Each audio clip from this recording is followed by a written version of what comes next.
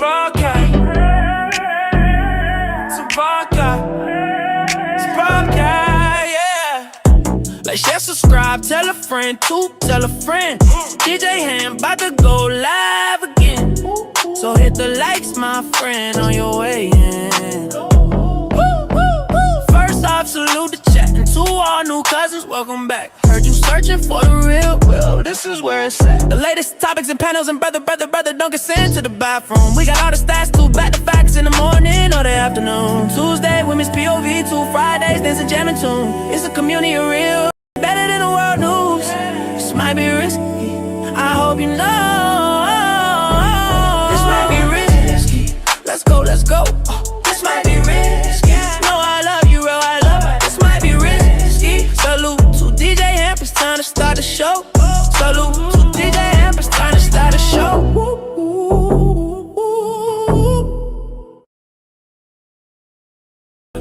Yeah, it's vodka.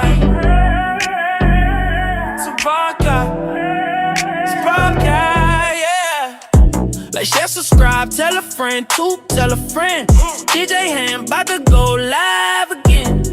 So hit the likes, my friend, on your way in.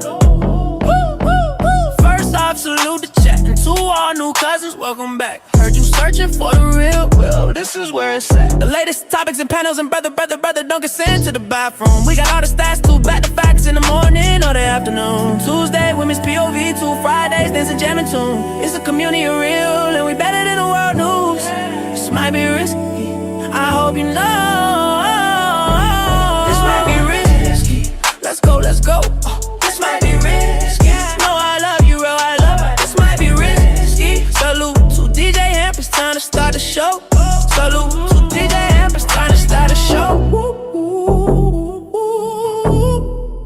The shit seeking a place with young free, and I got what it takes to rock the mic right up on. The shit seeking a place with young free, and I got what it takes to rock the mic right up on. The shit seeking a place with young free, and I got what it takes to rock the mic right up on. Still watch what you say out your mouth, cause 50 shots still turn the gun out. I'm Mr. Hood when I'm traveling. Hood when I'm traveling. When I'm traveling, when I'm traveling, get that when I'm traveling, 6-pack wood when I'm traveling, when I'm traveling, when I'm traveling, when I'm traveling, when I'm traveling, get that when I'm traveling, 6-pack wood when I'm traveling. The shit seeking a place with young free, and I got what it takes to rock the mic right up on. The shit seeking a place with young free, and I got what it takes to rock the mic right up on. The shit seeking a place with young free, and I got what it takes to rock the mic right up on. Still watch what you say out your mouth, cause 50 shots still turn the gun out. I'm Mr. Hood when I'm traveling. Hood when I'm traveling. When I'm traveling, when I'm traveling, get that when I'm traveling, 6-pack wood when I'm traveling, when I'm traveling, when I'm traveling, when I'm traveling, when I'm traveling, get that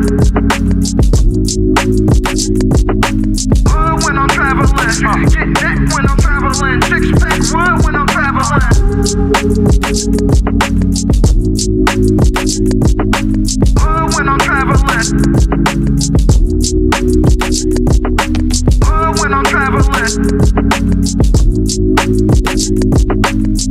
when I'm traveling, when I'm traveling, get that when I'm traveling, 6-pack wood when I'm traveling, when I'm traveling,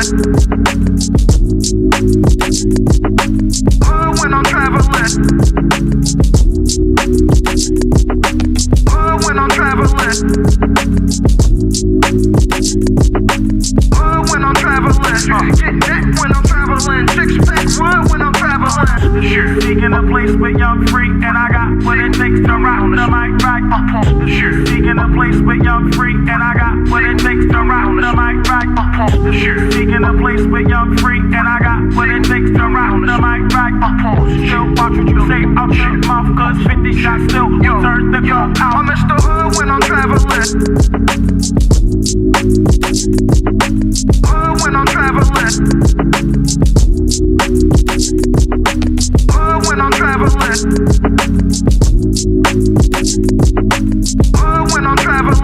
Get that when I'm traveling. Six pack wood when I'm traveling. Hood when I'm traveling. Hood when I'm traveling. Hood when I'm traveling. Hood when I'm traveling. Get that when I'm traveling. Six pack wood when I'm traveling.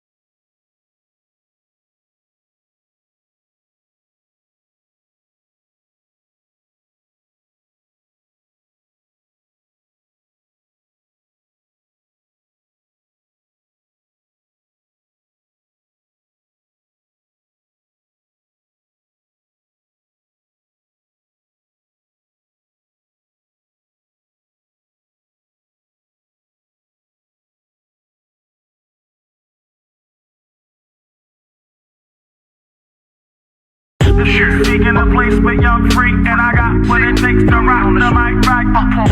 Seeking a place where you're free, and I got what it takes to rock the mic right. Seeking a place where you're free, and I got what it takes to rock the mic right. Still watch what you say out your mouth, cause 50 shots still turn the gun out. I'm Mr. Hood when I'm traveling. Hood when I'm traveling. Hood when I'm traveling. Hood when I'm traveling. Get that when I'm traveling. Six pack wood when I'm traveling. Hood when I'm traveling. Hood when I'm traveling. Hood when I'm traveling. Okay.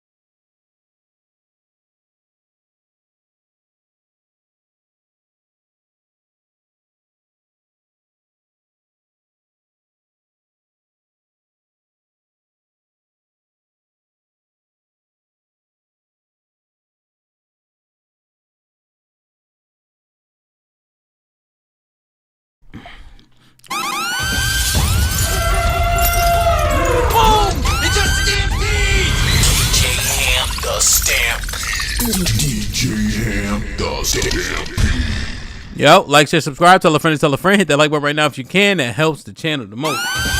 See the HAMP Stand people in the building. The other panelists are a few minutes late, but the show must go on. You heard? Put a 1 in the chat if I sound alright. Tango, what up? Make you on mute. Oh no, you're not. No, you're not. No, you're not. No, you're not. No, you're not. What's poppin'? Okay, Cody, brother. What's that word, man? Everything, man. Everything is everything, man. It's good to see you, man. I think this is a hell of a 20-year period that must be discussed thoroughly. So I said I gotta hit my brother Tang up. You heard? Yeah. How you feeling? Everything kosher? Yes, sir. Pleasure to be in the presence of beautiful black people and talented black people, man. I look forward to us other conversation. Indeed. Yo, Mufasa, what's poppin'? Yo, what's going on, brother? Everything, man. Everything, man. How they doing over there in Iran, man? Man, look, hey, they doing what they can, man. They doing what they can. Somebody told me Iran said they won. Sure enough, did. They said it this morning. Did They they? said, I can't say they lost. They still got the straight. So, in their eyes, you know, if their conditions met, it ain't looking that bad for them. I'll say that as of right now. We can't take the straight from them? Obviously, we haven't, and we asking for other countries to do it. So as of right now, they still got the straight. Still got the straight, man. Tiff, you there? She keep dropping off. Big Aaron, what's poppin'? Yo, what's going on? You can hear me? Yes, sir. What's the word? The bird is the word. What's happening? Everything, man. Salute to Big Aaron in the building. Now, it wasn't his fault. He was late. You know, you've been texting somebody all day, and then you get distracted, and then you like don't never hit send. That was happening for the last 10 hours. Long day. Salute to my big brother Aaron in the building. We got other stuff. Well, I'll talk to you offline before we announce it to the world. You know what I'm saying? Trying to get all these logistics popping for this Might Get Rocky Part 4. You know? Tang, are you interested in a little bit of pugilism? Yeah, if you fan the Crockers. All right. Perfect. I like it. I like it. Indeed. Tiff, what up? Struggling. I don't know why the camera wanted to fall all of a sudden. You see that? Struggle. I'm good. How are you? Hi, Mr. Aaron. How are you? Doing well. How are you? I'm great. Good to see you. I hope Excellent. things- Same here. How's the missus and the babies? Living the dream. Fantastic. Good to see you, sir. Tiff, what's shaking? Not much. Maintaining. Trying to Okay. be on time. Do the right thing. You got a fan going? You said who now? You got a fan going? I do. I'll turn it off in a second. That You menopause. live here. You know, we didn't have to put the AC on. for you, so. It ain't about age. Perfect. You got that. You got that. You know what I mean? If you don't have anything, I mean, a strong fan is always necessary, right? How you feeling, though, Tiff? Where can they find you at on the daily, man? I feel great. I am over at Topocracy on the YouTubers, and tomorrow we're covering the Legos that Iran has been sending us, being able to keep up with the things. The Legos? So, What's politics, culture, that kind of stuff. that? Okay. So what you Big think, FBA. man? I get all my news from Mufasa in the morning, man. But he only go live when he feel like it. So I'm clicking in the morning looking for some shit on Iran because I can't really watch none of the white people. And then Mufasa just be at work or some weird shit. You know what I mean? You may have identified a hole that needs to be filled. Indeed, That man. sounded nuts. So what you think? Iran said they won. You agree? Somebody got terrible sound. That's Tiff. Me? It's like a crackling sound. Can y'all hear that? Okay. Boy, one thing, man. If you're gonna be a YouTuber, you gotta invest. You know what? I'm not doing what I'm not. Okay, you're right. All right, it's good now. We can hear the fan. So what you think, man? Edify me. Did Iran win?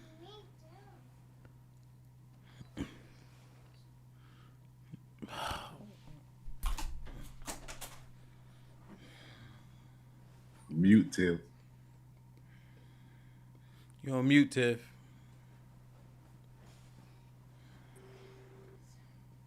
Still muted. Okay, I said if I There you go. they are it's an Fan still ongoing on. excursion. Jesus Christ. We're in negotiations. I mean, it's an active event. But if you want to say who got up, Iran is definitely up. They up like just I think with soft power. I think with propaganda, right now they look to me on the optics wise they're winning. But I don't think we ever really know what's going on. And we have a military veteran here, so I mean, what we see, I question it. Like, why am I seeing this? Tiff, you and that fan can't fight all night. Okay. Telling you, boy. That old age, man. Aaron, what you think, bro, about Iran or Yeah, Iran? I think they do have like de facto control over the strait. I mean, like they're not really. It would be clear if they didn't. It would be like completely different. I mean, what is it? 20% of the world's petroleum flows through there alone. I was at the pump earlier today. Yeah. It was a de facto pump. Yo, That bitch was Iran gas. how much was it? How much is it up there in Pennsylvania? $4.25 for the well liquor. You want the good stuff, you're gonna be up in $5. Yeah. Diesel's like $6.50. So the well liquor was $3.75 here, and then the premium was $4.99. Yeah. But that's Houston prices. Yeah. And you down there in oil land, and it's like that. Yeah. You should be like $2.99, $2.75. Exactly, bro. You get the Kroger discount. One time I paid like $1.99 and $1.85. Yeah, I was like, DJs have you at like $1.50. Yeah. Damn, boy. Crazy. Damn, man. It's probably like 10 gallon. Oh yeah. Like Europe prices. Yo, Arnold went to the gas station to let me get 100 on pump 4. Yeah. He could drive a dump truck. What can fit 100? Pause. You know what I'm saying? Like what? Yeah, man. Crazy. Man, bro. Hey, let me ask y'all a question, right? And then we'll get into the topic. Salute to everybody who been. Can y'all hear the kids? Yeah, a little bit. Do you got Chugga? I mean, who is that? Nova, leave your sister alone. Let me ask you guys a question. Do you think that they raise gas prices not just because of that, but also because we assume they're gonna be raised? Like as soon as this war, quote unquote, started, we started saying, "Damn, gas about to go up." So what I think about is I just had a client, right, and she's like, "What's the estimate?" I gave her the number. She's like, "Oof, okay, I thought it was gonna be this much, right?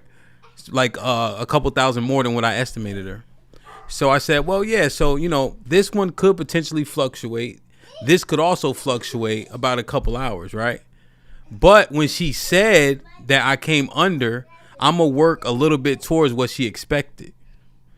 You see? Now, she might actually need it. I was just because they were kind of complaining a little, like about money, not to me, but just, they whole spiel, right? So now that she said she was expecting $2,000 more, I'm gonna work towards that. I'm not gonna get to it, but I'm gonna work towards it because in her mind, that's how much she think it should cost. Mm-hmm. Like, you think that they take that opportunity for us making this assumption or speculation? Do you think that they add on 10 cents because we thought it? Yeah, of course. Especially with oil, like the energy game period. I think that happens. But with oil especially, yeah. I mean, because the reserves, the way the reserves are treated, will tell you that they're gonna do that. We got reserves. Like, shouldn't we be getting into them? But you know what happened? The gas crisis of the 70s scared the shit out of them. They're like, never again. We gonna stay in the black no matter what. Long as y'all willing to pay, it's 10 cents higher than you think. Until we really out of luck, and then you got no choice. Yeah, I wouldn't put it past the U.S. with their reserves, but countries like Pakistan, it's hitting them hard for real. Like they having real crisis out there. Yeah, that's a fact.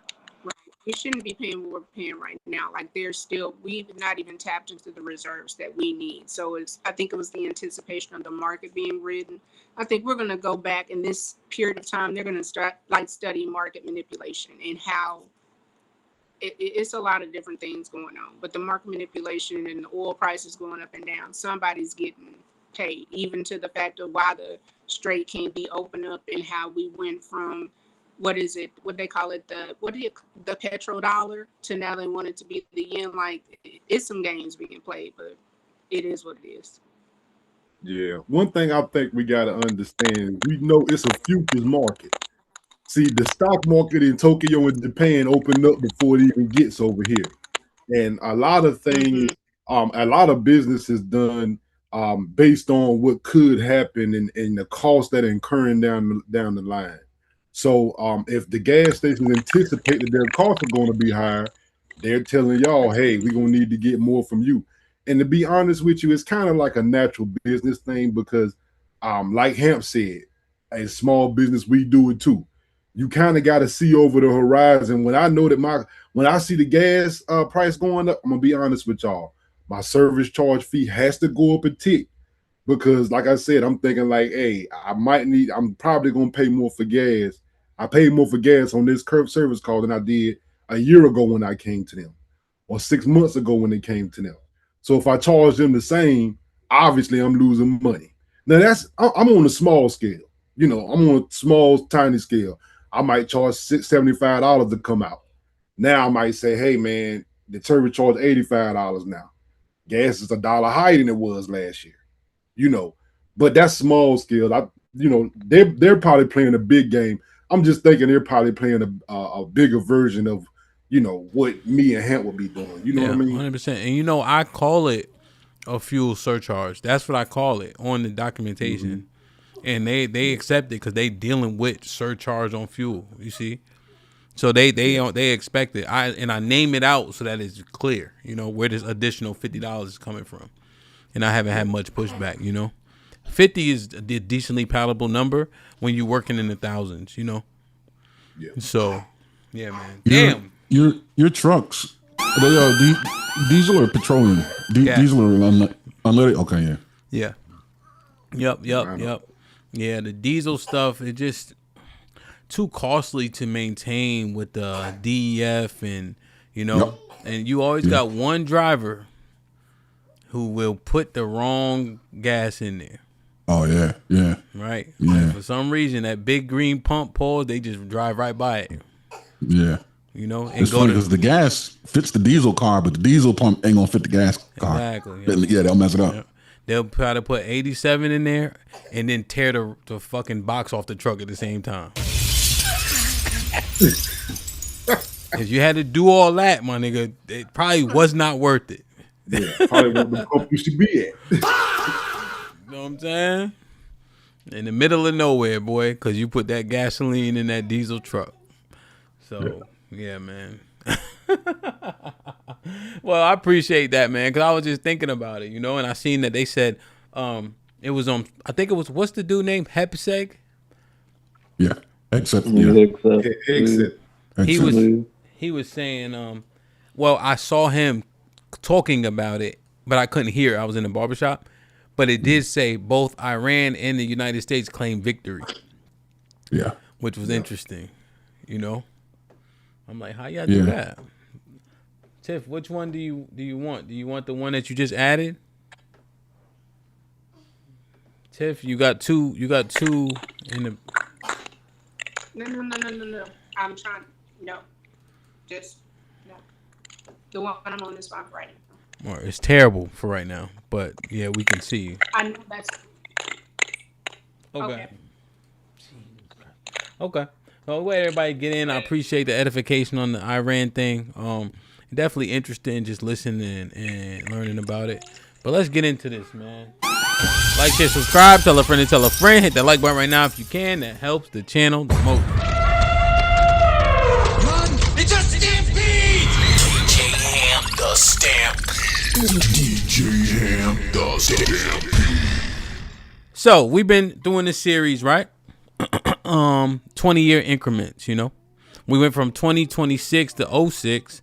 The biggest points of contention for black people there seemingly were Black Lives Matter and drill music seem to be the top two things that we think we were inflicted by, essentially, the most in that period. That was probably the most fiery conversation we had with those the most current 20 years. The last 20, were more of the obvious things that we think about.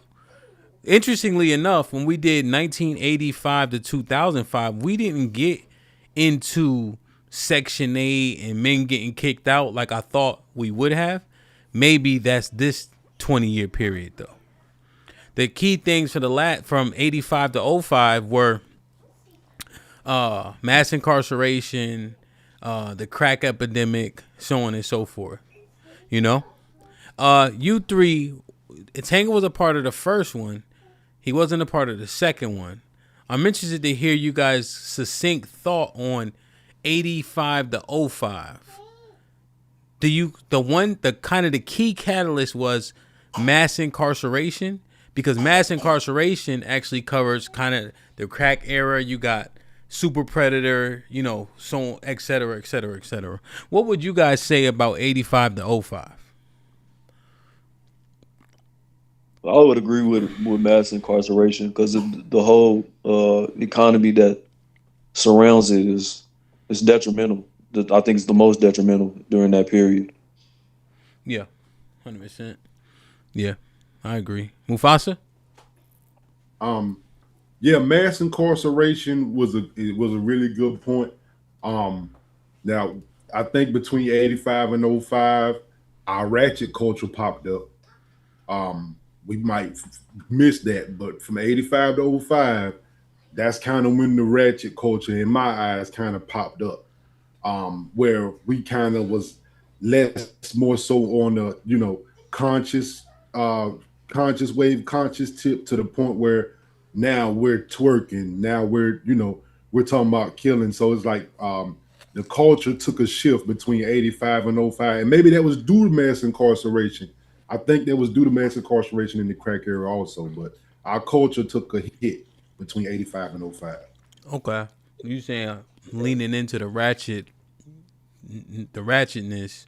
there's a transition from Public Enemy to what we see today. Yeah. Okay. That's a point that actually wasn't. Now, it could have been my fault, Mufasa, because I really didn't want to talk about music so much. Maybe because in my subconscious, I had a bias towards mass incarceration being the most impactful. You know what I'm saying? And we got caught up on music the last time. And I'm just like, there's so much shit that happened before they even start rapping about what they rapping about. So it's interesting. Big Aaron, what say you? Yeah, I would agree with the panel, and not to go to the music thing, but I think instead of comparing music to other things, I think if you use music as like a litmus test, or an indicator, just to find out what music tells you what the streets are talking about, or will tell you what the streets are trying to emulate. And so when Mufasa says 85 to 2005 was the, birth of the ratchet, I do believe it was a birth, but like at the tail end. I don't think that decade was responsible for it in its entirety. I think around 2000 is when that began. You got to remember, the 90s was the golden era, right? I think the peak of the whole conscious movement, as far as like our generation, was 85 to about 97, right? You had leaders of the new school, all these type people, you know what I mean? We were rocking the Africa medallions and all, you know what I mean? Yeah. So I think that unfortunately the system had no choice but to deploy systemic shitbird situations, because we were getting ready to, revolt, right? It was, we culturally, you had different world, like college, was being promoted. Kids were kind of on the rise, like trying to get it together, or at least understanding that they had to get something together. And the system was like, oh, really? And then the boot went on the neck, and then back to ratchet. And they're like, all right, now niggas back in your place doing the ratchet shit again. We'll take the boot off the neck. A little bit. Never really comes off. Yeah, it seems like, for us, and this may be propaganda, but you know our leaders are oftentimes the entertainers, right? We expect 100%. for we expect for LeBron and Carmelo to be standing there. Remember during the whole Black Lives Matter thing, you know, we you know, there was even a movie. Did y'all see that movie that came out? It's on Amazon, so it's okay, but it's with it's supposed to be Jim Brown. It's supposed to be Kareem Abdul-Jabbar. It's supposed to be what's the singer? But I think he died. He died. Sam Cooke. Sam Cooke. Yep. That movie. I don't know if y'all saw that, but oftentimes it's our entertainers that are kind of the voices. You know, I think there's also a segment where the pastors are the voices. You know, good, bad, or indifferent, but maybe we'll seep into that with this conversation. You know.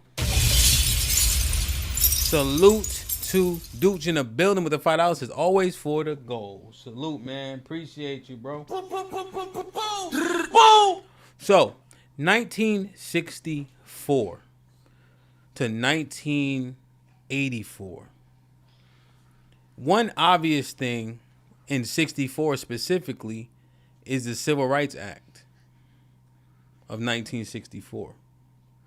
Ended legal segregation in public places, opened doors for jobs and education. Now, Tanga, I want to get your thoughts on this first. What do you think about the desegregation aspect?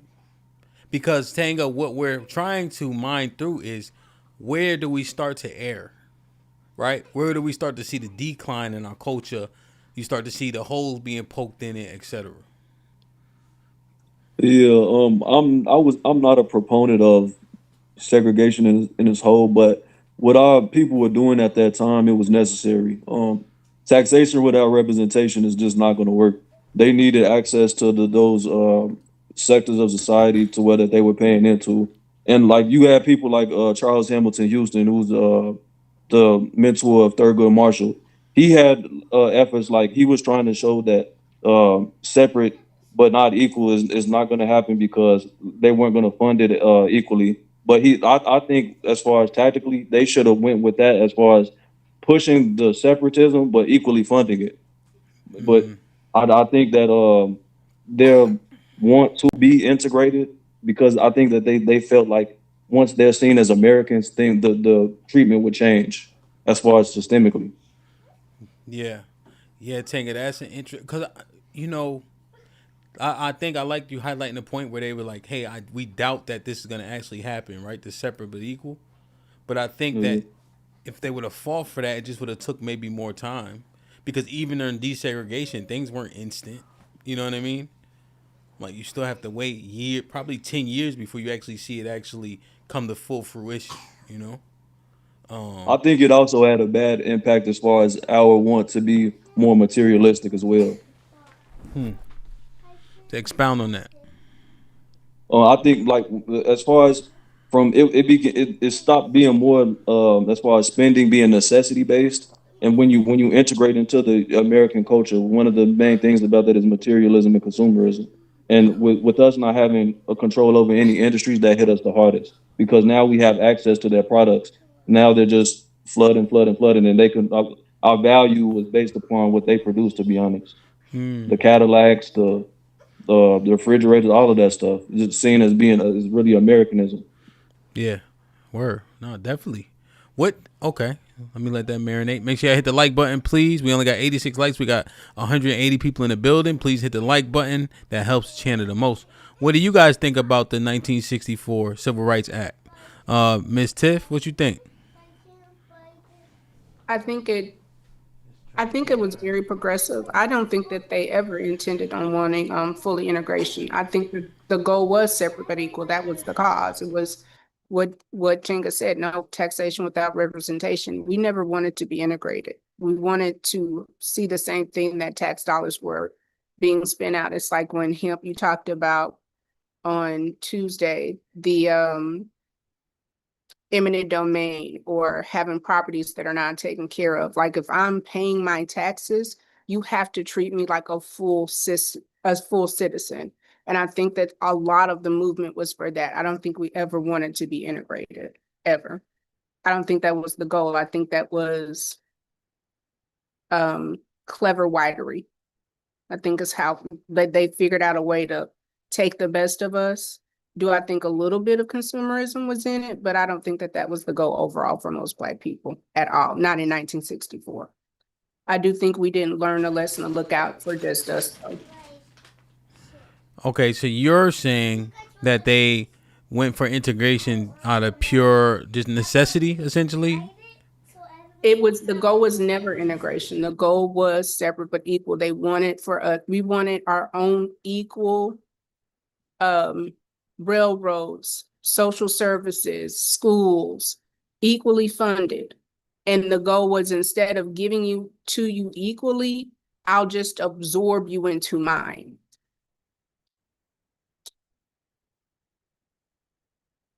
The goal was not to integrate. The goal was for tax dollars to work the same for Black and or white. Separate but equal was the ask. Integration was the compromise in separate sense. It was a one-sided effort. Okay. That's an interesting point. Anything on that specifically? Because it seems like you would just pursue the one you want, because they don't seem like they feed into one another. It seemed like they're opposed, right? I think we made some drastic compromises that we've never recovered from. Okay, but you see what I'm saying, Tiff? Like, if they're saying this was the goal, this was the compromise, those are on two opposite sides.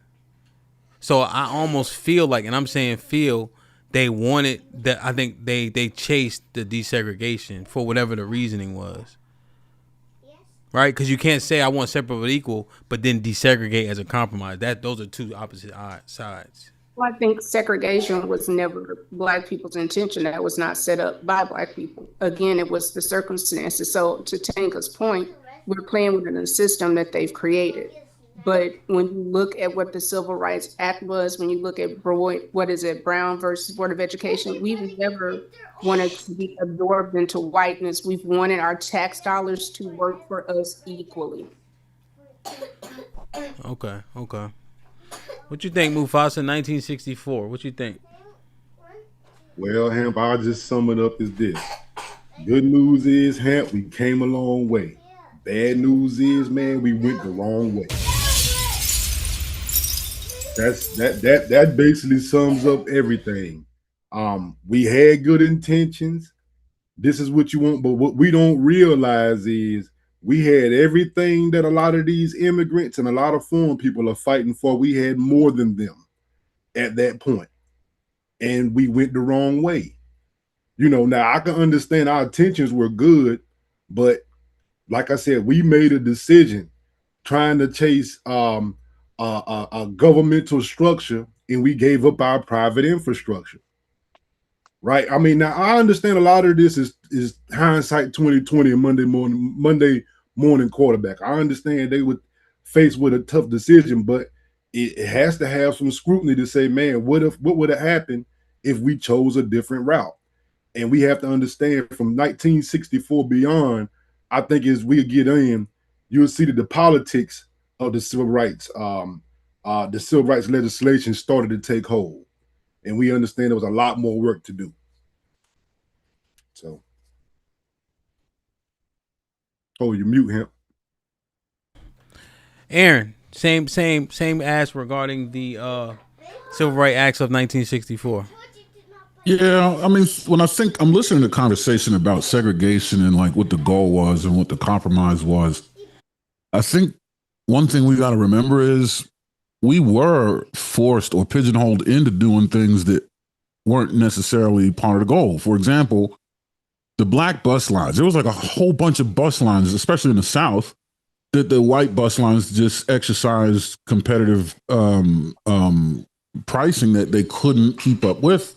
They were altering routes. They could flood the streets with more buses because they had the capital to be able to do that, offer lower fare. And Black people that really are squeezing pennies have no choice but to ride, especially when the trip is long or when they're trying to get to a job. And the black bus lines, it's like, man, I want to ride the bus, but I have no choice. It's too expensive, right? And that was just in the bus lines. Like I think that happened in business all over the place, and they kind of sort of forced assimilation economically so that they could acquire our assets and all the different things that exclusively belong to the black community. They wanted to absorb all that and then take advantage of our spending power. If we're going to spend it with ourselves, they're like, no, my bus now, you pay me, right? I am the captain. So I think a lot of times that's what was happening by virtue simply of big bank takes little bank. Okay, because Aaron, when I was researching the bus lines, maybe I just didn't find it, or I didn't do good research. What I saw was we had buses to take us into town, right, to get you close, but then to navigate throughout the cities into different parts, you had to use the main bus line. But the bus line we had would get us close, but then you would still have to get on that bus. Yes. Okay. Right. So I guess it wasn't like the full system, I guess. Yeah, so right, it starts there, exactly, right? And as you know, especially being up north, in town, it's much more saturated and dense, right? The routes and stuff, right? So you want to have more opportunity there. But what happens when all the bus companies in town now start having routes out of town, out into the surrounding areas, competing with our only way to run a bus line. Now we're really screwed. You know? Yeah. No, I got you. I understand that. Okay, so you have Civil Rights Act, 1964. Next, we have the voting, right, in 1965. The Voting Rights Act, which there's an influx of voters. To me, Tanga, this is where I think, I don't know, maybe I'm bugging, right? But I just keep hearing bullshit, though. Right? Desegregation, bullshit. This pseudo voting shit, bullshit. We don't even got enough people to affect nothing. And then we vote the same way all the time. Right? Like it's like a piece of candy. It make you smile, but what's the impact? I guess just to have the right itself, right?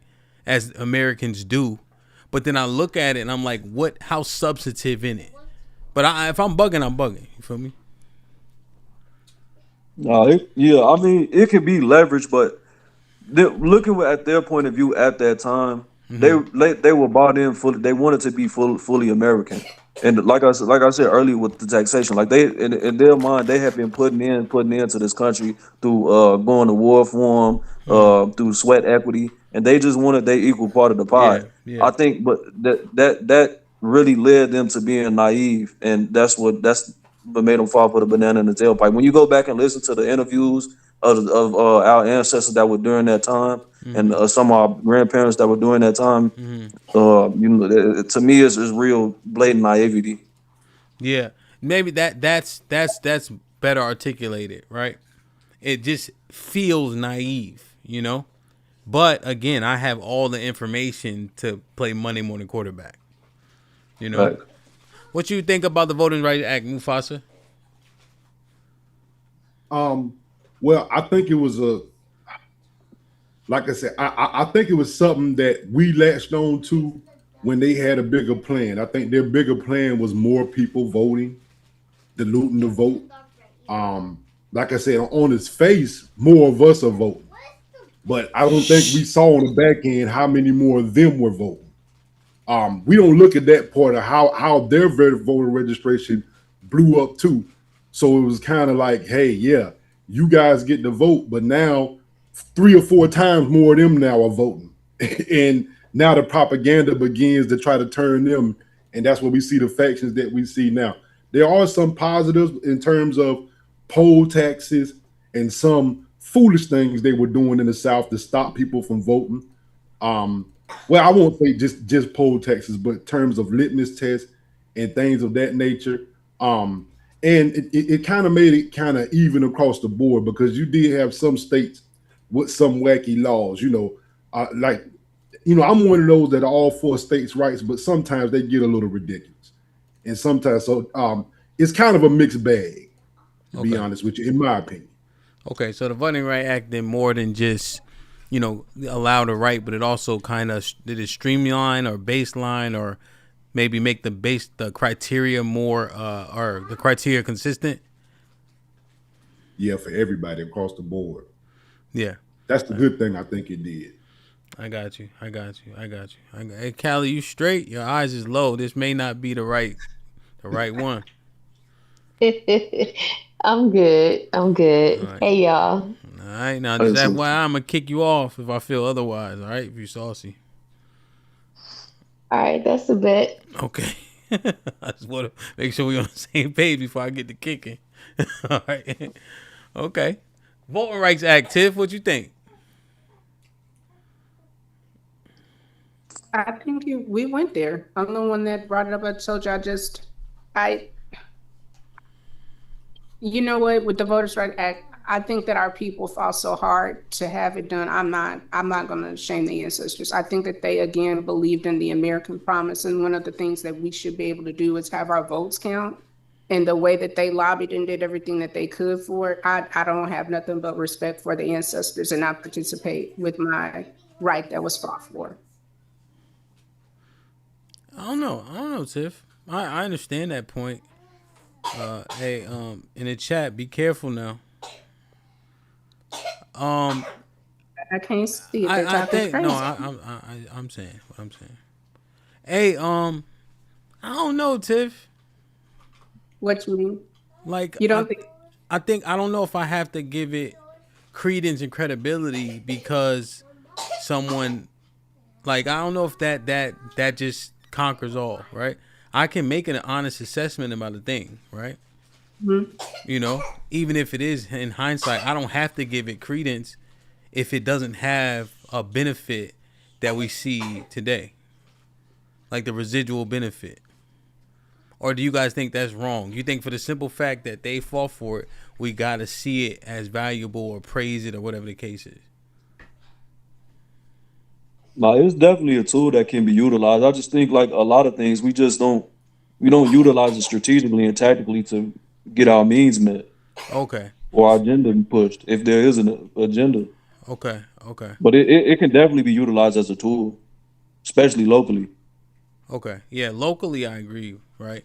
And so that's where I can see my point then, right?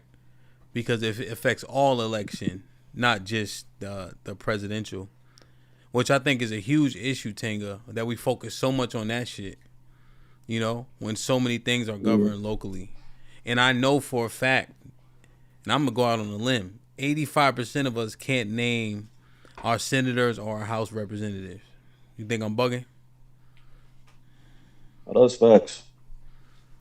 But I think we also put the cart before the horse in terms of economics. If you don't have any group economic prowess, your vote's not going to be effective. Civics is not going to be effective if you don't have an economic base, and we all know this. Mm-hmm. Yeah, 100%. Damn. What's up, Callie? What you think? You been listening? I don't know if you were. No, well, I was backstage. I couldn't hear what was going on before then, but just based off of what I heard so far, I think that the Voting Rights Act was important. It was needed. And I would have to agree with Tanga in the fact that we don't utilize it appropriately when we do have the opportunity to. But I also can't ignore the fact that a lot of these districts are gerrymandered to the point where you don't have a choice as far as who you're going to vote for because a lot of these politicians run unopposed on the local level. Yeah. So So to say that we always vote Democratic is one thing, yes, but also on the local level, a lot of the times we only vote Democratic because there's only a Democratic person on the ticket. There's no Republican running against them, so there is no choice in who it is you're going to vote for. So whether or not you vote for them or not, they're going to be in office. So you're saying even with the right, they gerrymander places to where our impact still isn't there. Correct, because I'm not going to sit here and say that only the GOP gerrymanders districts. The Democrats do gerrymander districts as well. But just the simple fact of, districts looking like a jigsaw puzzle is crazy to me on its face. Our cities and our streets aren't even formed in that same kind of way, like a jigsaw puzzle. So why are the districts formed in that same kind of manner? DC's kind of like that though. DC, it is like pretty if you look at DC from like the satellite and you look at New York City's like on a grid. DC is kind of, and they say that they didn't want a straight line to the capital, back, and that's why it's in a moat, because I don't think nobody was thinking about airplanes at that point. Now, also, I do recognize the fact that a lot of these, some of the districts were gerrymandered to give Black people a voice via the Voting Rights Act.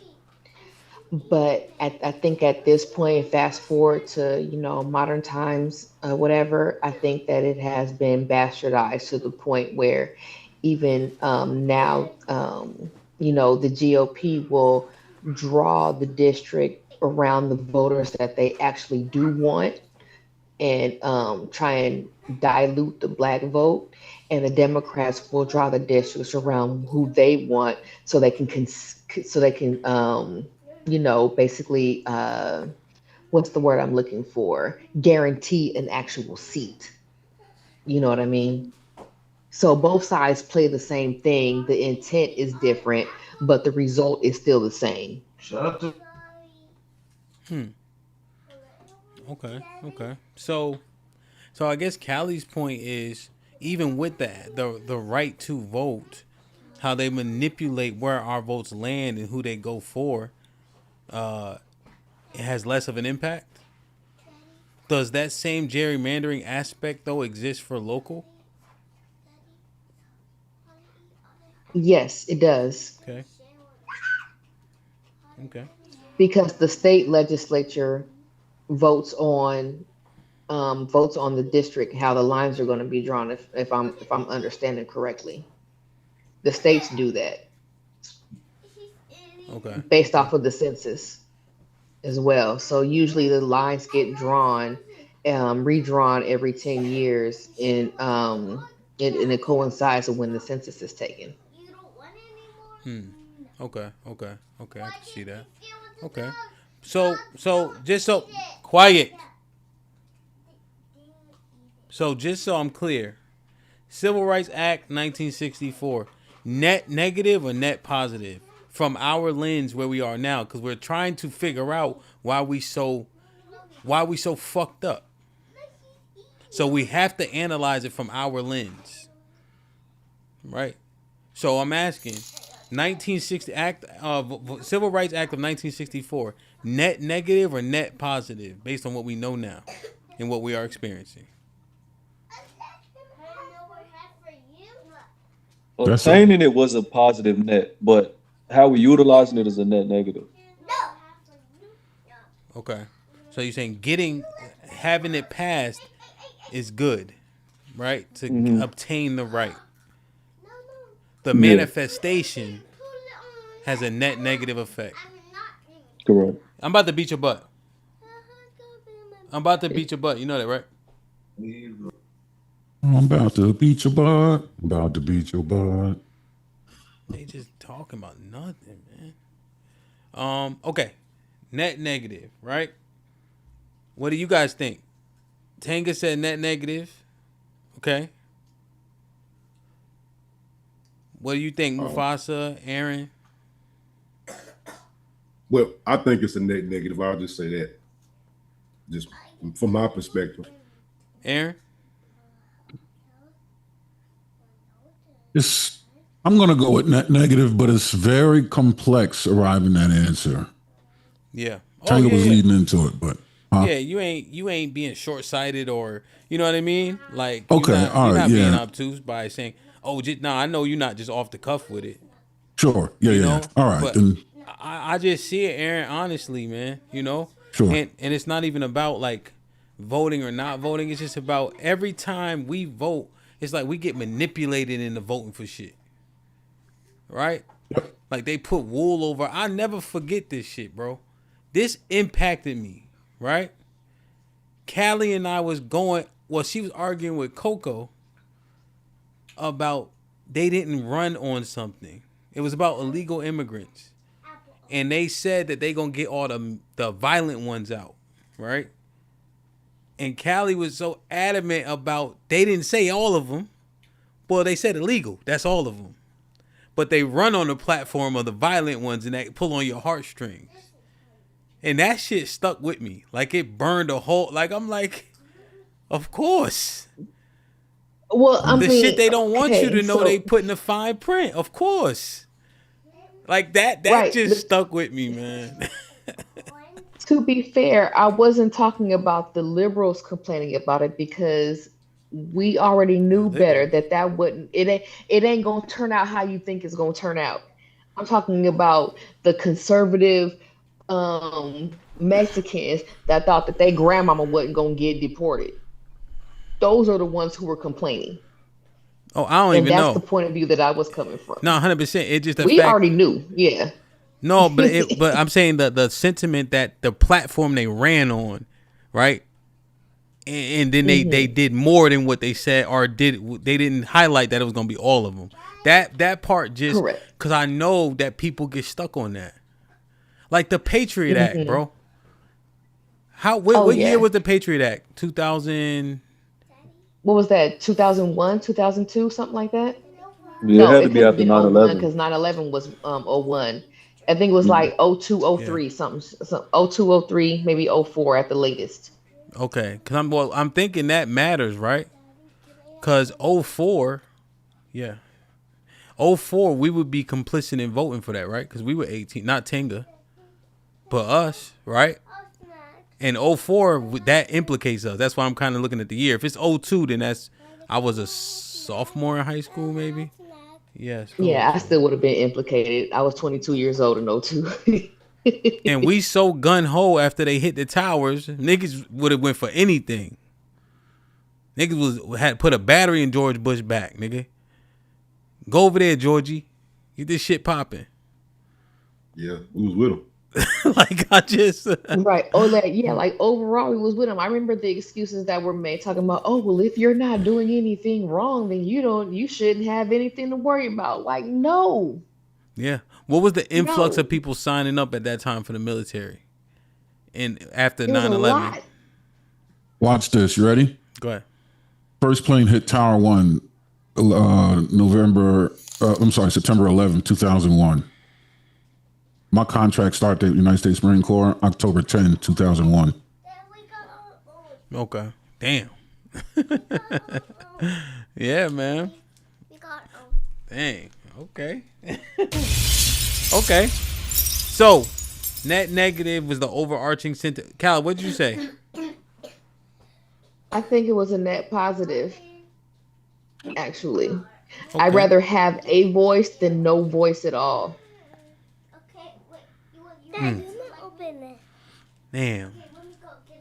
Cal, you remember when I told y'all your man come to you as a formality to ask you what you think? Yeah.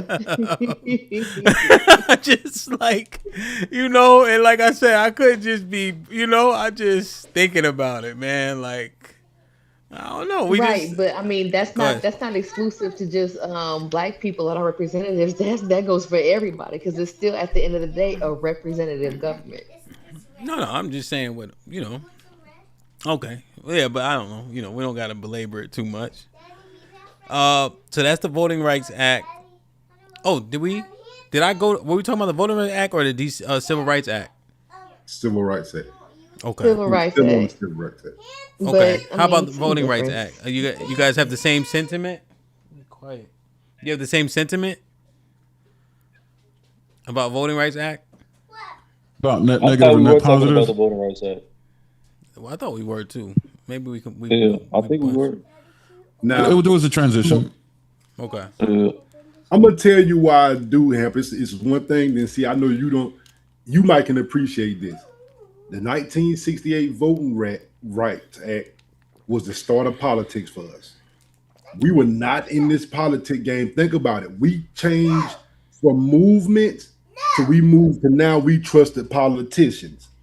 We got into politics. We really weren't that deep into politics.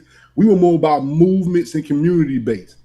And we entered their system where we thought that we got to get politicians in the system.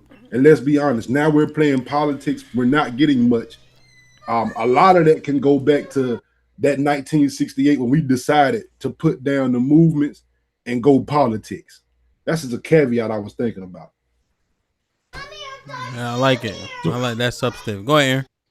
So everybody, look, shout out to the panel. Everything everybody said is one piece of a very large puzzle. Everything's correct, but we got to put it together.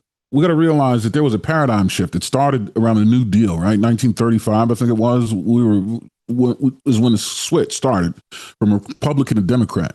It was the voting. It was 65, 68. That's when the cork went in the bottle. That's what sealed the deal with this paradigm shift. And the reason why that happened is because they pigeonholed it. They locked us into the Democratic Party to where we can't move. And you know how you maintain that connection? By gerrymandering, right? You get all the ones that are getting ready to leave town. No, you gerrymander them back into the cage. And it's what Mufasa's saying, that we're trying to get into politics. Here's the issue. Now we're all in locked in this cage with this party that does not care about us. It's designed specifically to keep us in this cage, and we're gonna introduce ourselves into that system without the ability to lobby. How sway, right? So now what you have is a bunch of puppets, monkeys, and the face of our efforts, right? And now we're being pacified. You said something about candy earlier. It's like a piece of candy. You couldn't have said it better. Sugar pill. It's a placebo. Our efforts will stop once we think the fight is on for real. When it's not on for real, it's the people that are actually trying to fighting up against things they can't beat. And they either get kicked out and die, or they get assimilated into the system and become a token. And they either I would argue we weren't pigeonholed to the Democratic Party until around the late 70s, early 80s with the Southern Strategy and Lee Atwater and his efforts. I would argue that's when we got pigeonholed to the Democratic Party. Well, I'm saying with the Voting Rights Act, that's when the cork went in the bottle. That's when the paradigm shift ended. Right, but even at that time, even at that time, we weren't pigeonholed to the Democratic Party. We were most of us were like, the momentum had carried its course. There was no more need for them to really put a lot of effort into that. Like, the momentum developed and it just was moving, right? It was going to happen. I think what you're saying is that's where it ended up going, but they were able to shut the motor off on that and let it roll down the hill. It just rolled into that. You're right. You know what I mean? It's just, that's where it just kept picking up speed.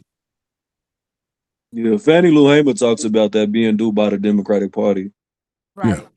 She had a big issue with the NAACP, so I'm trying to understand, like, was that the party or they're No, but she spoke about the party specifically, though. I think in like the 2 interviews I've seen. yeah, I'm not Just talking about their intentions. She didn't think their intentions were pure. The Democratic Party, you say? right. Yes. Yeah. Right, but even just trying to pigeonhole it to parties and not political ideology is a problem in and of itself. Right. Because you have conservative, small c conservative, and you have, you know what I'm saying, you have big C conservative, which would be coincided with the Republican Party. No, that's it. Exactly.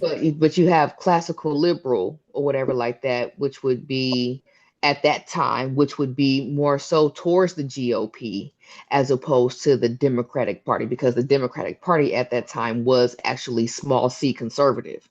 You see what I'm saying? So it's more so about the political ideology as opposed to the political parties, because there's a difference. No, you're right, but that's exactly where the gag happened, right? It's the difference between the ideology and the title. Think about it. You had the Dixiecrats, exactly. If you want to lock up a bunch of people and get them stuck in something without them realizing it, make sure they can stay there. You want to put them next to people like the Dixiecrats.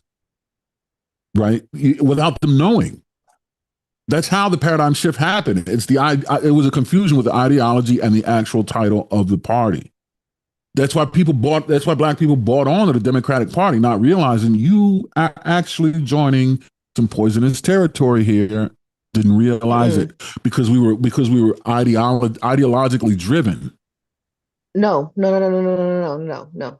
That's why the whole switch happened in and of itself, because we weren't pigeonholed to the party. We were pigeonholed to the political ideology. That's what I just said. We were ideologically driven. That's exactly what I just said. I agree with you. But you switched it and put it towards a party instead. That's what I'm saying. It wasn't about the use of the party name is where the confusion was created. That's how that's what I'm saying. That's what they used to throw things off. Yeah. Okay, so I guess off of ideology is what it's how they did it. They gave you an identity to attach to. Right. So I guess my argument would be against, we weren't pigeonholed to a party. We were pigeonholed to a political ideology. It didn't matter what the party was. What would be the mechanism? We were more so pigeonholed to the political ideology. So if you are small c conservative, but that conservatism is wrapped up in this party, fuck that party. I'm going with the political ideology instead.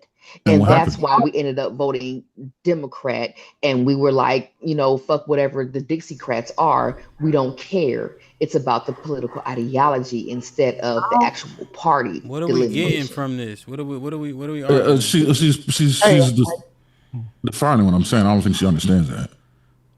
She just identified the mechanism that created the change. Well, no, I'm saying there was no confusion. That's what I'm saying. There's no confusion about voting Democratic because we don't care nothing about no Dixiecrats. It's more so about the political ideology as opposed to the political party. We don't care nothing about the Democrats being Dixiecrats. We belaboring it now, right? Yeah, we could. Yeah, only thing I see is niggas be conservative as hell. And then they vote for Kamala, who was talking about let's make sure the trannies got their own jail or some weird shit like that. Yeah. That's the part that don't even make sense to me. Like, right, but that policy was also in place under Republican administration as well, so it didn't matter. Callie, what are you doing? Inconsequential. Can you hear me? Why do that? Don't nobody do that anymore. All right, I'm just saying, like it's just not true. We tether ourselves to something and we don't even agree with the shit. We agree with one thing out of everything, and if we align with these people, hella high water. That's a fact. How y'all doing? What's up, 2K? What are you doing, bro? What are you doing? I'm on some dickhead shit tonight, bro. What does that mean? Dickhead, bro. I'm on it. I'm on circumcised? Circumcised, cuz. I'm with all that tonight, bro. I'm just saying, like, it just, when Mufasa said that entered us into, like, that arena, like, I'm really, really trying to understand the benefits, bro. And then let me not get on my soapbox. Let's keep going, okay? So what's the premise? You don't mind me writing it down. So hey, how y'all doing, y'all? What's going on? So we went to Civil Rights Act of 1964, Voting Rights Act of 1965. Now there's a couple things that happen. Assassination of Malcolm X, assassinating of Martin Luther King. Are those just not just? I don't mean just like that, right? I'm saying, are those moments in history, right, that happen, or do those change our trajectory in any way, shape, or form in terms of black people? So that's what I'm putting out there. Let me just read these real quick. Brother Number, salute for the $3 super sticker. Appreciate the fist bump. Real Ready with the $10 is great conversation with the kids. Meal whipping. MC Heavy Tits with the $10 says, does gerrymandering only apply to the House of Representatives or local elections also? So I think we answered that. MC Heavy Tits with the 20 ball. In local elections, the black vote definitely has impact. Federal elections, not so much. Okay. So what y'all think, man? And again, that's right in the. I think that was 1965, right? Malcolm and Martin. What do we do with that? Is it a moment in time? Does it change the angle, the trajectory? How Changes far? everything. Talk your shit. Malcolm going down, King going down, and then the Black Panthers shortly after. I don't know if I can jump to all that, but I think we lost a lot, bro. Not only did we lose like leaders of the culture, like well-educated men representing us, and not celebrities. The people that was under them started to value their life as well, and they got deterred. So like it's like being. That's why I never mind about being the first Indian across the hill, because I want you to observe what I go through so you can move better. But it did the opposite effect when King and Malcolm was killed. Like people stopped stepping up. Like we didn't get a leader no more after that until the Black Panthers. I think, bro, it shattered us because it put us back in our place. Like we can't whip y'all no more with whips, but every now and then we'll take out a couple of y'all if y'all get fucked up. And then with them being conspiracies, bro, it messed up the trajectory of everything because we was on the pace to outpace everybody, Asians, white people, all of the above, because we had the work ethic in the brain. Damn. So did it shake us, 2K? Did it shake us? Like To the core. did it break us? Sorry, that's better. It broke us. It broke us. We was, you know what? I take that back. We was broken Okay.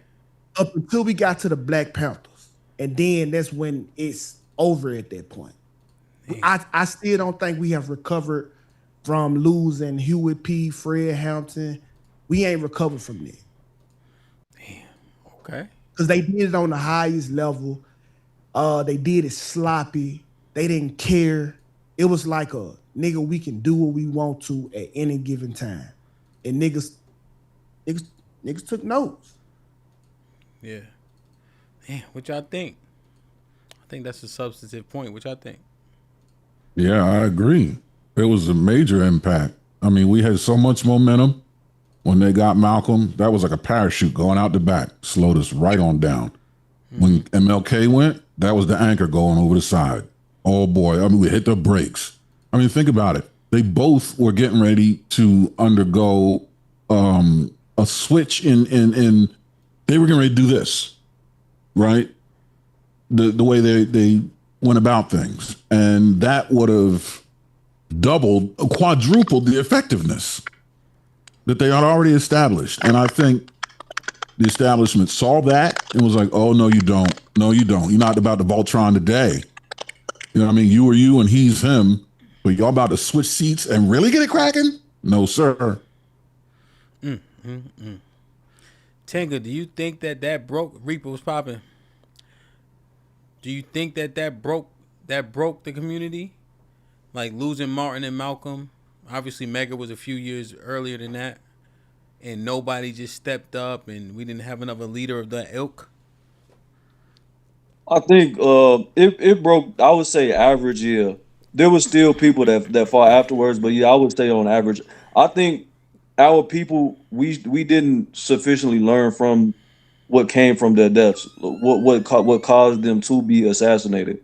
Malcolm was on a more global trying to reach things at a more global level, and King was going towards the monetary aspect, following the money trail. So when we see why they were assassinated, we should have shifted our modus operandi to mirror that, because that's what they value. So if you see them there assassinating someone, that's where the real agenda should be pushed towards. Okay. See, I think like in our world, right? That's the outlook we gonna take from it, right? But us being not far removed from Jim Crow, I think we might still be in it at this time. Jim Crow segregation. That was just a quick checking. Like that was a reminder. Y'all are still niggas. And it's hard to have that attitude after you just came out of that era and you slightly don't believe it yourself, bro. You know what I'm saying? Like, so I know you talking about like how you moving or how you would have moved today, but you got to be in the mindset of the person of then. Nah, I agree with you. That's why I said on average, yeah, it broke the majority of people. I agree with that. Yeah. You remember the scene, right? No one man should have all that power from the movie. Yeah. When Malcolm X did the point. With Denzel playing Malcolm X. I thought that was Kanye, but I get it. Man. Hey, Hamp, man, can I be the bad guy? Yes, sir. Man, to me, hey, let's be honest. It showed how fucking weak we were. Damn. As a people. Now, I want y'all to think of something. They took out our Iran leader. Did they fold?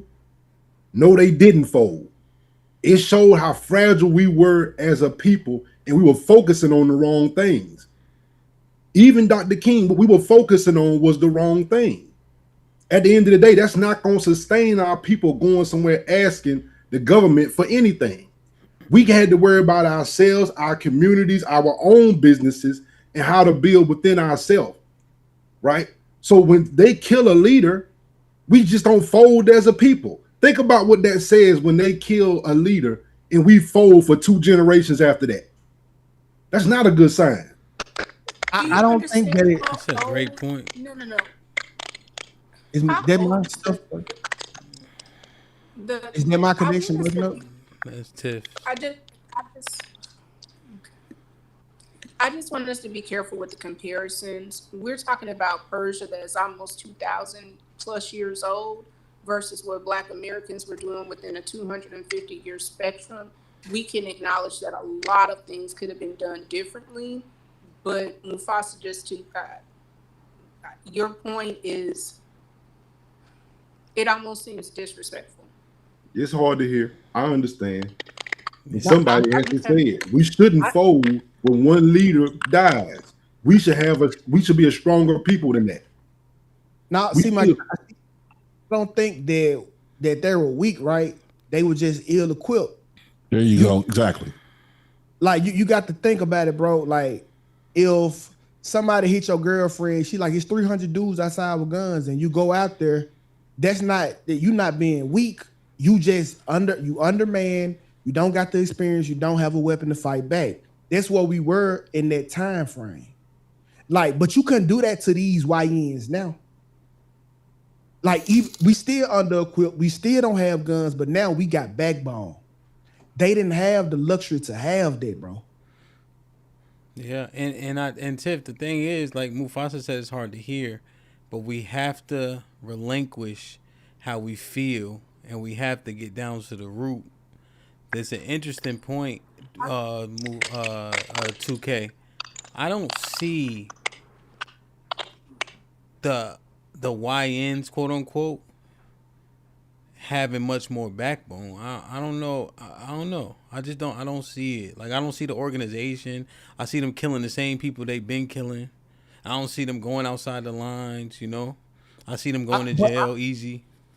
No, you're right. But I think these young men, we call them YNs because I want y'all to know who we talking about. I got you. I think that these young men are more equipped to shake something than we were back then. Okay. Yeah, absolutely. I'm gonna tell you why. Because first of all, if they were, they would have did it. Second of all, with everything you can't forget about the psychological warfare that came out of it. Now, white people just didn't kill these people, and it was white people that did it. Behind Malcolm murder was conspiracy. Behind Martin murder was conspiracy. So we couldn't have the definitive finger to, hey, it was them. Yeah. We didn't find this out until decades later. And I think that's the curveball they always put in the game, where you can't necessarily trace it right back to them as soon as it happened.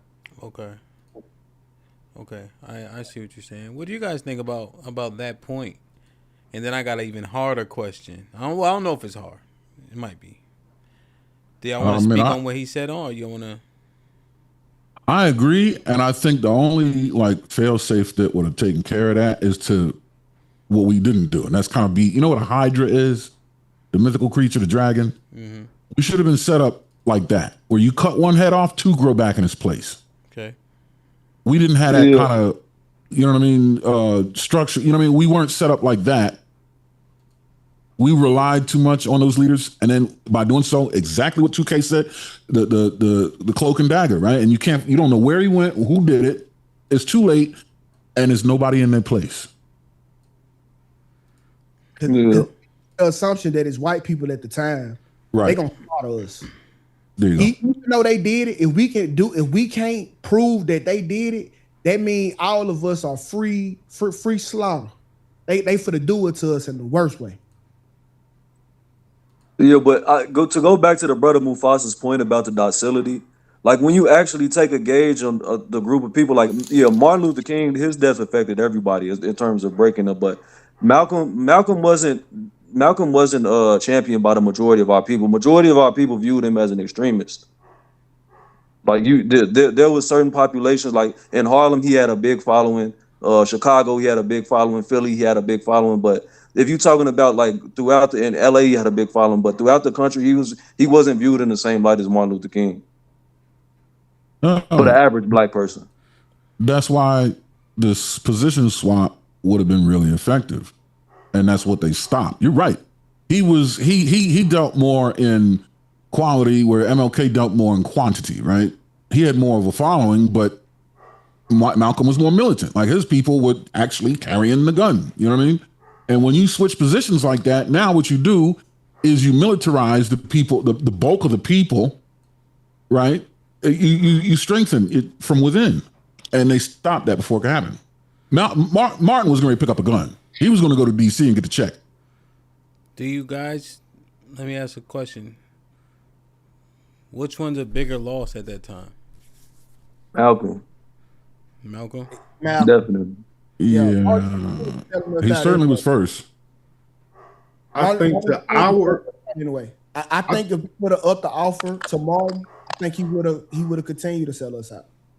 So it was Malcolm was the one that was disciplined with nothing that the CIA or nobody can break on him. He was solid. He lived by his word. Shout out to the Muslims on it. He ain't have a flaw. They couldn't understand his logic. Right. With Martin Luther King, we get this nigga some bitches and a cup of money. Hey, we can tame this nigga. And that's why we got a Martin Luther King on every street. Because he, for the most part, he played by their playbook. Yeah, I think for our people, I think Martin was more detrimental because of the meaning. I think as far as Martin goes, they immortalized him. They use him to this day, right? So that's why I think Malcolm was more important as far as the message to our people, as far as a threat to what they had going on. Yeah, Malcolm, tactically though. Malcolm moved the needle. Like MLK was good for recruiting. Malcolm was good for training and execution. Yeah, in game. There you go. Yeah, exactly. I was going to say, message for our people amongst ourselves is one thing, but a message to everyone to get some kind of effectuation, to get something put in place for us to advance, because we all know that separate wasn't actually equal, which is the whole reason why integration was even a thing.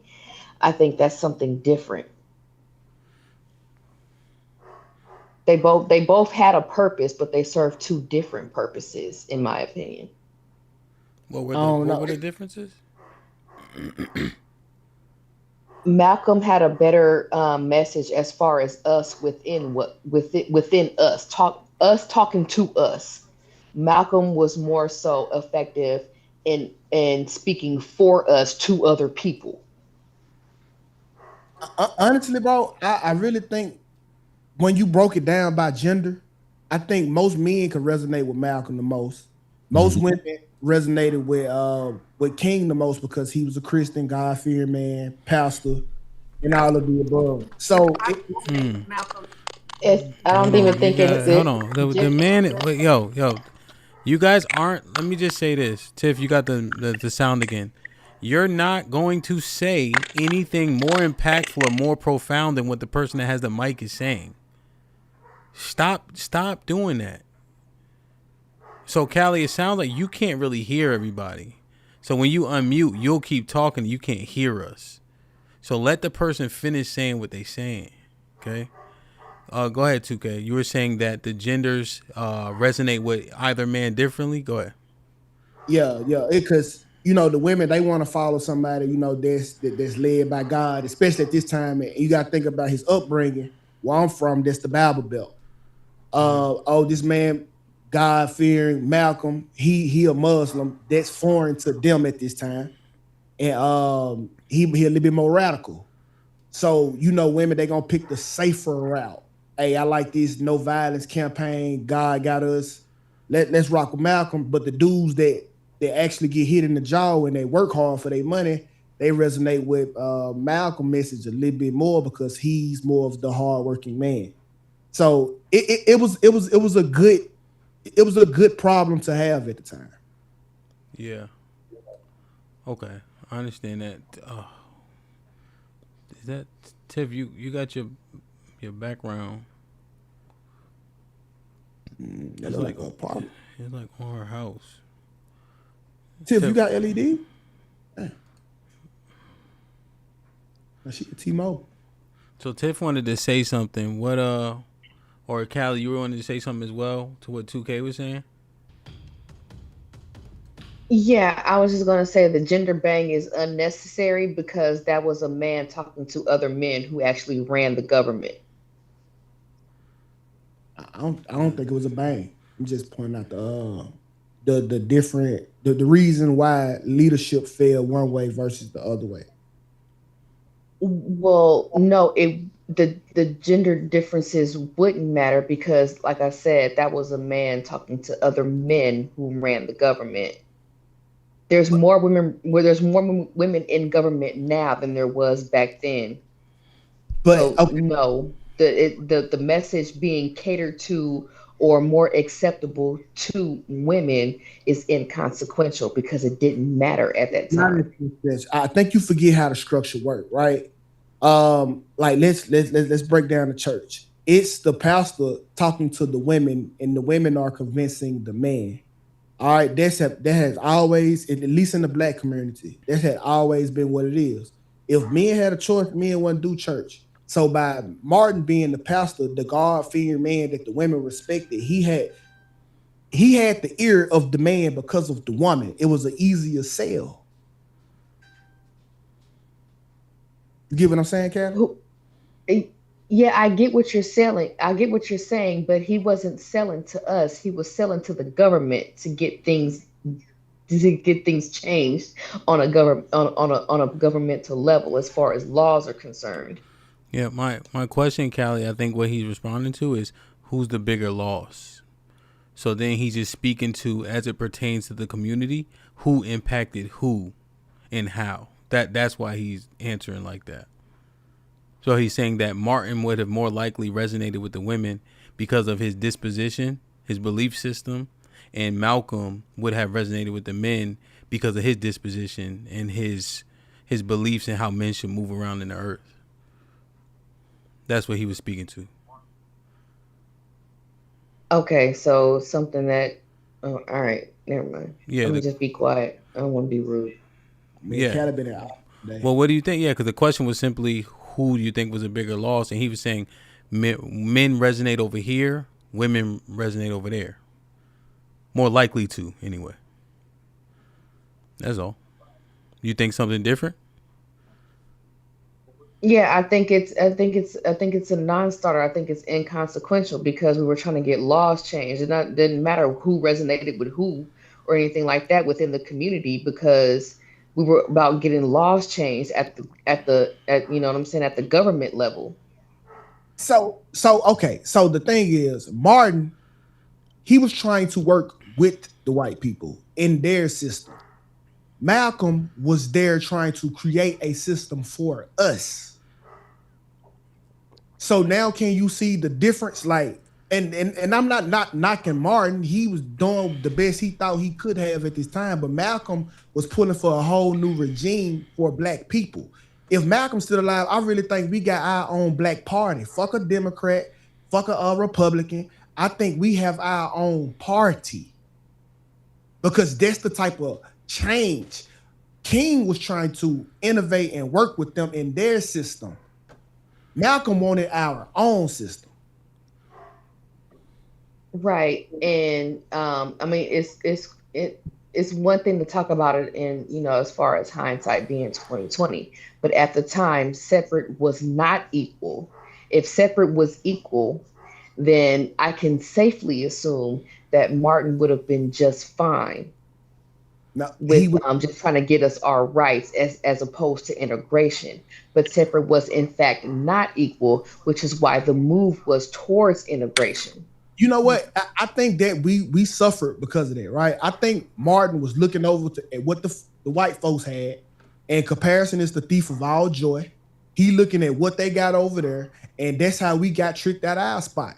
We should have kept our eyes on the prize. We was doing great. Bro, I still cannot fathom how we wanted to boycott to sit in white folks' restaurants and eat unseasoned food. That don't make sense. We was busting down their schools so we can go get indoctrinated by their curriculum of us. Hey, can you teach me bullshit about me? Teach me how not to love me. That's what Martin was advocating for, unknowingly. Malcolm wanted the separation. He seen what we had right here, and we just need to build upon it. Damn, Cat, I'm PTA you No, right.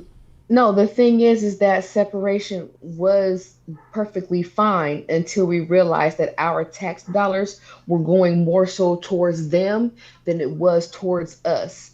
And that's why separate but equal, we realized that that was bullshit. Okay, so So the only other avenue was integration. yeah, If my tax dollars are going to go towards them, then you better include me with them, because otherwise my tax dollars are you might as well go ahead and just flush them down the daggone toilet. Yeah, that's what Tenga. So that's what Tenga had mentioned earlier. I think 2K's point will still. I don't think he's gonna change it because we weren't getting the proper access to taxes. He's still saying that being over here, by ourselves with ourselves, the outcome still would have manifested more positively for us as opposed to the desegregation aspect.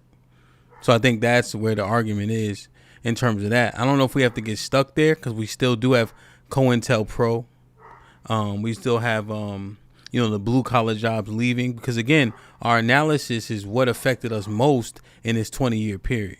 I haven't heard from Reaper. Salute, Mr. Fantastic was popping, which I think, I don't know if y'all been listening, but. Yeah. So Reaper was here first. Yeah, Reaper was good. Can y'all hear me? Yes. Yeah, since about in the panel. I my opinion is that unless you're gonna separate fully, there's no real counter cultures or even in the scientific level where you have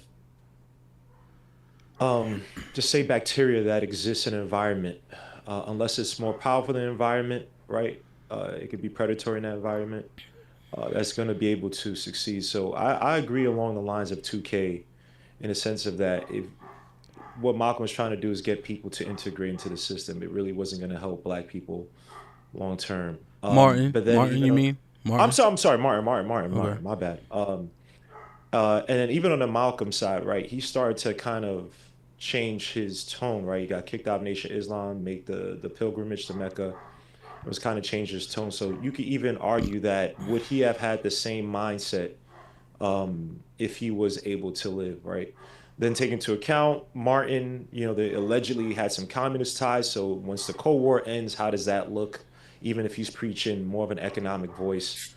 And then even back to Malcolm, right? If you have an ideology, you either have to, I think, separate or secede away from that culture and build over years, build culture for time, and then, challenge said culture or environment you're trying to get back into.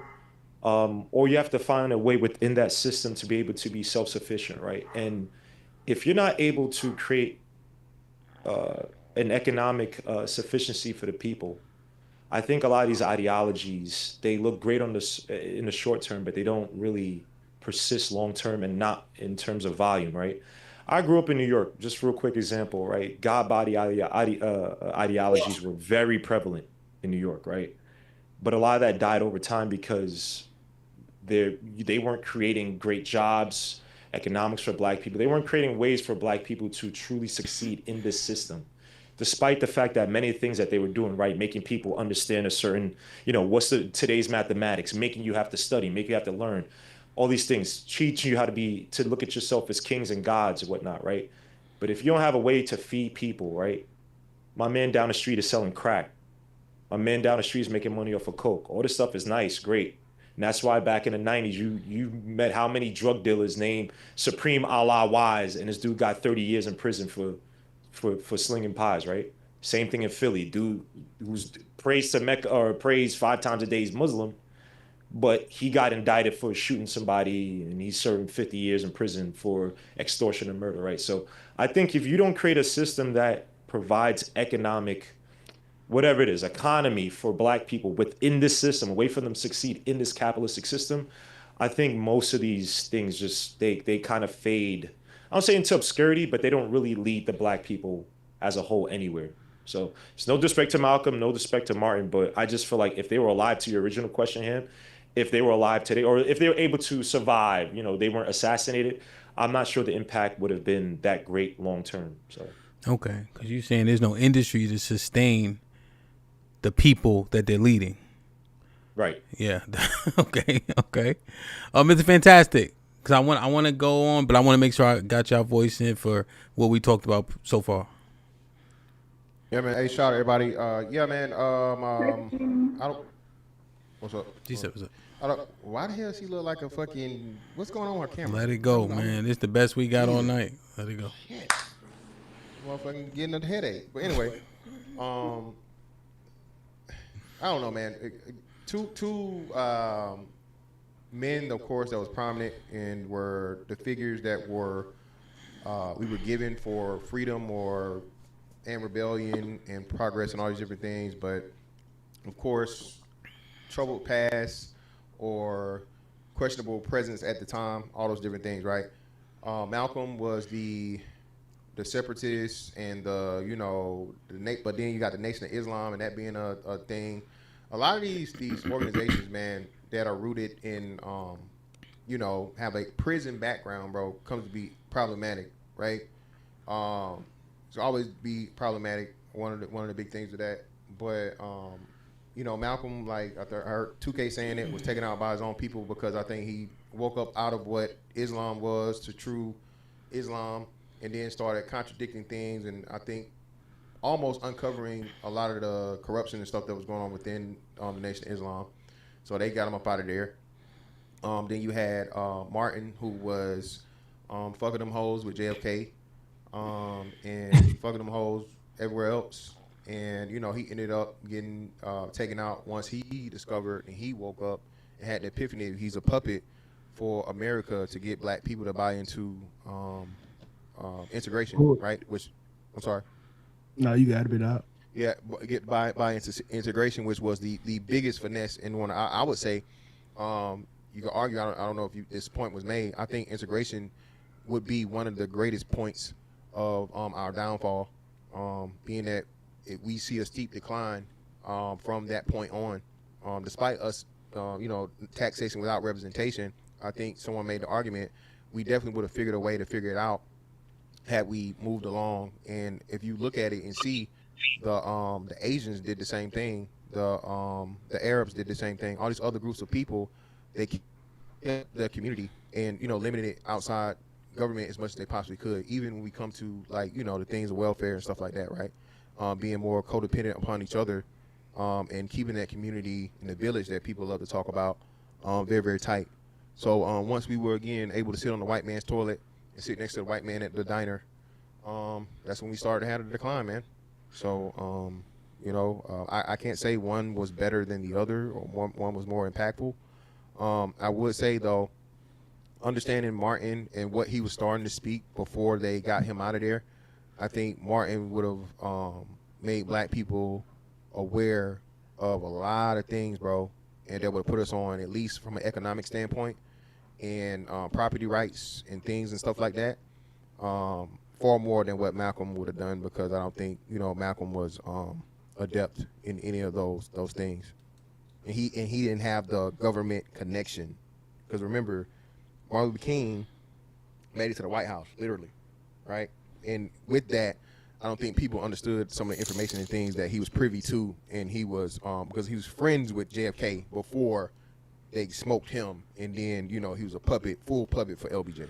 Okay. Yeah, but he made it to the White House as a pundit. You know what I'm saying? Well, and a patsy. Excuse me, not a pundit. So that's what I'm saying. No, under JFK he wasn't. He's saying that with his friend. He's just saying that he had more access than Malcolm X, even if they would have used him as a pawn or cannon fodder. Hold on. Let me read these, y'all. Let me read these. My bad. Let me read these, cause we gonna get stuck on these two niggas. John Henry with the $5 says 2K was closer to accuracy in his assessment than Fantastic, who was up there winging it. What? Damn. At the same time. Yeah, Damn, I know. That's here. what I'm saying. God damn. They wasn't even. I ain't even finished speaking. How this nigga get a super chat before I get done talking? Hey, a win is a win, boy. I'll take it, my nigga. Appreciate you. 1015 with the $5 says, I don't think most black people would have supported Malcolm X because most black Americans are Christians. They still feel a way about the Muslims. So that's a good point. We're ready with the $5 says, the Lynch letter still reigns true. So yes, we are weak people. Fat Boy with the $5 says, why Reaper got on a raccoon on his head? Man, you would know, you hunt. Sean Brewer with the $2 says, be honest, who unalive Malcolm? I think we responded to that. 2K with the $10 says, excuse my tardiness. What's that? What's SN mean? Side note. Everybody dry off dirty unless. Dry off dirty. My fault. So I'm Brewer. That's me and 2K from the Discord. Oh, okay. That's an inside joke. They gotta be there to be there. Sean Brewer with the $2 says, why do we need a leader? Who the leader of others? Fat Boy with the $10 says, just got here. My paperwork is in. Yeah, man, we got a dope event brewing. Okay, so Tanga, do you want to respond to something regarding Malcolm? Because I do want to. It's fine, but I just know we still have COINTELPRO, the Black Panther. It's gonna be quick. All right, go ahead. Yeah, I would just people tend to misrepresent Malcolm. And in regards to the economic view, it was all due for self. And you talking about reach as far as politically, he was already meeting with the UN. He was meeting with leaders around the world. It was so I think, and when he came back from Mecca, a lot of people misrepresent what he said. So I won't belabor. I'll just reference a book. Go read the book Black Minded.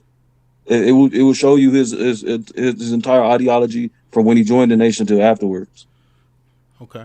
And his direct sentiments also go against the integration and stuff people try to push after he came from Mecca. But yeah, yeah. Damn. Okay. Hey, that's actually, yeah. My bad.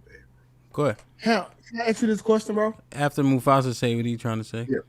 Yeah. I just want to make one point that I know that you appreciate. One thing we got to understand: social gospel isn't the gospel. I want you to name me the book, chapter, verse Martin Luther King preached from. That's true. It was in y'all name, think about it. in name only. Yep. Go ahead, 2K, and I wanna. Okay, so I'm wearing glasses now, so it's a must that I sound intelligent. When do we close the canon on this? And I think that's the key to us succeeding as black people. Hear me out. For Black History Month, I hated it because at the end of the day, it was a reminder how we got our ass spanked. So as a culture, I know we breaking it down now. When do we close this chapter? Because see, we never hear of the white people talking about when they was oppressed in Europe and how they came over. We don't hear about that. And I think the key to beating this is to leave that in the past and get ready to do what we need to do going forward and write our future. But we have to close this book here. We can't keep getting reminded of that shit and wanting us to be strong moving forward. I think it's bad for the brain, bad for the spirit, bad for everything. Okay. We still got to get through the decades for that question because that's really at the end of the exercise. Now, interestingly enough, Mr. Fantastic, correct me if I'm wrong, Was it Mr. Fantastic that made a similar point like that? Like, Yes, you know I don't fucking play with me. because I think it was you and somebody else talking, but I think you opened up with that. I forget who was on it, but I think it was you. Mr. Fantastic said, "What does the history serve us? Is it empowering, or does it lead to the self-victimization?" Yeah, at this point, That's all it do. I got on glasses now. Maybe I can see it Mr. Fantastic way. Can I just say one thing here? Yes. I you know what?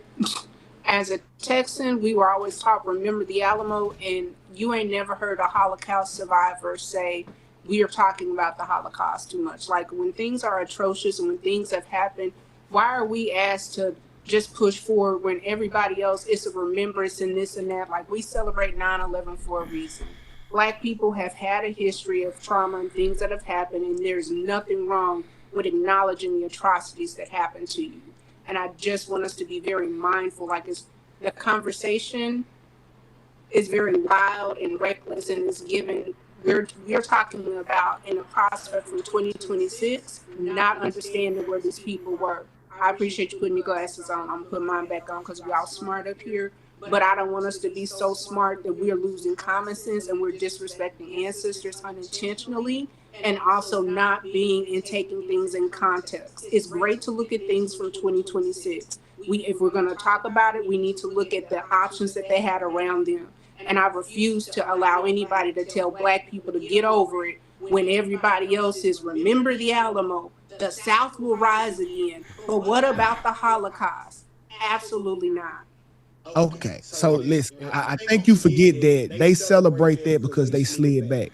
We celebrate Pearl Harbor because we dropped them nukes on their ass. We celebrate 9/11 because we went over there and fucked over the Middle East. We celebrate stuff that we slid back on and won. The shit that we lost, like the Vietnam War, we don't talk about that.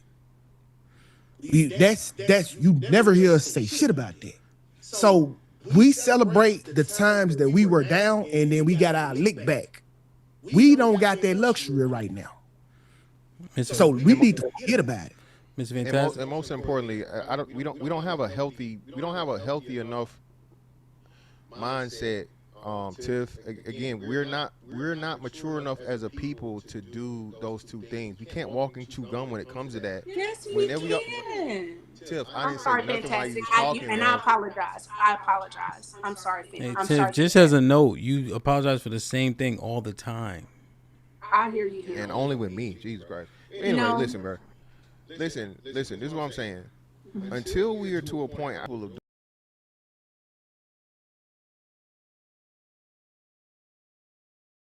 slavery, they did us so wrong. Everybody was a fucking slave, bro. Everybody. All right. What good does us going back and talking about slavery when we got less than 30 years left of being fucking poor permanently and not mattering in our own fucking home?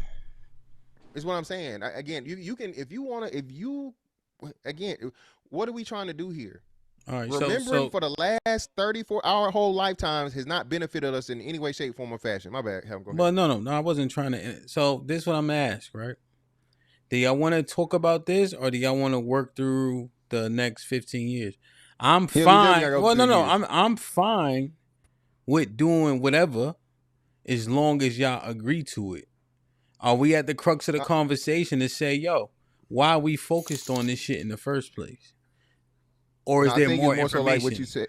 Sorry. I think it's more back end, like you said, or overall. Because at the end of the day, I think that's going to be an overarching thing to present, because that's still a present problem. So I think it would be way more accurate to put it towards one of the end things, or I guess ultimate towards the end, than focus on it now. We have time frames. Okay. Yeah, time frames to cover. I think time frames would be more accurate. Okay. I jumped the gun with it. My fault. Okay.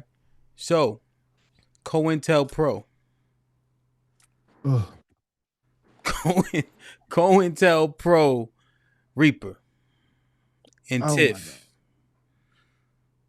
COINTELPRO.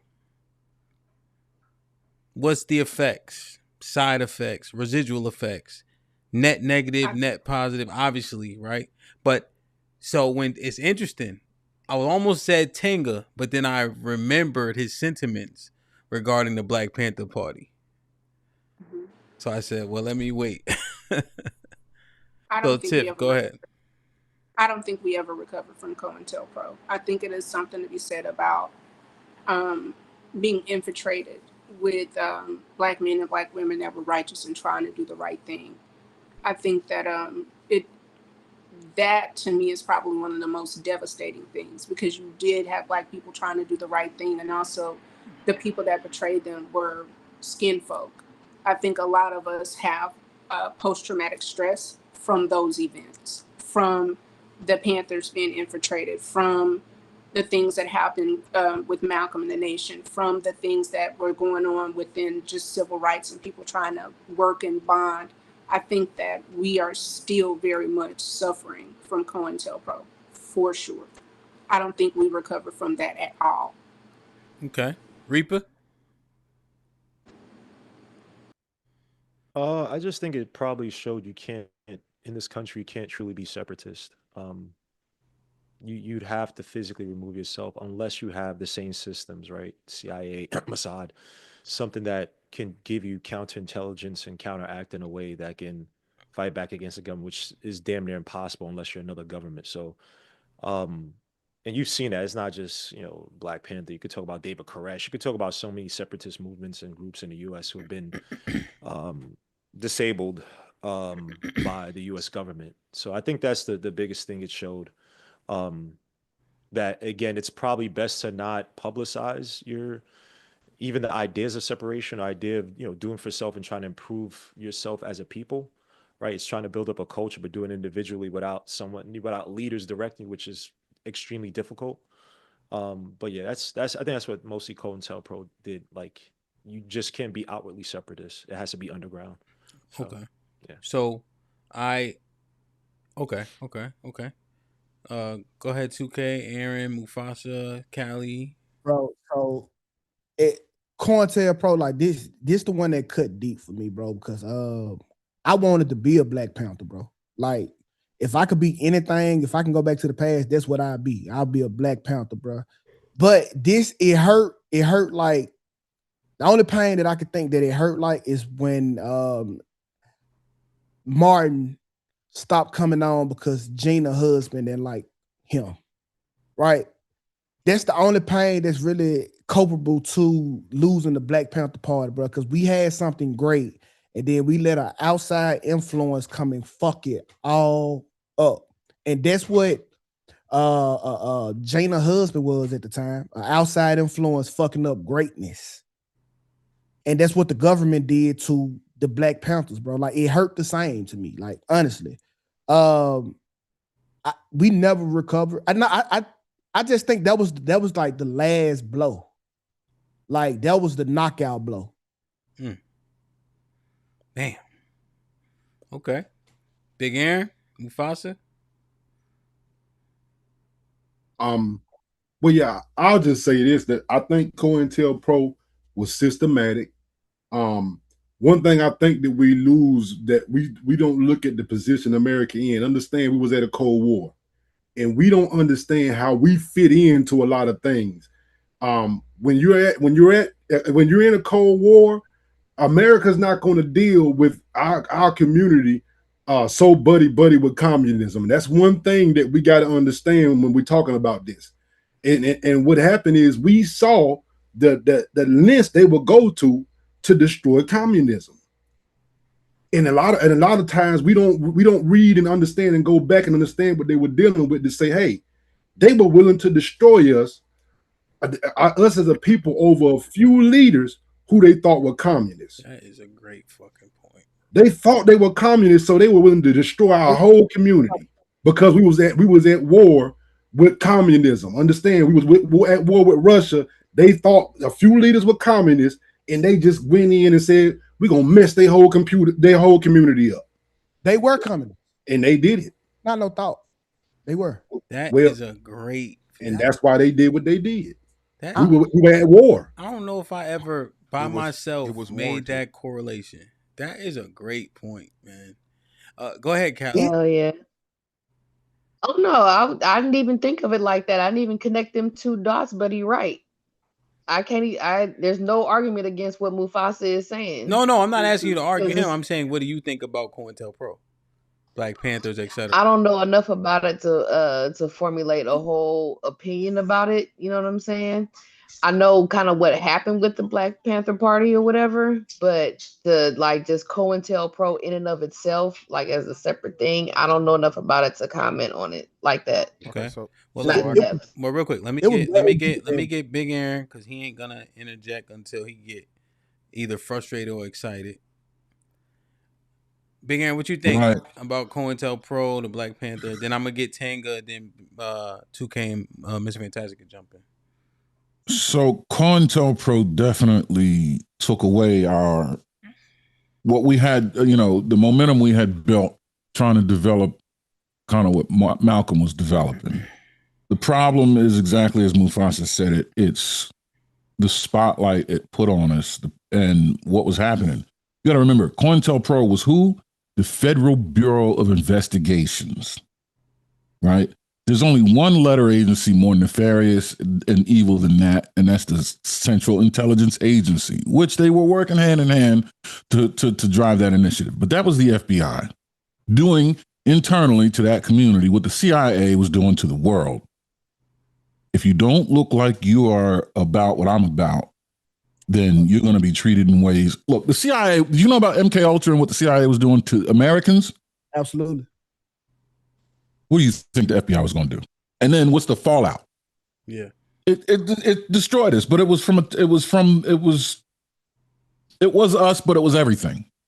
We got lumped into some really toxic, poisonous shit. And unfortunately, because we're us, we're the ones that recovered the least. Yeah. They licked their wounds and got their shit back together as much as they can. They're still crazy, but we stayed in the fucking cesspool, man. Yeah, Aaron, what I'm hearing in regards to this, and I want to get Tanga in, is this isn't as much racial, or am I off? It's not racial. The problem is our racial issues exacerbated. What was really not that. I mean, it was, but no, it was racial amongst everything. But because we're who we are, we suffered the most. Okay. Yeah, it's like predisposition, right? Yeah. Predispose to certain things. Now, this type of thing has a greater impact. Yeah. Okay. Tanga, what you think, man? Yeah, it's definitely a super net negative. Definitely had a huge impact. I think it just displayed chess versus checkers. Like when you dealing with global geopolitics, when you ingratiate yourself with a foreign government or a foreign government viewed ideology, you have to change your tactics. Your tactics have to exponentially get more. I would say succinct. You can't be operating on a mom and pop level. Like as when it comes to counterintelligence, you have to have chains of command and the stuff has to be like the brother said before. You can't be outright. You have to be underground with stuff. And I just think that it got exposed for the weakness of because I mean the Black Panthers, they from a fundamental standpoint, they were a good organization. I would say net positive for the community, but tactically it just wasn't sufficient enough to survive. Yeah. Okay. And then I think it was. what? I think If it couldn't, if it wouldn't have been. They rather easily infiltrated the organization. It was, and they easily infiltrate most of our organizations because we don't have the succinct chain of command. We don't understand what it takes to actually formulate these sustainable systems. That's why we keep falling for the same stuff over and over again. I mean, but You who have to does? be militaristic. You can't and it has to be high level. When you start dealing with the international geopolitics, it's a whole different game that's being played, and we don't understand that. But even with that being said, like they tapped into what's going on in Russia right now. They got the same amount of technology where they infiltrate Russia right now. Russia is still a thing. It's still sustainable. They might got a couple leaks and a couple holes, but I think it could have. I think it could have been still a thing. But Mr. Fantastic ain't talk yet, so let me shut up. I appreciate it, man. Yeah, bro. So, shout out to Mufasa, man. Again, man, it's wonderful to hear other people that understand what's really going on here, and just in how much desperation that United States government looked at the problem of communism and how it really was. I'm trying to remember the McCarthyism, right? Mike's a little low. People don't. You said my mic's low. Okay. I don't think people understand just how rife and how how crazy the quote unquote Cold War and shit was going on, and how many Russian spies, and how America wasn't where they were from a espionage and, like you said, information standpoint at that time. Russia was way ahead of us, right? So that's why it was so dangerous, and like Mufasa said, it was attacked so viciously. So, who gives a fuck? We don't give a fuck about a group of niggas wearing fucking berets and all black, and we don't give a fuck about some country ass preacher that's trying to listen. If you are tied to this, and remember, it's why I don't think people understand the history. JFK was cool with Martin Luther King. He told him, he's like, hey man, hey, I think was it Hoffa, or who's the head of the FBI back then? Not Hoffa, who was it? Edgar. Cross dresser. Hoover, right? Hoover. J. Edgar, yeah. J. Edgar Hoover, yeah. He's like, hey man, Hoover is on your ass. Them people you fucking with, I don't know if you know, but they communists. So you might wanna, you know what I'm saying, cut ties and pull back, because if you don't, I can't do nothing with it. And that's that allegedly, not to get too tinfoil into it. Like Aaron said, a big speculation as to why fucking JFK got popped was because of him bucking the CIA and him trying to, expose it along with, Federal Reserve and so on. But we don't want to turn into that, right? Either way it goes, a lot of people don't know the history of a lot of these things. People don't know the history of the ties, and remember, HAMP, we discovered it here and just challenging it. The Black Panther Party did not create the motherfucking free breakfast program. United States was doing that shit 10 years prior. Okay? United States was doing that shit 10 years prior, bro. They borrowed something from the United States, and niggas want to take us up the Black Panther Party. No, they didn't, bro. They copied some shit that already existed. Okay? The 10-point program? Huh? You talking about the 10-point program? I'm not talking about it. I'm talking about program, free breakfast specifically, yeah. school lunch, free breakfast specifically. And then niggas want to say, oh, well, it's year round. Yeah, what bro. they did. Yeah, essentially, 2K, when we looked it up, what they did was made sure that the kids were eating when school was out. So the kids had lunch in school and things of that nature. They then took that and expanded it to the summer months. Right. I lived out the program. We used to call it the eating center. Every summer we can walk to the school and still get food. Yeah, the government already been doing that, bro. But okay, all right. Yeah, don't argue with me. Argue with the government. It's there. We trust me. We did it on this show, brother. It's verified. It's verified, brother. Care too? Huh? Did white people? Well, did they come out with free health care as well? That was a part of the 10-point program. Well, it wasn't free, and yes, they did welfare. I mean, Medicare, Medicaid. How old is Medicare, Medicaid, brother? It was free, bro. Yes, Medicare, bro. I ain't gonna derail your argument. Yeah, so yeah, again, them adopting things that already exist, and then understanding black people's ease of being swayed and finessed. I don't know why we addicted to being finessed. That's a whole nother thing. I don't know why Umar Johnson isn't in doing 20 years in jail for fucking, fraud and money laundering. The same thing with the Tulsa real estate fund, nigga. All these other, but either way, I don't want to get sidetracked, right? So that was an issue. They stomped it out. The Black Panther Party was not to be praised, bro. All the shit they did already been done before. They just wanted to make it, to the black community. It was rife with criminals. It was rife with woman abusers, both physically and sexually. Yeah, bro, no. They shouldn't be celebrated at all. Then we moved to Martin Luther King. Again, Martin Luther King, the civil rights movement was a copy of what they had done for the civil rights movement down in Cuba. All this stuff is documented, man. But again, because we are at war with America and want to make it seem like the white man and white supremacy and so on and so forth. But like Mufasa said, you have to put yourself in the shoes of America, looking from a macro global economic situation, right? Global politics and global espionage and all this in war. And then understand like, hey, well, shit, how far are we going to go? If y'all going to fucking play this game, you got to know who you playing with. So that's all I got. Okay. Can I just make a... Yeah, go ahead. I was going to say, just on the Black Panther thing, I think it's not that... it shouldn't be focused on that the Black Panthers, whether they're first or not to do. It's the fact that you have a separatist group movement trying to replicate what the government is doing, which is feeding people. Again, if just an idea of war, you have to feed your soldiers, right? I'm not saying, I'm just saying, just in the whole breadth of it. So I think that's what was that is what probably got the U.S. like, all right, we got to stop these guys. If they think they could be self-sufficient, they're feeding their own people. Because again, it's the government. The government's feeding the people. It's your tax dollars that we're using to give you back, right? But if you have a separatist movement, that means people are donating to it. People in their mind are saying, I'm gonna take the money I earn, my production, and put it into this separatist idea. So whether they create it first or not, that's who cares. That doesn't was mean gonna be my retort to what he that's said. what Imagine makes the having a program Okay. already, but it wasn't even prevalent in our communities. So Right. It's right. now you got people, and that's why a lot of people thought that the Black Panthers created it first because they never seen it before them.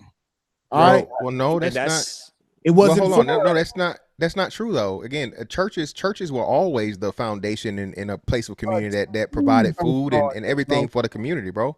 Please, I don't think start. I think y'all don't. This was bro. This was hold on, the. Vince. I didn't even finish my point. So even to that, the church is still was not a separatist movement. The Black Panthers were. So that's the main Yeah. issue. You have a separatist movement that's doing, and I just wanna Separatist make one- communists. No, I'm saying that, but the church wasn't. Yeah. The Black Panthers were. I'm saying. So that's Yeah, what made them and what dangerous. and what I'm saying is we already had those things, and because it didn't have niggas in berets that was, from California and getting fucking national news and coverage, that again, niggas love attention and niggas love, elevating motherfuckers above where they should be. The same thing that was already going around across the fucking nation. I can't believe y'all even argue and tell me that y'all believe the Black Panther Party was motherfucking feeding kids more than just it. Come on, man. I'm still saying it's from a separatist group. It's not from the government. Well, So that's I'm not why- challenging. I'm not challenging. I'm that. sorry. Look, Okay, my bad. I'm sorry. I'm saying y'all, for one, no matter how many times we tell you, hey man, the Black Panthers didn't really come up with that shit, dog. The government is proof of the government doing it. I can tell you for sure, your great grandma, great granddaddy will tell you, hey man, the church would help and definitely fucking feed, like what do you call them, food banks and bread lines and shit, bro. The community provided for itself. What are we talking about, man? So the funny thing with that is, this goes back to your other point, fantastic. This is why when we talk about history and weaponizing it, why is it important? And I think to what Tiff was saying, I don't believe in using history, your history, say Black people's history, Black Americans' history, right? Slavery, whatever, as a victimization tool. I say use it as propaganda for your own people. I say when you talk about what you just said with the Black Panthers, right? I'd rather say to young Black kids, I would say, or if to teach them about the history of Black Panthers, I will lie to them and say, yeah, we were the first to come up with that. I would try to find ways to take the stories and the struggles of Black people, so you galvanize them. So by 30 years, they have the mindset to truly do for self. They have the mindset that, they really hate us, because that's what other groups do, right? Why not Black people? Why not take your history and propagandize it? Well, I guess not propagandize it against your own people, but use it in a way where it's almost like folklore, right? We already do that, man. We already do that, Reaper. No, Yes, we don't. do. In terms of Reaper. empowerment, no. Yes, in terms of Reaper. victimization. Go ahead. Reaper, I've been arguing on Twitter all day with niggas talking about the military and is the same as the streets, bro. Niggas love reducing complex shit to nigga shit. I'm sorry, my bad. To American and shit at a very, very lower level without the complexity. And what we just explained is that, bro, you have to have that complexity if you're going to challenge or try to operate at the level of a fucking nation. Not just a nation, but the nation, the lead nation of the fucking world. That's why we are where we are. Niggas always want to downplay something that's way, way bigger and make it to the lowest level that we fucking comfortable with comprehending or relating to. That's the problem. Yeah, and now you're suggesting. I'm sorry. Well, and now you're suggesting that we lie when in the day of information where you can't even do that anymore. I think I'm pretty sure we do it now. We still whoa. They do it now. So hold on. I'm not talking about telling kids, hey man, the streets hate you. Get this gat and shoot whatever and be a menace. No, I'm talking about, hey, this is what happened to Black people. This is why it's important for you to do business with this other Black man down the street. This is why it's important for you. Why are we gonna base it on a lie though? We can use. Listen, Reaper, and you know this. You work in finance. We can use fucking current financial issues and so on and so forth to build that premise. We don't need to go back and make villains like a group of people that were y'all say they were positive. I say if anything they were neutral. Yeah, I mean, if I'm really being honest, I think it's a negative, right? But to turn fucking villains into heroes, bro, no, that's extremely counterproductive. Well, No. again, in your eyes, not every Black Panther was a villain. So in your eyes, you already put them as villains. They weren't all villains. You just talked about complexity. Just the majority. No, but you just broke it down. Yeah, you the majority of them, though. But you provided no complexity to the Black Panthers because even that statement. It was no complexity. They didn't. Bro, you guys tried to you tried to make them revolutionary by again taking things that already existed and putting it on the list and presenting it to Black people. Here you go. It's some shit that already exists, there bro. were people in the Black Panthers who did not delete anybody. They didn't burn down. They didn't rob any banks. They didn't do any terroristic acts. And yet they cannot come out and say, I was a Black Panther because of fear of what you are just doing, lumping them all together as villains when there was a lot of complexity to that. So you're literally, no offense, Mr. Fantastic, you're being a hypocrite to what, or you're going against, you're contradicting what I'm not you just said. contradicting anything. Hold up, sir. You said afford complexity to the history of the U.S. I agree with you. Why not to the Black Panthers? Okay, so where were they complex? They were not all criminals, sir. No. I asked you a specific question. Answer my question, please, respectfully. Where were the Black Panthers complex?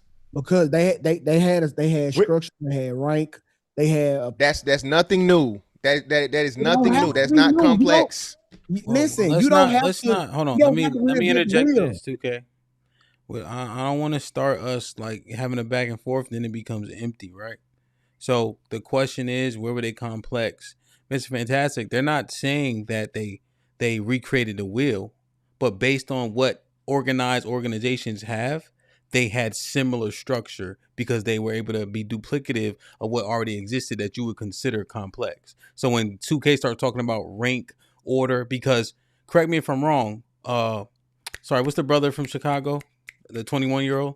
Fred Hampton. Fred got sent out there on his authority to run that. What were they calling them? I want to use the word terminology. Was it the Panther Clubs? I think. Were they called clubs or what were they called? The club. Like, what are you talking about? His initial organization? Yeah, but he was sent, right? He was sent from the West Coast to Chicago, right? Yeah. And so they had rank and file, some level of hierarchy to where they could send him, fund him, and then he ran that particular branch. So that's what 2K's pointing out. Are you saying that's not complex? Yeah. So are we saying that the Nation of Islam was complex? The Nation of Islam, yes, for sure. Like for instance, like the fruit of Islam. Do people know the difference? So the fruit of Islam is the security arm, right? So when you hear FOI, a lot of people don't even understand that's the security arm. You can't get within what Tanga 50 feet of the minister's house. Yeah. And so no, they have actual structure, but people think the fruit and nation are like some people think they're in opposition. Well, Malcolm X might be proof of that, but we ain't gonna talk about that. Well, I'm just saying, right? We're talking about complexity. So even think about it. Based on what Malcolm was or was not doing, you saying that he got hit by his own people because he was going against the structure of it. Which does that still mean a complexity argument? That doesn't mean that there's not strife internally, right? That you just said they hit JFK. And I think the U.S. government's pretty complex. They knocked JFK head off. But that's literally the government. That's what we're talking about complexity, Mr. Fantastic. I'm talking about exactly. Complexity. That's what I'm addressing. The CIA is complex because the CIA has the fucking framework and the power of the U.S. government at things that everybody don't even know. That's why I say we do this, bro, and we take complexity and then we dumb it down or we reduce it to where it's just not the same. Well, Mr. Fantastic. I just want to build this premise, right? Because when you're saying complex is interesting, but you're talking about like the power of the government, and I'm just thinking about old stuff now, right? So like, look at the British. They were all powerful, but lining up in a line didn't make no fucking sense, right? Just because they had power didn't make them complex. That shit was too simple, which is why they could not get with the warfare that was happening over here. What's it called? when the Indians, how do they guerrilla With warfare, guerrilla warfare, Guerrilla guerrilla right? warfare. warfare. That's actually super complex to a people who had nothing. That's a complex way to fight as opposed to lining up in a line like an idiot. So when you Yeah, say and complexity, again, what are we trying to understand? I guess is my point. now we're talking back, but now you're mixing battle strategy with what's the name structure, bro. Come on, man. But y'all got it. Don't even worry Nah, about but it. it is synonymous though. When you It's talking not. about strategically, when you strategically organize an organization and then battle tactics, it is synonymous. It's It's in the not. same realm. It's not synonymous, bro. Because then what's more complex, fucking boxing or fucking karate? No, Mm, but like, that's apples and oranges though.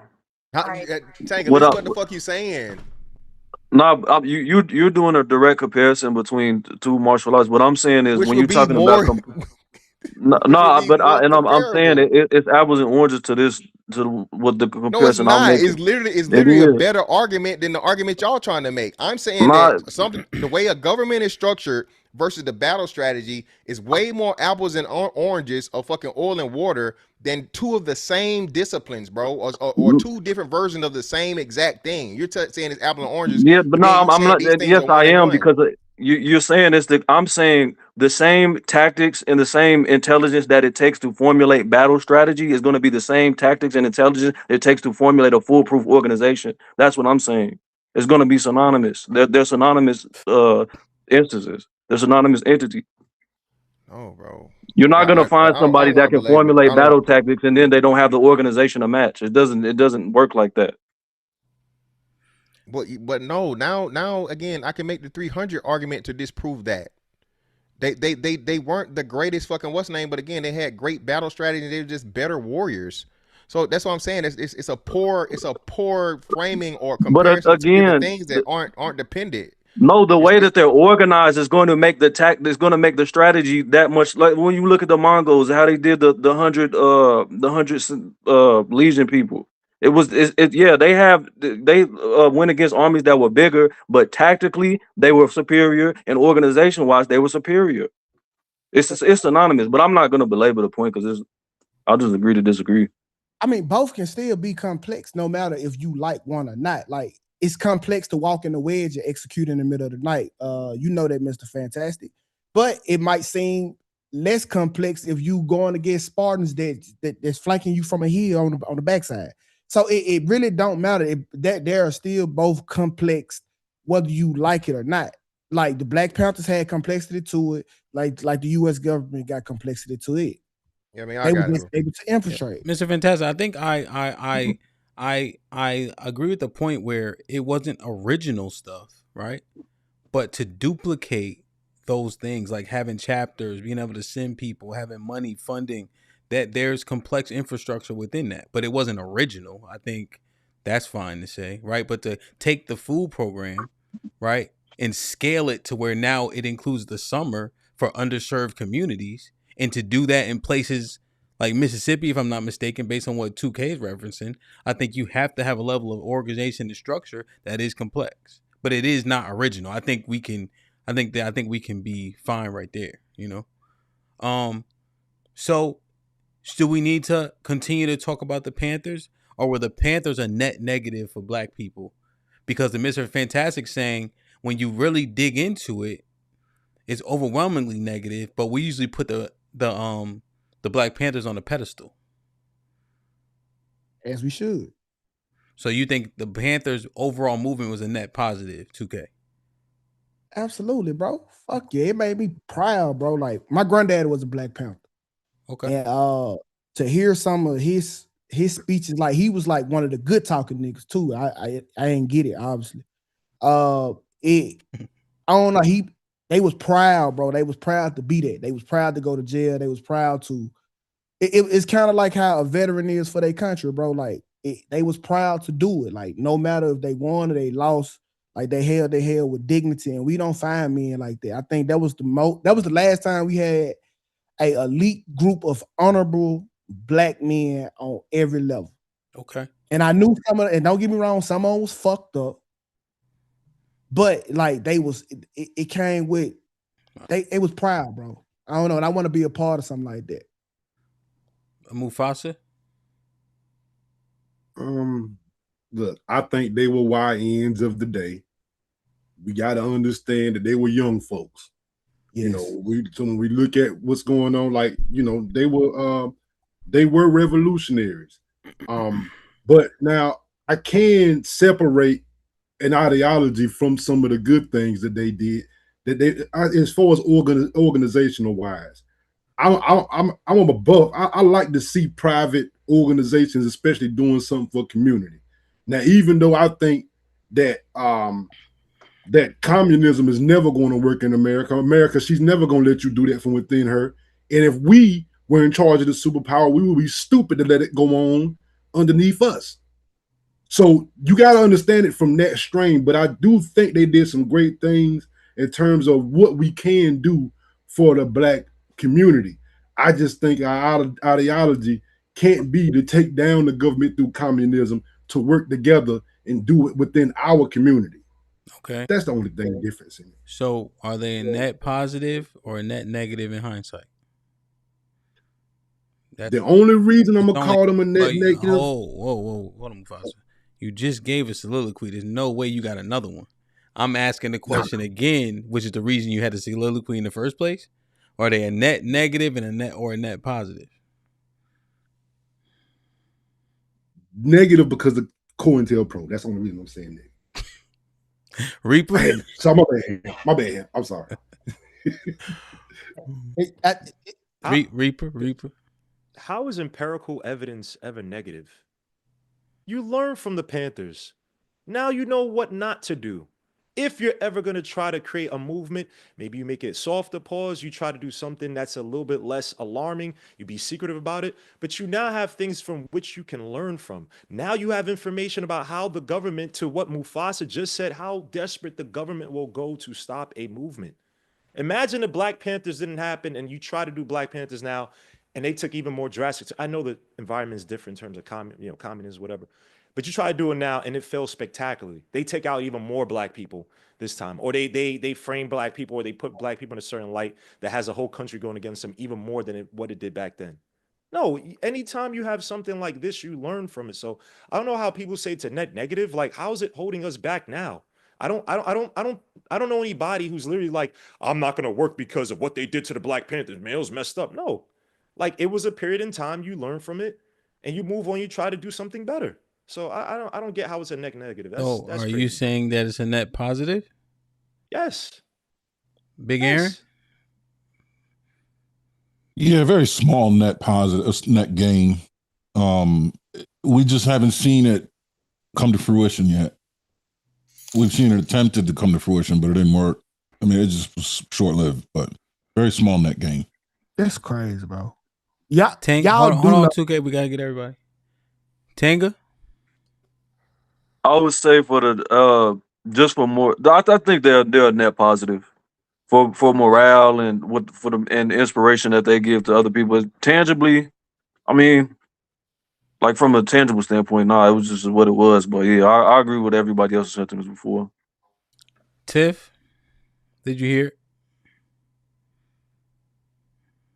I did. Net positive. Net positive.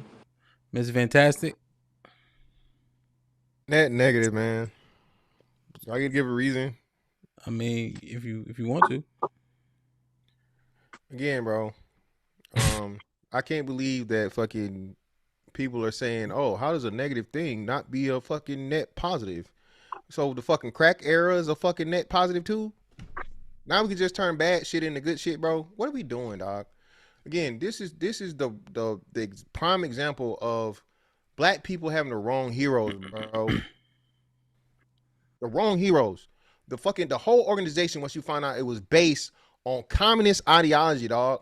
And then the Black Panther Party wasn't even for Black people. It was for the people. They were just called the Black Panthers. Their thing, they were Black and they happened to be Black, but they were for everybody. Y'all don't do no fucking research, bro. This wasn't exclusive. This wasn't fucking exclusive to us. That's a bad thing. They're fucking communists, bro. That's Jesus Christ, bro. Net negative, bro. Man, I hate, man, bro. Okay, cuz first of all, I think y'all forget the neglect that that the government was showing for sickle cells until Black Panthers came across, right? Because white people don't get sickle cells. So who pushed the meat on that shit? How many people didn't die because of them? They can't get a net positive for saving lives that only affected Black people? Huh? And then you gonna dare say that these niggas are net negative because they say they want to help all people and just not Black people? Huh? The fuck be wrong with you niggas, bro? Some outside, they got communist ideas. So what the fuck that mean? They bad people? No. You just want to be a capitalist. A communist ain't bad because you a capitalist. The fuck out of here with that bullshit, man. Y'all need to do more research, bro.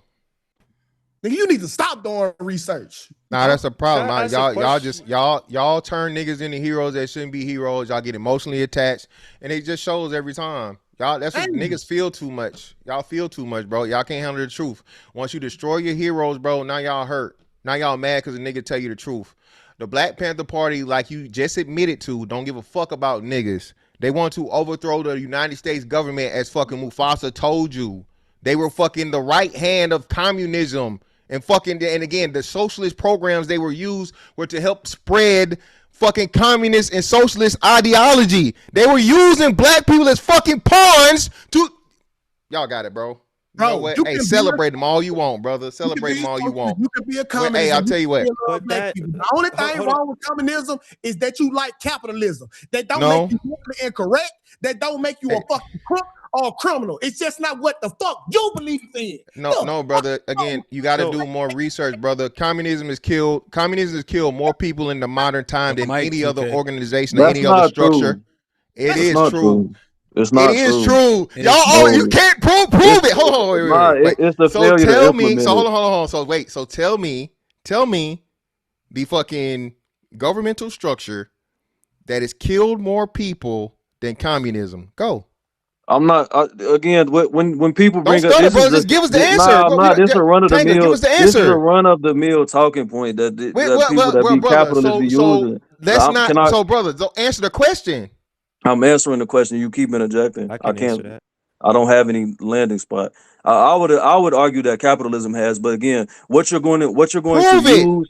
Again, I would have to itemize all of the deaths. I'm not about to do that right now. But again, let me further expand on what I'm saying. What you capitalist cronies be using and y'all talking points. When y'all be using China and Mao Zedong, him doing that Great Famine. That's not. What about Stalin?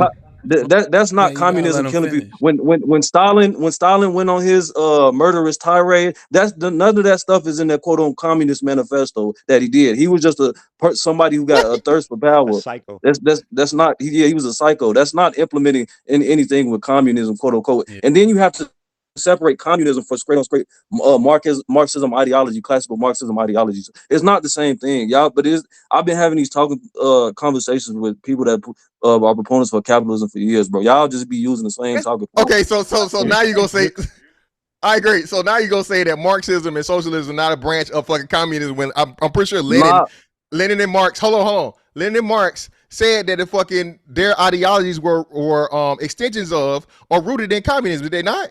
No, I'm talking about the literal literal definition of it. I'm not talking about the formulated ideology. Can you answer my question though, brother? You very educated. I'm answering your question. I'm not talking about the formulated ideology. I need a yes or no, Tango. You see, look, man, I hate when y'all You're do not this, listening to what I answered the question. I am. You didn't answer my question. I did. I said if you're talking about the formulated ideology that gets espoused by quote unquote Marx, yes, that's of course that's the case. But when you look at communism in its essence, the etymology, like communalism, communing, that's absent again, from bro. Marxism. Again, and what also kills you guys points, right? Are all the books that were written by Solzhenitsyn and other people that suffered from the fucking famine and the marches into the motherfucking what do you call it, the fucking tundra, forced, right? And then starvation This is crazy, bro. That's The not an fantastic- implementation Okay, of hold on. This is communism. fucking crazy. That's not an The implementation of fantastic- communism. fantastic- It let me- literally is. Let me ask a not. question. The people were forced out of the thing because it was the communist fucking ideology and structure that the only people that deserve to motherfucking eat, the only people that deserve to fucking survive are the oligarchs and the people that they say You are don't- deemed that- to be you don't know what you're motherfucking talking worth about. living. What are we talking about? This is crazy. That's Y'all arguing diametrically this shit. opposed. That's diametrically opposed to communism. You don't know what you're talking about. Have you read the Communist Manifesto? Yes, bro. There's no way you can if you're saying that oligarchs. They go against the bourgeoisie. They're against. They killed the oligarchs in the Bolshevik Revolution. You don't know what you're talking about. For the people. The Romanovs. Yeah. And Mr. Yeah, the Romans, Fantastic, like what they if killed we're them. talking Like, what about- do you? if we're talking And if you're talking about the formulation of it, it's really in France when when they killed Marie Antoinette and all them, bro. You don't know what you're talking about. Let me ask a question. And if- Let me ask a simple question, Reaper, and then you got the floor. The ideology of communism, right? Does it spread resources amongst the people? Is that by Theoretically, definition, yes. in theory? It's not theory. See, him. Come on, bro. Hold on, wait. It's not No, fucking it is theoretically. Yes. Well, this what I need. This what I need. Y'all, and I'm asking these more direct questions, and I need direct answers. So communism, what is it at its core in terms of The resources? government. For the people. The government controls everything. Now look The at this. government controls the industry. The government controls the resources. The government decides how much of everybody gets Okay. what they get. No one owns anything. Everything I belongs understand to that. the fucking Now, government. the allocation of resources specifically, what is in theory, is it supposed to allocate resources depending on need? It's no private ownership. Everything is a community. When he 100%. says the government controls everything, the people are the government. 100%. In theoretical So what I'm communism. asking is resources. The Yes. theory of communism, right? Is it to allocate resources based on people's needs? Correct. Yes. Is that inaccurate, Mr. Fantastic? No. Because he gonna So He no, He Oh, said oh, no. he said Bro, it's not. you're not He said even it's listening. not You just inaccurate. want to argue, bro. You Now- just want to fucking argue. I said no. It's not listen to inaccurate. this. Hey, come on. Now listen to this, right? So he said that's accurate. All three of y'all agree. So the theory of communism would be less like, I'm just thinking, now you correct me after I say this statement, would be less likely to starve people than capitalism, right? Because capitalism would be predicated on the strong survive. facts. But correct me though, 'cause I'm just listening to the No. Oh, theories. that's correct. No, you're wrong. No, you're wrong. Problem with that, though, Ham. No, you're wrong. No, hold on. No, Ham. No, you're wrong. Go ahead. In your theory right You're now. absolutely wrong. Well, damn. Can I answer? Yeah, go ahead. So for one, again, if you can grow your own food, you can control your own resources. You own what you own. You can't have it fucking confiscated, and the government can't tell you and just come take what you have for itself and then divvy it out. So no, capitalism allows for anybody to have motherfucking free market to do whatever you do. If you can afford it, you can afford it, and so on and so forth. And then you can either trade and barter and all these different things, and so on and so forth. yeah. Communism is strictly we control the shit. We control how much you get and how much you don't get. Mm-hmm. Yeah, 100%. And so I'm just looking at, right, how much you get and you don't get. I'm saying in theory, it says everybody got to eat.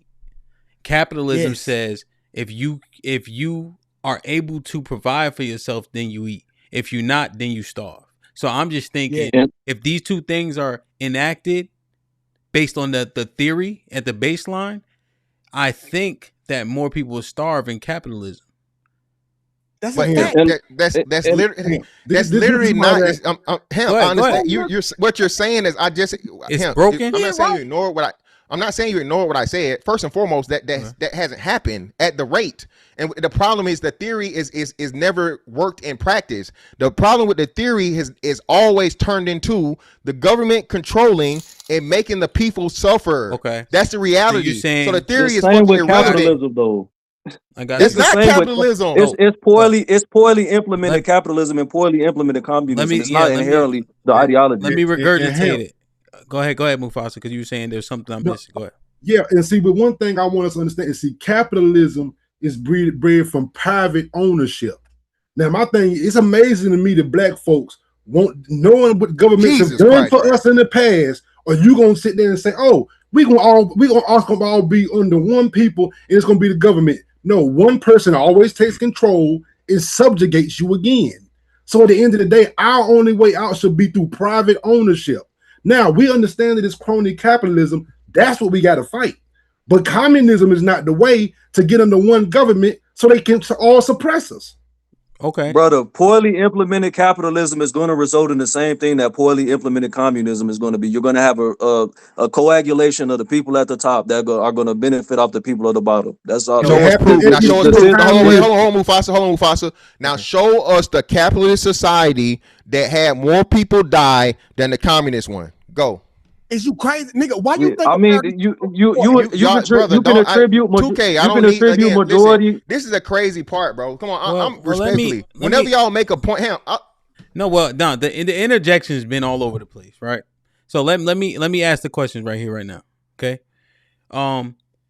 Tanga, because here's what we can't ignore: the ideology in theory is one thing, but the implementation is another. So here's what we can't do. We can't remove Stalin and Mao Zedong from what they implemented and what they did. So I guess he's asking, under communist or Marxist regimes, have more people died because those men perverse the theory? Nah, if I were to itemize it, based and juxtapose it with capitalism and communism, no. I would have to the way that they're doing it with badly implemented communism. Yeah. If I did badly implemented capital, we're evidence of badly implemented capitalism. We were the capital. So okay. So now here's you have to systematically do the depths. Hold on. Okay. So 2K, are you trying to respond to my question that I asked Tanga? Yes, sir. All right, go ahead. Every war we have fought has been on the behalf of capitalism. Every last one. Y'all talking about Stalin. You talking about motherfucking Adolf Hitler. Nigga, they killed 1 million. Our regime, we still killing. We not talking about the coups. We talking about straight war has been implemented on capitalism alone. So every time we kill one of them and every time we get killed over there, put it on capitalism. Hold. So HAMP. And HAMP, the wonderful thing that 2K don't know is that's already been done. And HAMP, guess how many more deaths communism still have if you count all the fucking deaths that America caused through capitalism, including a double bombing of motherfucking Nagasaki and Hiroshima, HAMP. What? It's like 20 or 100 times more. It's fucking. I love when motherfuckers don't do research and don't know what the fuck they talking about. Okay. Hell, it's not even close. So it's not even close. We talking about people dying, right? 2K. Yes, I'm telling you, from famine. Not even people. There are more people that died from fucking starving and the government saying fuck our people, okay, than actual wars. Okay, that's a fact. Now don't take my word. Mufasa know this shit. Don't take my word for it. Look it up. Let me ask this question. Now, I just don't want none of y'all complaining about people's decorum. Okay. Now, let me ask this question, Mr. Fantastic. I understood Mufasa's point, but the first person that told me about 2053 was you, and then I substantiated by researching it. So now, how does 2053 happen to us? Right, based on what Mufasa said about you can build and fight for your resources, and yet 2053 is on the verge for black people. Sound like that didn't work? No, what you talking about? Capitalism didn't work? If 2053 were a permanent underclass, quite literally, capitalism as we know it and are experiencing it isn't working. No, that's not false. So again, you can't say it's not working for black people because black people refuse to. And this literally, the wonderful thing about this panel, HAMP, is that black people have a communist mindset and a fucking socialist mindset to where they want to be dependent and they feel like they deserve something from the fucking government versus getting out here, taking advantage and using capitalism the way it's supposed to be used like every other successful group in the fucking country. Black people are going to be a permanent fucking underclass because the white man owe us reparations, all this other shit, slavery, COINTELPRO, Jim Crow. And instead of you fucking getting out here, all right, and investing, building businesses, buying property, niggas complaining in the capitalist society of all capitalist society where you even have communist people, HAMP, who have ran from their countries, have that fucking defected. HAMP, you had fucking spies and people that work for the KGB that say, hey man, This shit is horrible. We got to get away from over here. They killing motherfuckers. They kidnapping motherfuckers in the night. I'm gonna come to America, right? So hell, it's proof positive, bro. Niggas are the reason that niggas gonna be in the. It's not a failed system. It's failed system for the people that don't properly use it, just like businesses. Okay, so Reaper, let's go Reaper, then 2K, and then Tiff.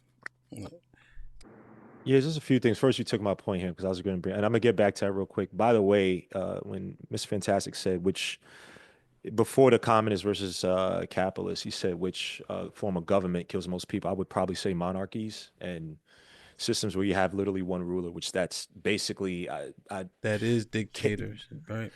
Dictators, right? But again, their form of government. Communists or dictators. Communists or dictators. That's not my bro. point. That's not my point. Because Genghis Khan wasn't a communist, right? So I'm saying the form of government to which you said that which one's the most deadliest. Before y'all got into the communists versus capitalists, you said which form of government. I'm telling you. Even back then, just respectfully, Reaper, please just Google it, bro. I don't think y'all understand. I don't have to. I don't think that's so. When Genghis Khan killed, I think was it? Is that your main point that you wanted to harp on, Reaper? No. I'm just okay. I forget that point because but I'm trying to say that it's not communist, not the most deadliest because I'm talking about monarchies and actual one a king ruler system. Those are probably killed a lot more than communism and capitalism, right? So that was my point.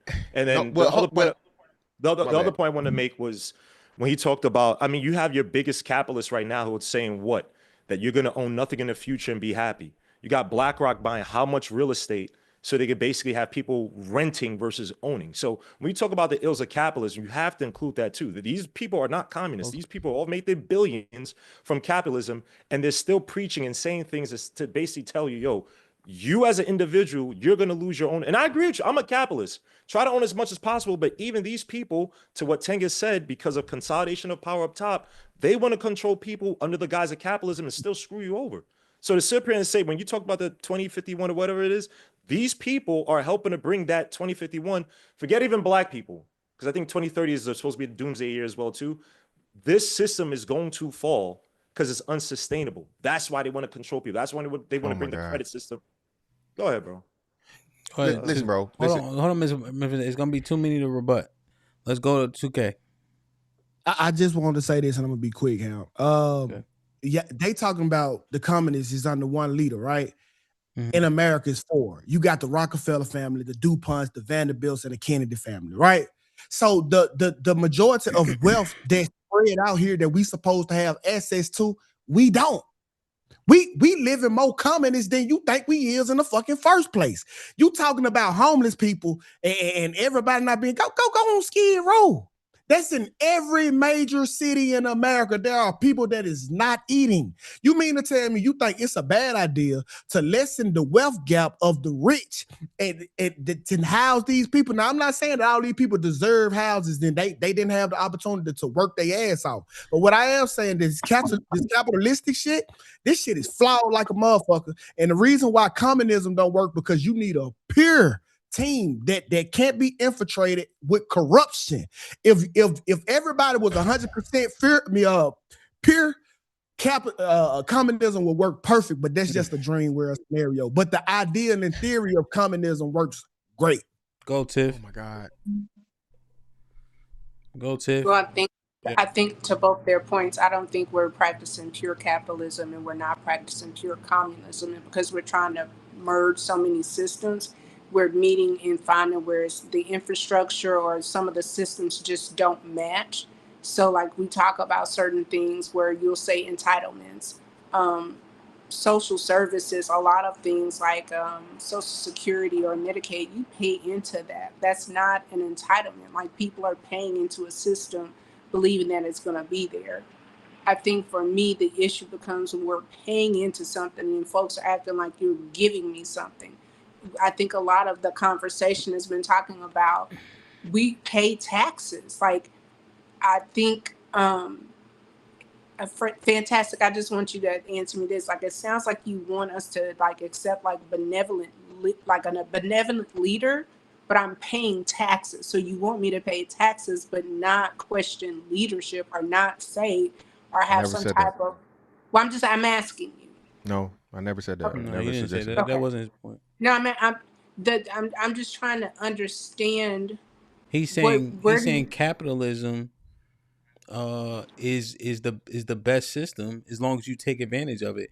Communism has the people are not benevolent enough to 2K's point for communism, Marxism to work without being corrupted, and that has also killed the most people by starving the people okay. out when you control the resources.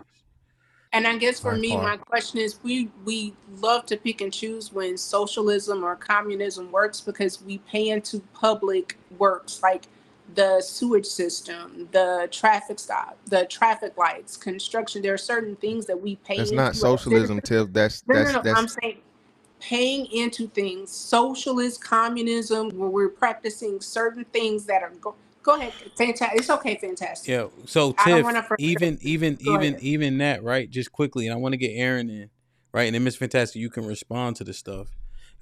Even that is oftentimes based on, right, the resources that are coming from those people and then funding their own projects within their neighborhood. So as an example, real estate what's it called? Property taxes, right? Fund the Mm-hmm. schools in that area. You Right. see? So when you pour in, you get it back in terms of how capitalism works in terms of like your infrastructure where you live and such. And everybody Which pays is property tax, but it doesn't That's necessarily. communism, though. Yeah, that's communist so you principles. communism. Those are socialism I principles. thank you. literally I'm not just like, communism. well, what I was we're saying, talking about the my bad, I five. was unclear, right? So I'm saying you live in that area benefits directly, So I feel I'm saying feel Tenga, right? Because I'm trying to understand. Communism feels like I pay all these taxes because of where I live, and that gets spread out amongst the whole city. And Well, for one, you don't even own property, Hamp. So that don't even make sense. No, again, what you're You're saying can stuttering, be the brother. case.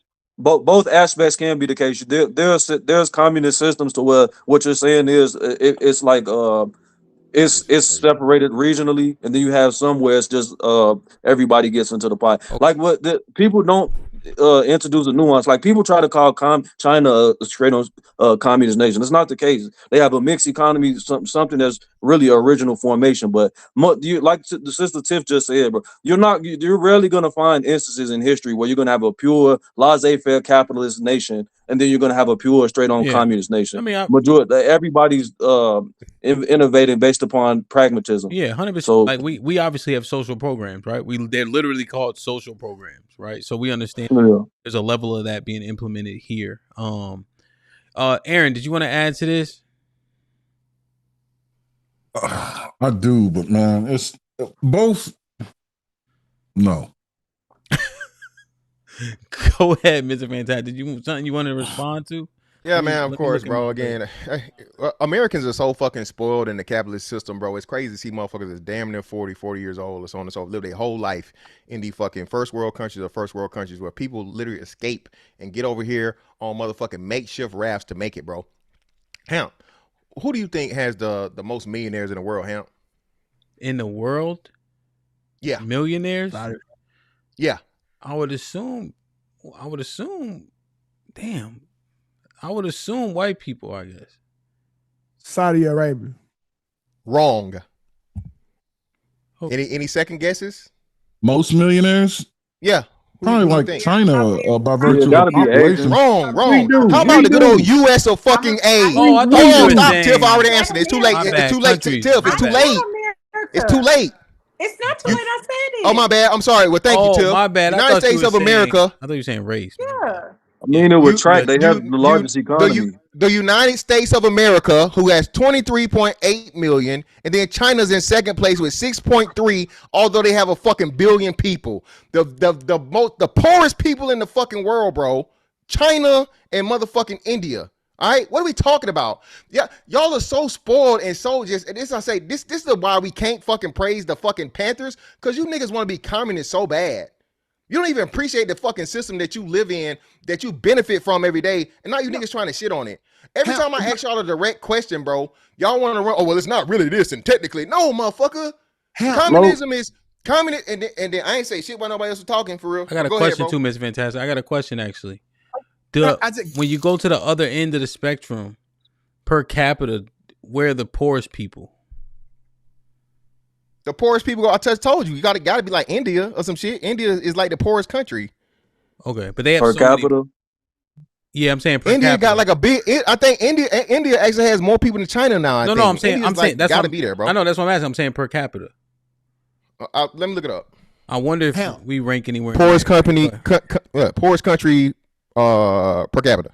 But that's not going to be the U.S. is not going to be in that because the standard of living. The standard of living. So it says South Sudan. South Sudan is the poorest country in the world.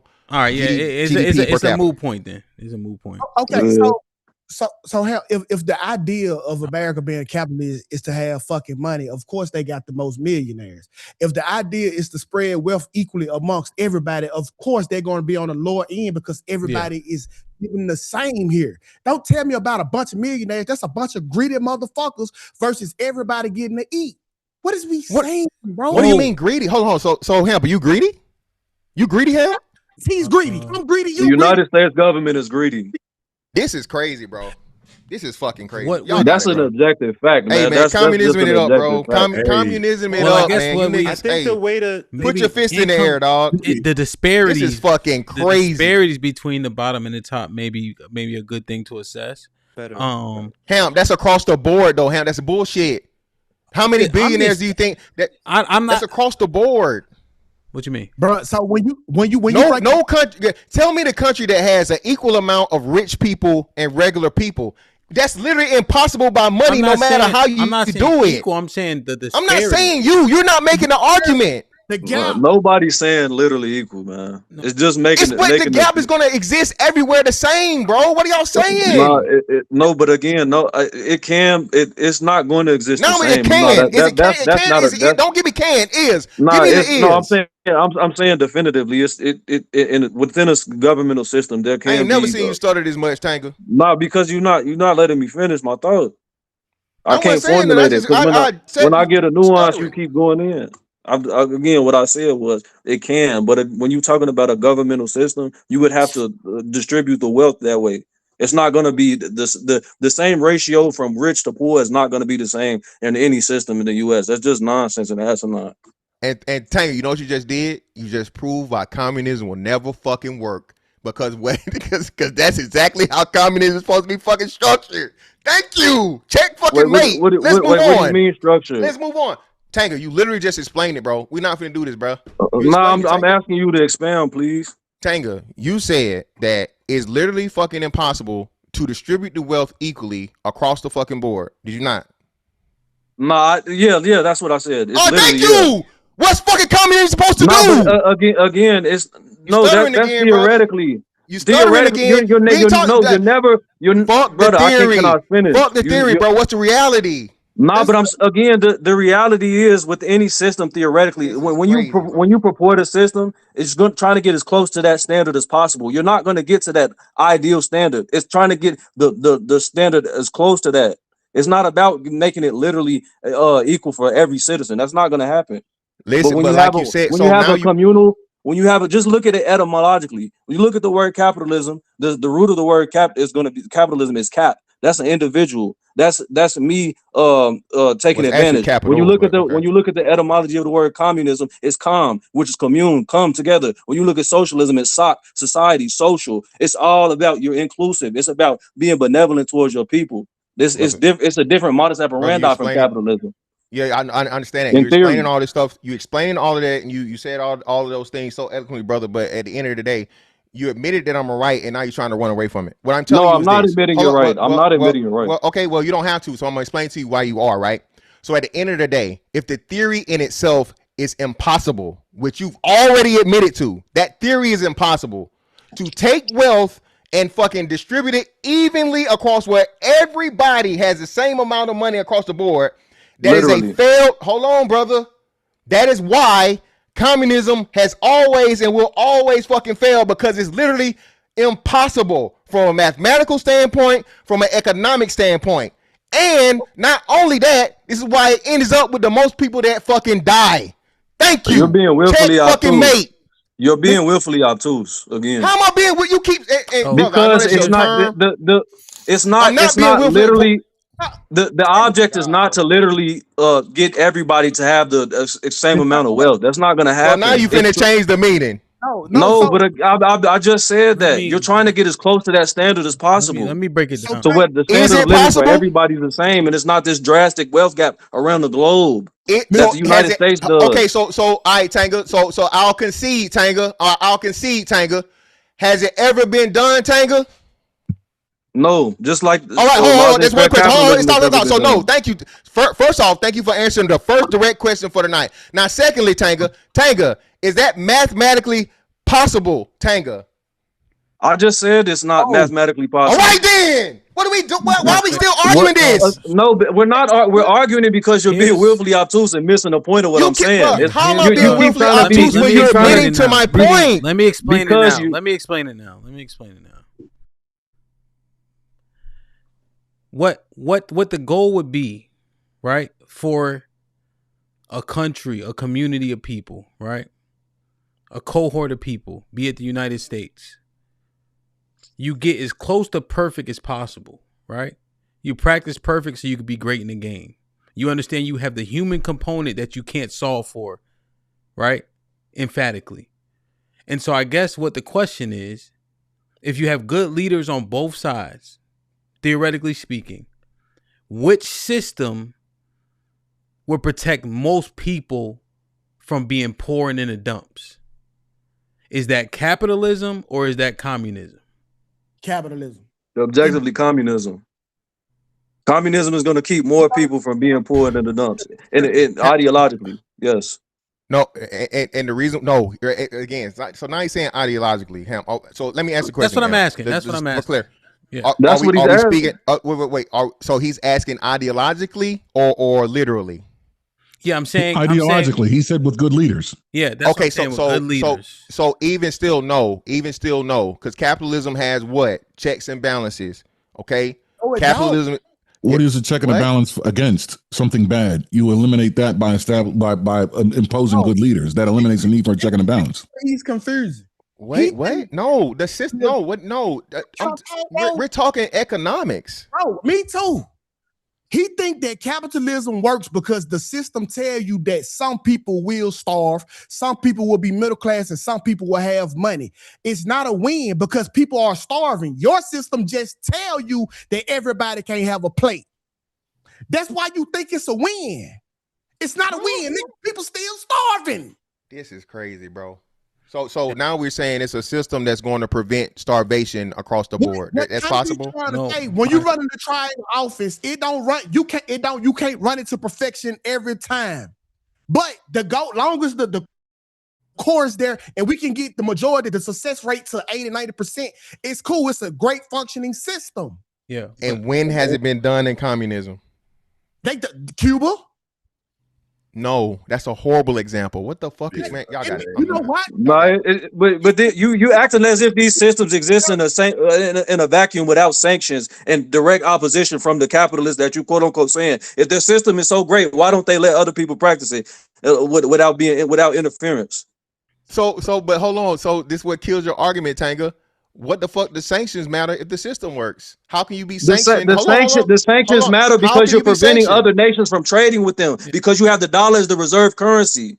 In order to do international trade, they weaponize the dollar, so it restricts your mobility and ability to trade. So you get a surplus for your people, so that communism can be implemented. So capitalism still wins. All right, no, it doesn't, bro. What are you talking? Like this? What I be? All right, bro. If that's what you survive from that, dude, you got it. Capitalism don't still win. Yeah, I understand the point.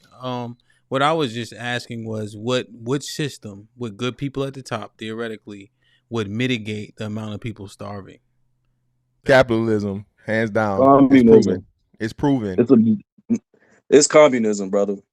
Okay. When you can't have proof positive of your theory, brother, your theory is moot, dog. Okay, when you have the actual system I have the actual system that's contrary to yours or in competition with yours, and I can line them up side by side, and mine is going to prove more than yours will by fucking astronomical numbers. No, but wait. We're not operating in theory right now. We're operating in hypothesis. He gave us a hypothetical situation. In theory, you're right, is a hypothesis based, after you include the study of evidence.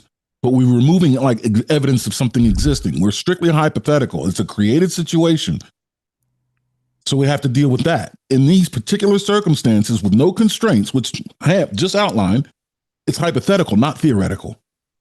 Yeah. Okay, so hypothetically, Yeah, it would be I would communism still- because the definition of communism is to protect the community where capitalism relies on competition, which means there's a winner and a loser, an eater and a starver.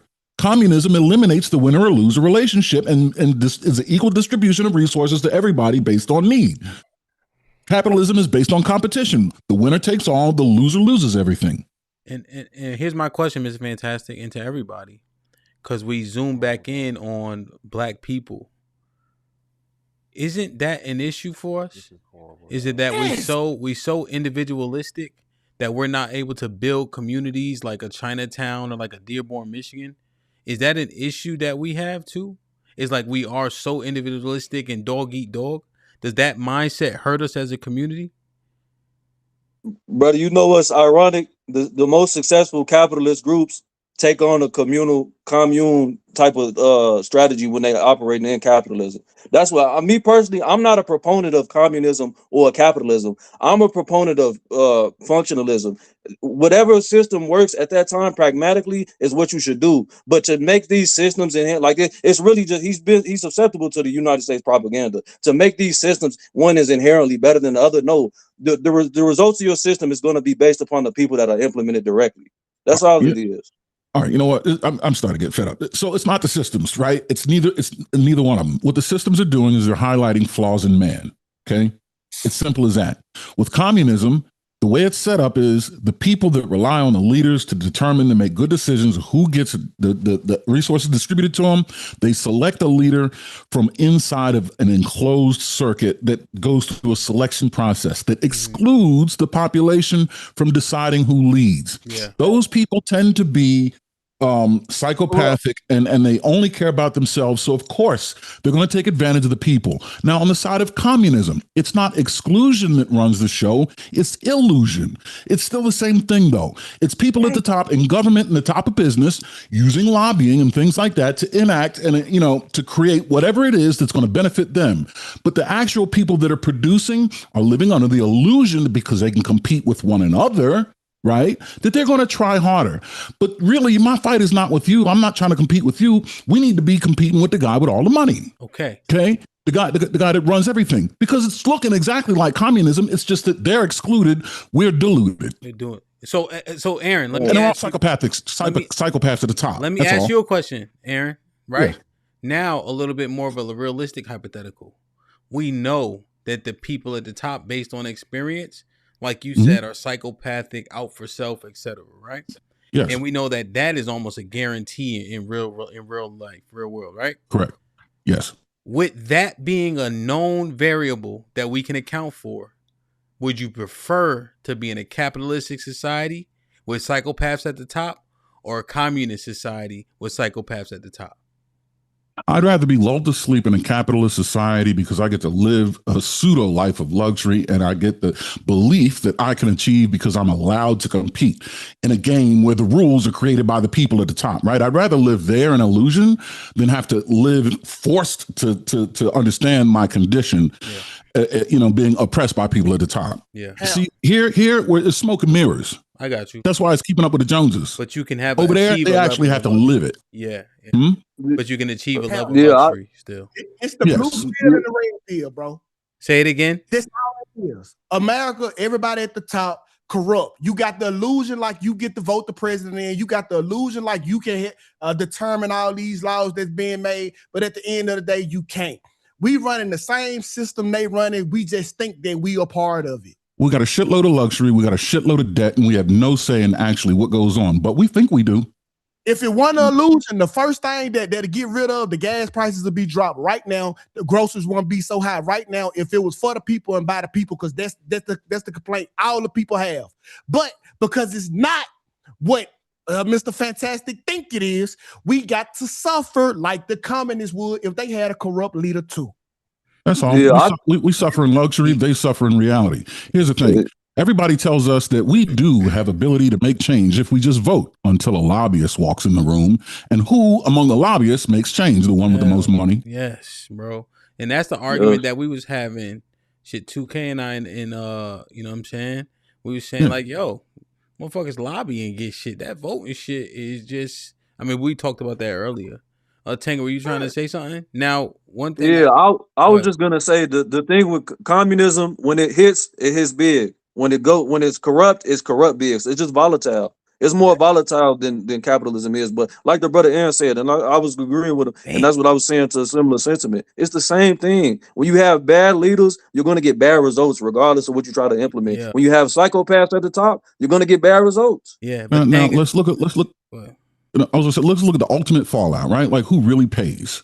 In a capitalist society, right, we all get to live in the illusion of luxury, but we're really facing the same reality. Who pays for that? Everybody outside of that environment, right? We're bullies, essentially, where we go and take from other people to feed our sense of illusion by living a life of pseudo luxury. Everybody else is like the kid that's self-deletional in school, right? He's not a bully. He's on the other end of it. He's stewing in his own misery, and he deletes himself. We, the bully, delete other people to get, to fool ourselves. They delete themselves because they're living in reality, all because we're falling under psychopathic rule. Yeah. It's not the system. It's flaws in man. You're either defective or deficient. Yeah. It's that simple. I'd rather, with Aaron being right, give me capitalism. God damn it. That's all. Communism's the best thing for man. Capitalism's the best thing to live with.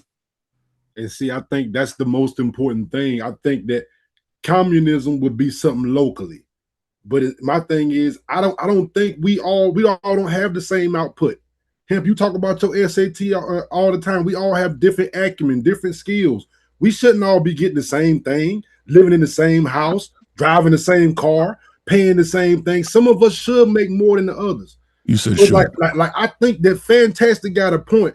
Where it just seems like we got this communist strand in the black community. I don't know.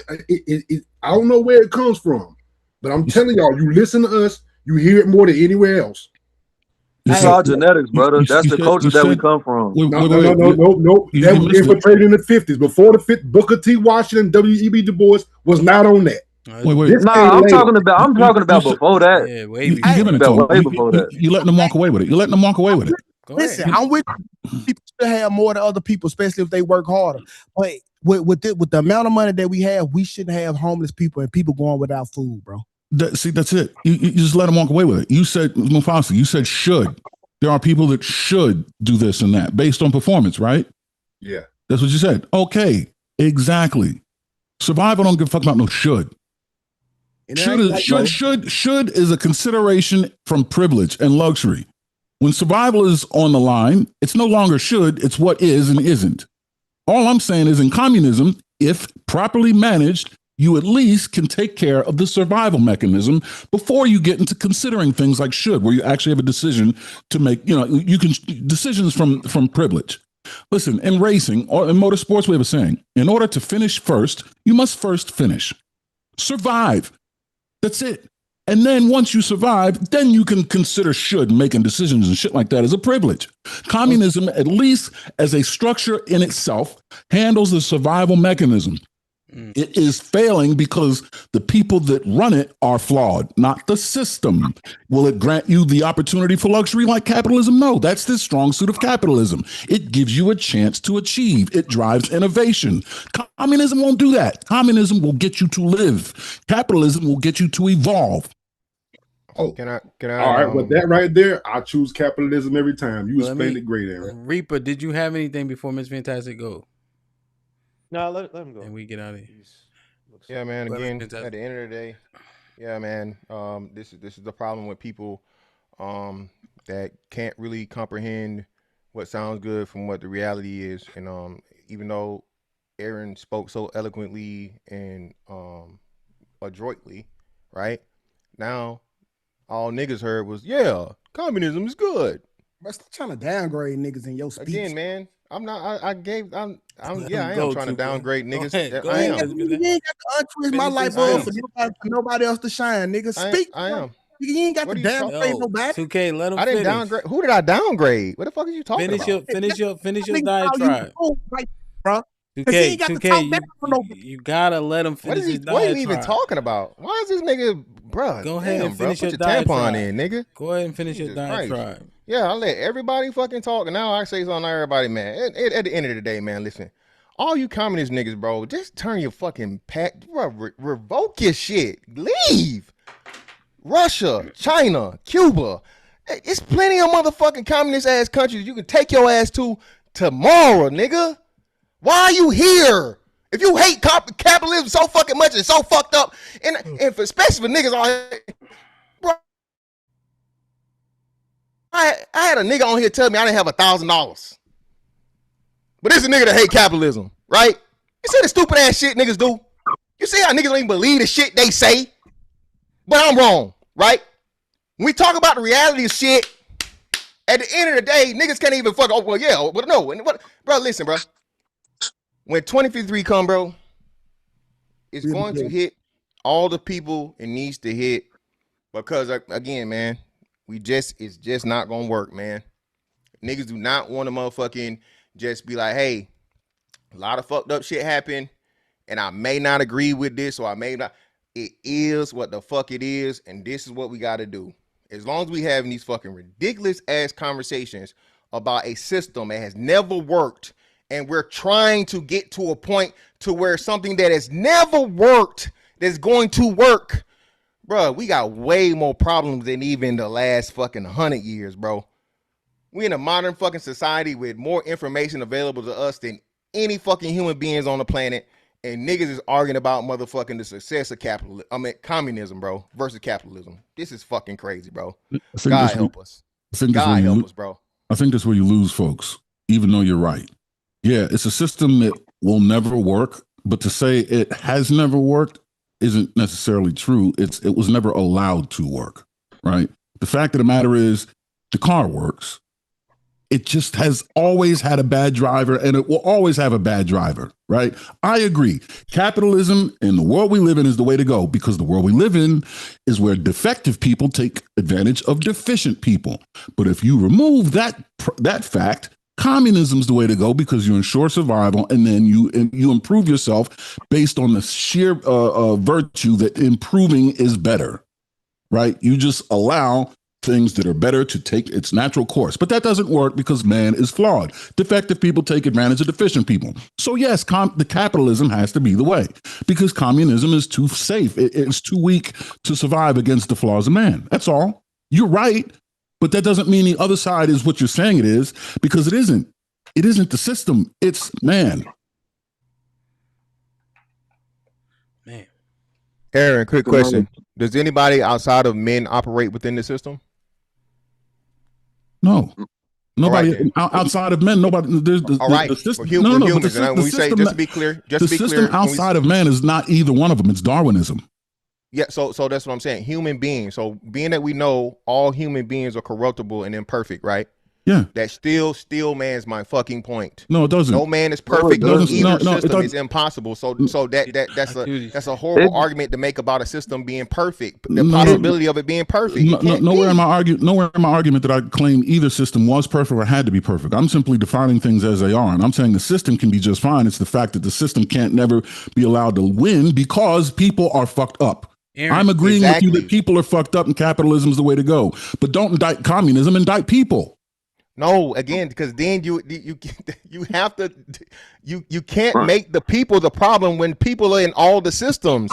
So when people across the board are the common denominator, now you have, if people are the common denominator, the different system has to be the issue. Yeah, no, but it's not. The system is designed to work when managed properly. Yeah, capitalistic system. It's been there again, but the design doesn't have a flaw. It's user error.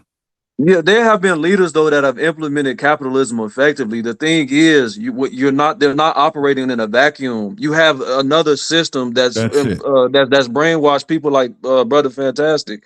And they're going by any means necessary to destroy any progress that these people make in terms of implementation. Now, the brother gave a great example with Cuba. Cuba has some of the best doctors in the world. With the resources they do have, they don't have a super resource surplus because of sanctions. But what they do have, they do what they can with it. If those sanctions were taken away from places like Cuba, they would be living in luxury relative to capitalism. Fact. And the capitalism works so bad, they want to kill all the comedies, especially like the Black Panthers. What's the threat? You just let it fail on its own, right? Facts. Well, that's why I said earlier, capitalism ends up being a bully. The price that is paid for the luxury that capitalism is able to achieve is paid for by the people that they bully, right? That's why communism can't work, because the flaw of inside of man leverages capitalism. It makes the bully the powerful one. But still, even here, the bully at the top still is creating the same exact results for everybody, which is all for them, none for us. We're just living in illusion. If you eliminate that flaw, I'm telling you, everything will balance out. It's just that I would agree. I agree with that, but I'm saying in vacuums, if these systems what you're saying that there's always going to be somebody that's evil practicing capitalism. What I'm saying is that doesn't have to be the case. That it is. I'm just if the roles were reversed, because we make at the end of the day, if that's what you're purporting, then you're doing it. It's a theory that humans are going to have a predisposition towards capitalism, which it isn't the case because it's relatively recent. No. What I'm saying is that there's a diversity, a biodiversity that will eventually pit one against the other anyway.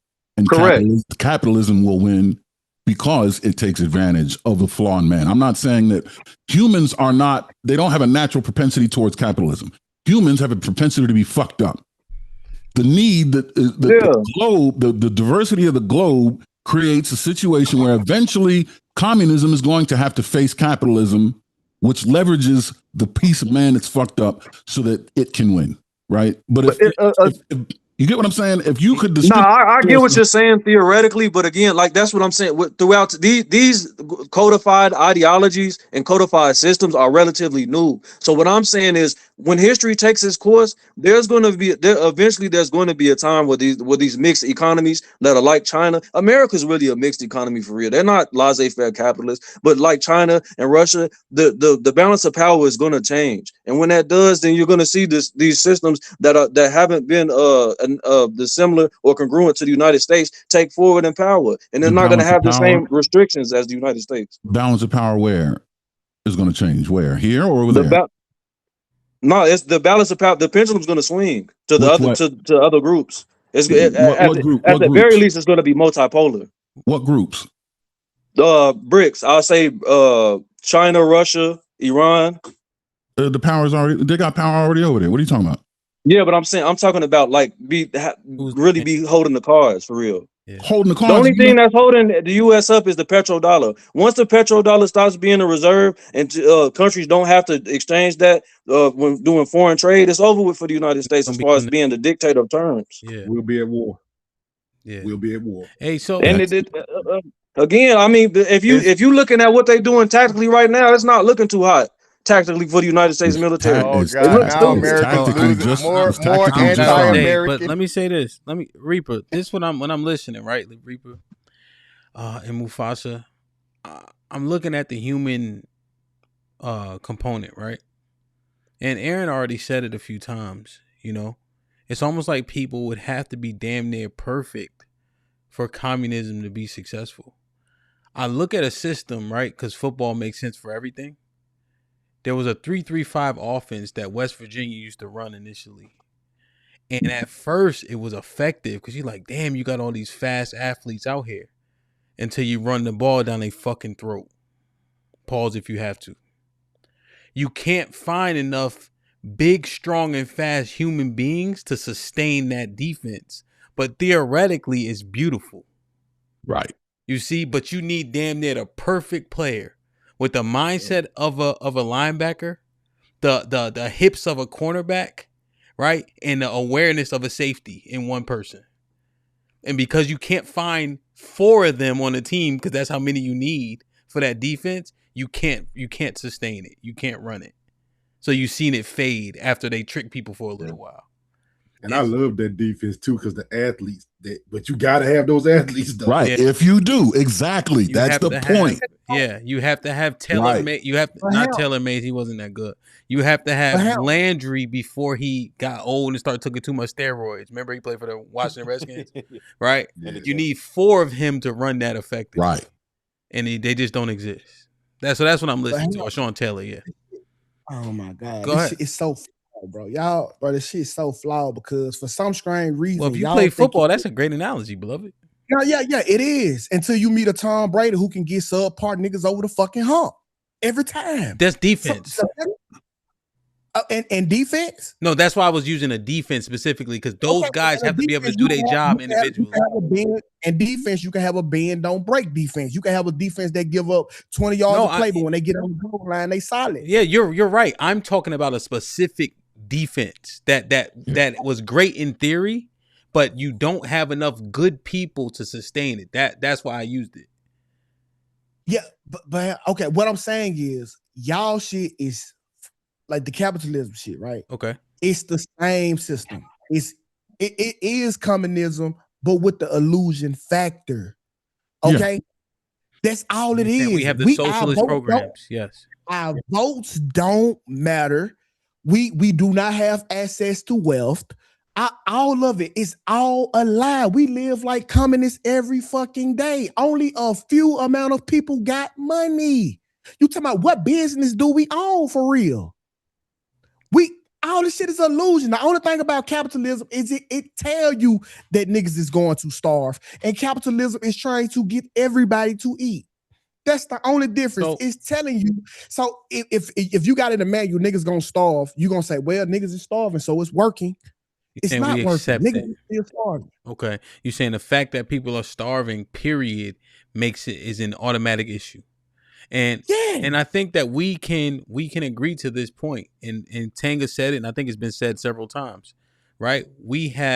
It's not laissez-faire capitalism, right? Because we have social programs, literally, right? That prop as many people up as possible based on your access, you know? So 100%. So I don't think anybody's ignoring that point. But I think here's the key is that you do have the ability, at least illusionary speaking, is that even a word? At least the illusion of the ability to get on high. What good is a fucking illusion? Niggas think they own their house. I dare you to miss a tax payment on that bitch. Niggas think they own shit, bro. Niggas be telling me to buy houses is a grace of heaven. This how you start building generational wealth. Mix a tax payment on your house and watch where it go. Right back to the communist goddamn government, America. The unfortunate thing is the beauty of illusion. Hey, dog, take the red pill. The beauty of illusion is it hides your eyes from the pain of light, of reality. You know what I mean? Like that's the problem. It's a comfortable place to be. It's right, and you got to admit. There's a benefit to that.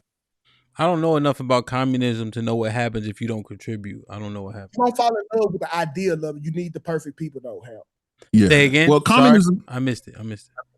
Yeah, what did you say? 2K. You don't fall in love with the ideal of it, but you need perfect people. You need 6 Jesus to run a perfect communist country. But the ideal of it is perfect.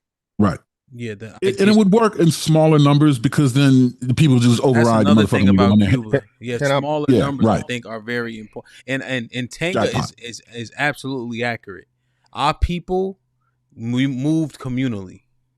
Yes. And what happens? So can I pose a question? Can I pose a question?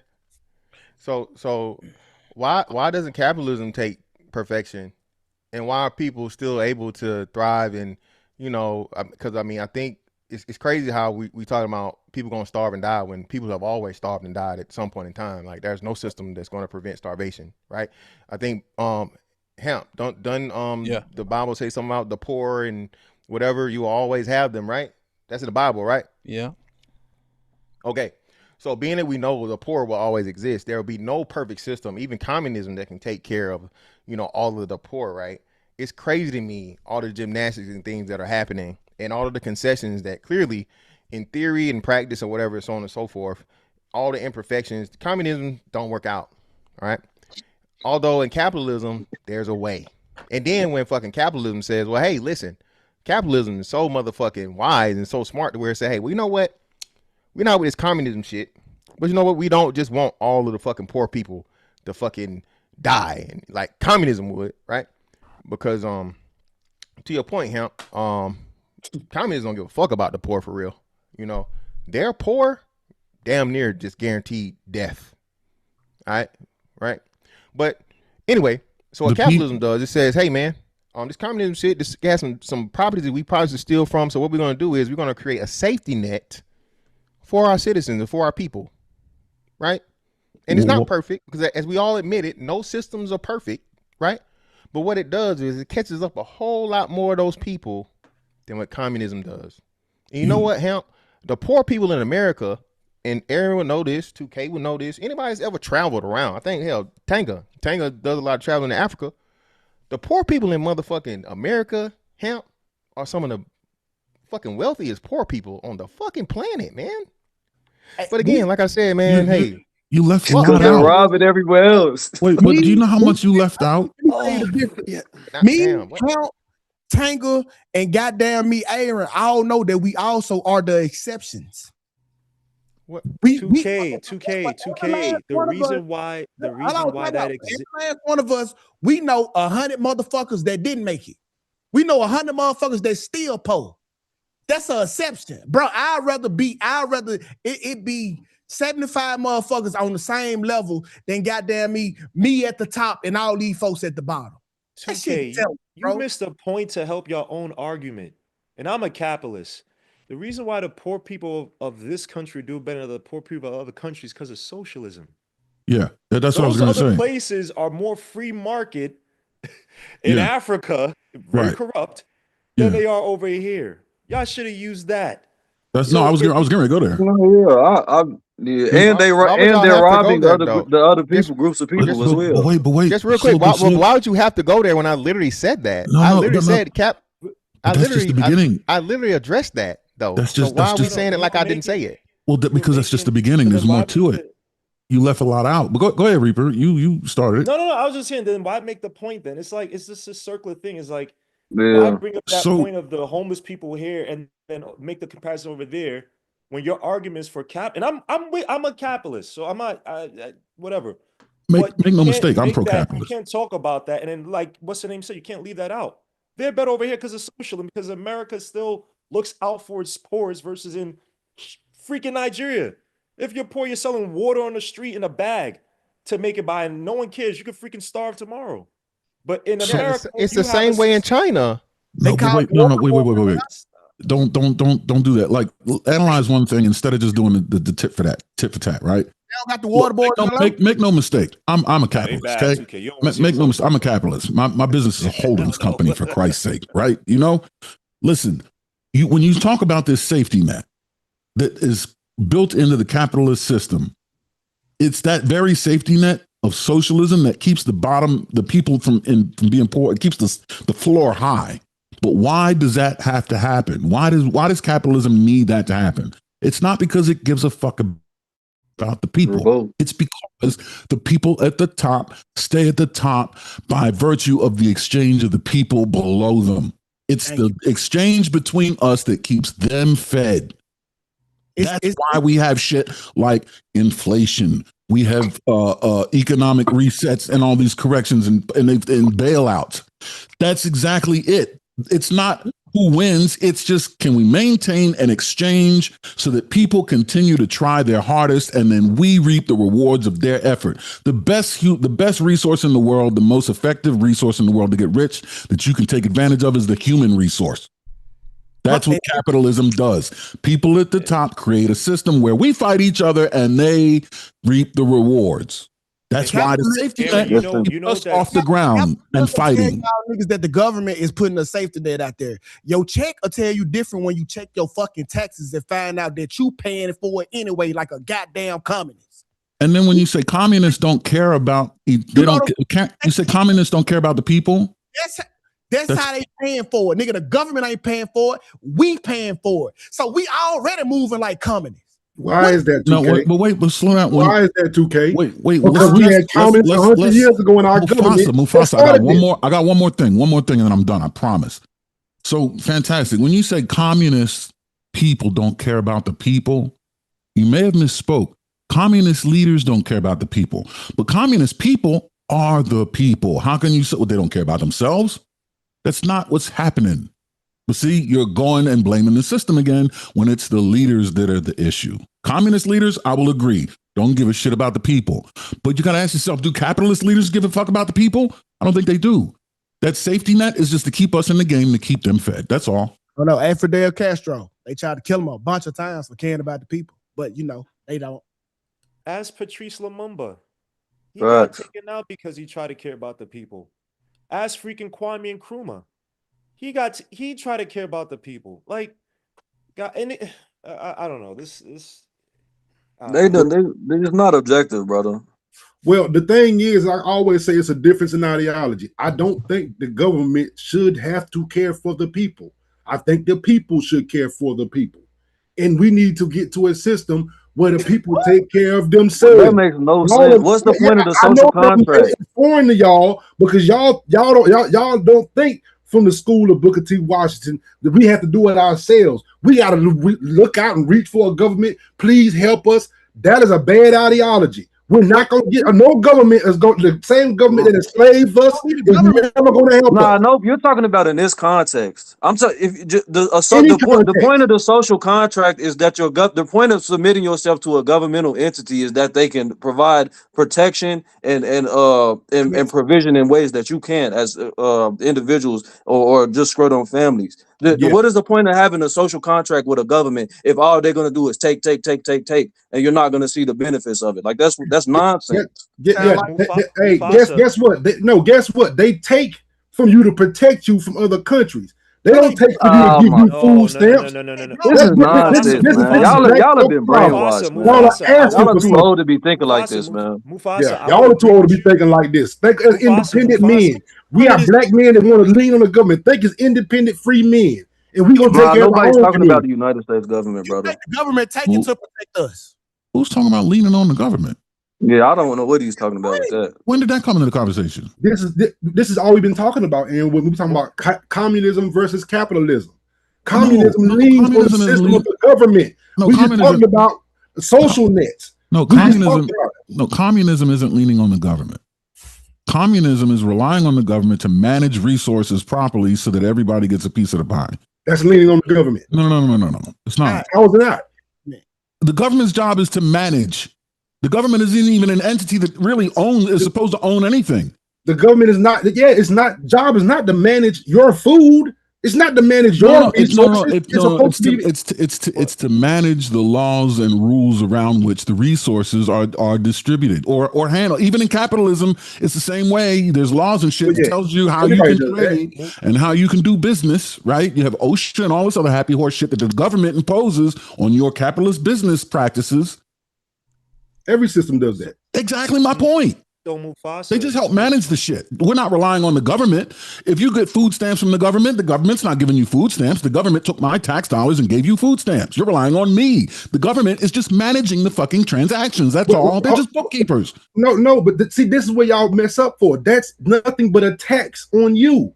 That's the point. That's the point. Nobody's leaning on the government. We're leaning on each other, and the government's a middleman to manage the transactions. That's all. Do we think at any point that they're not making money off this? We don't need them to manage no transactions. They got to earn a salary, but that's why they're in bed. That's the point about capitalism. They're in bed with the people at the top of the actual money. They're the ones but it's not the government. It's the cronyism. But think about, we're so bad as a people. We need the people up top to manage our money to give to our brother. No, we don't have a choice. They put us there. No. That's the thing. Now you're highlighting the flaw in capitalism. That's the illusion. Exactly what I'm talking about. The fact that they have so much money, we don't have a choice to let them manage our shit. No, that's a flaw in community because we go to the government to manage our money instead of taking care of ourselves. Then why in capitalism nobody storms the castle? How come?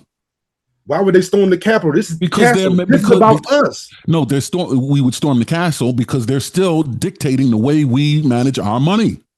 You can't do shit unless lobbyists and government officials say you can. No, capitalism is the system. No, we're down here. Why can't we take care of ourselves in our own community? Why are we going up to a government telling them to manage our money? Why can't our churches do that? So again, either storm the castle or establish a new economic environment within this one. We don't have to do it. We can go back to what we used to do. Take care of each other instead of asking the government to do it. You take care of each other. You know what that sounds like? What? Sound like communism.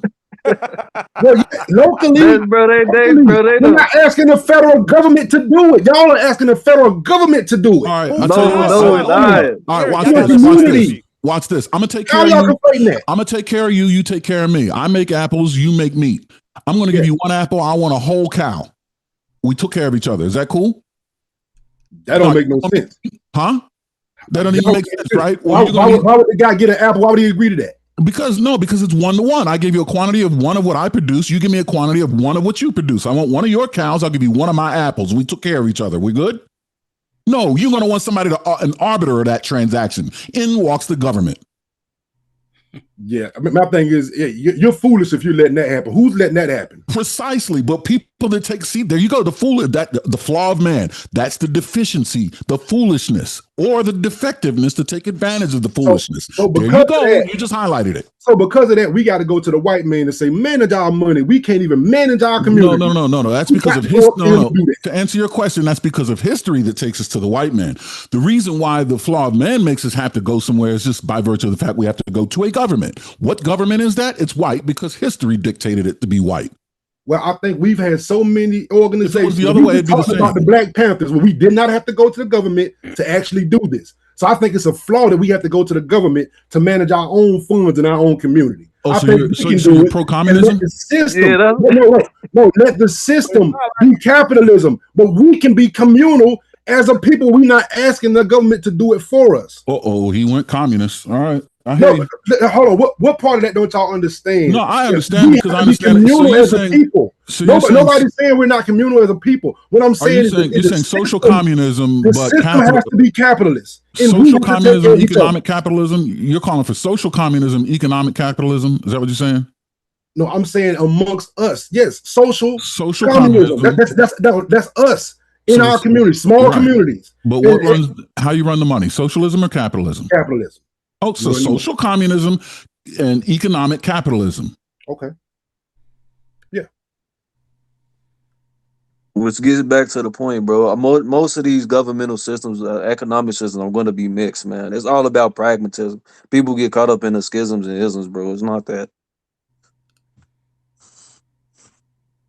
Well, they use money in China. They use money in China. It's fucking capitalism, man. It's a mixture. It's a mixture on both sides. I just think capitalism is more the private production. If you worked for a penny and went and spent that penny on something, that's fucking capitalism, bro. You didn't just wake up and tear a sheet off to go get your rations. That's communism.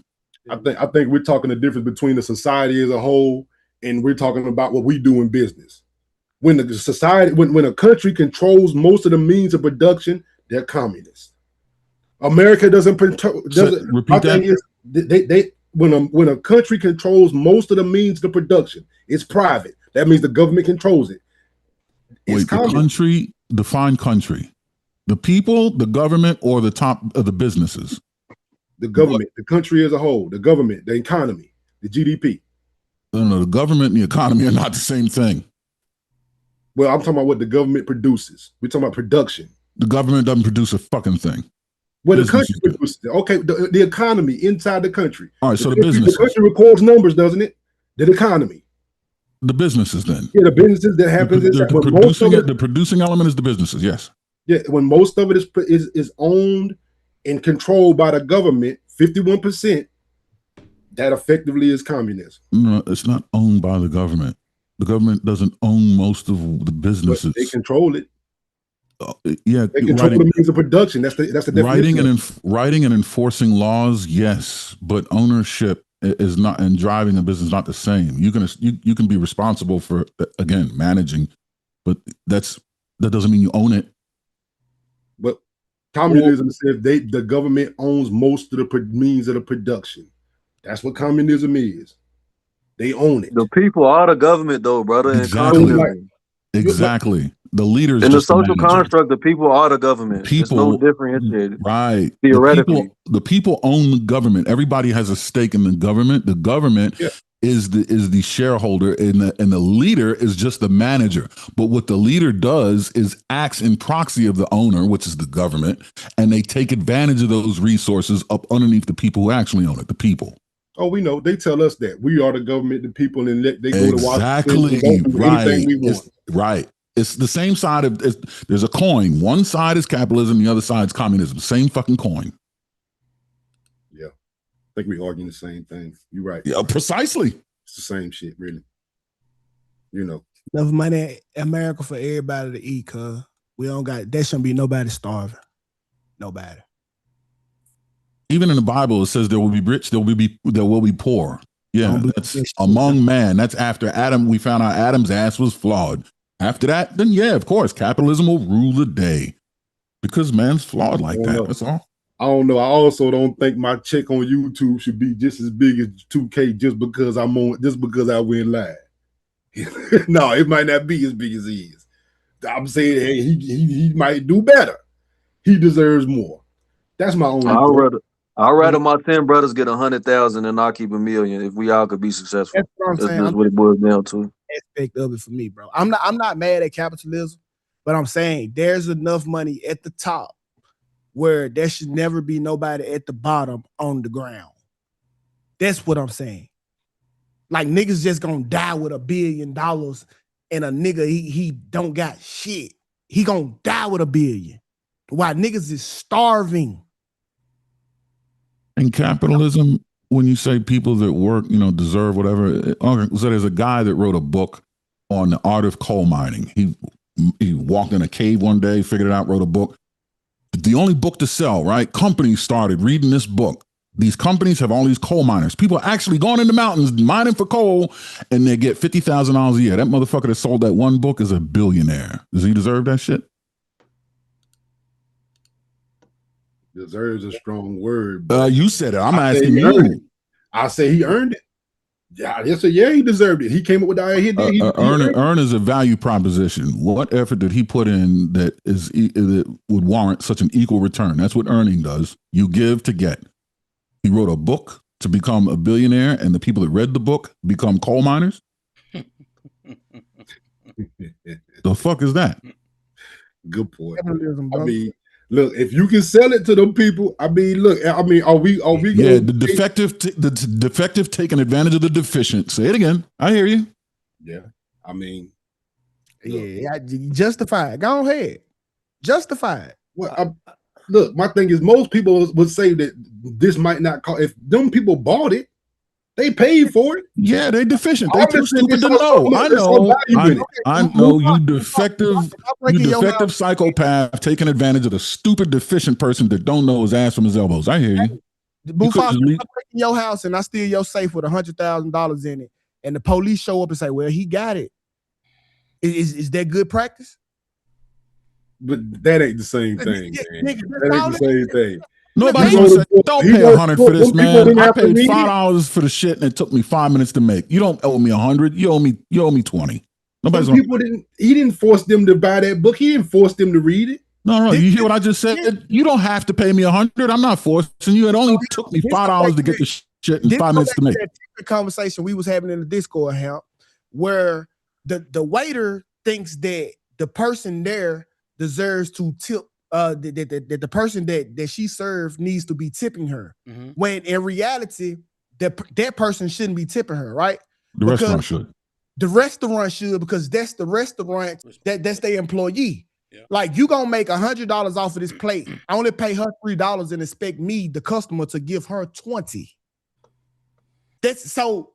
Why I say this compare is only because the lower class chick can see me. That's who she can place blame on. But she won't meet the CEO of her company to say, "Hey, man, you should pay me more. This person should have to pay me." You putting the blame on the wrong person, my guy.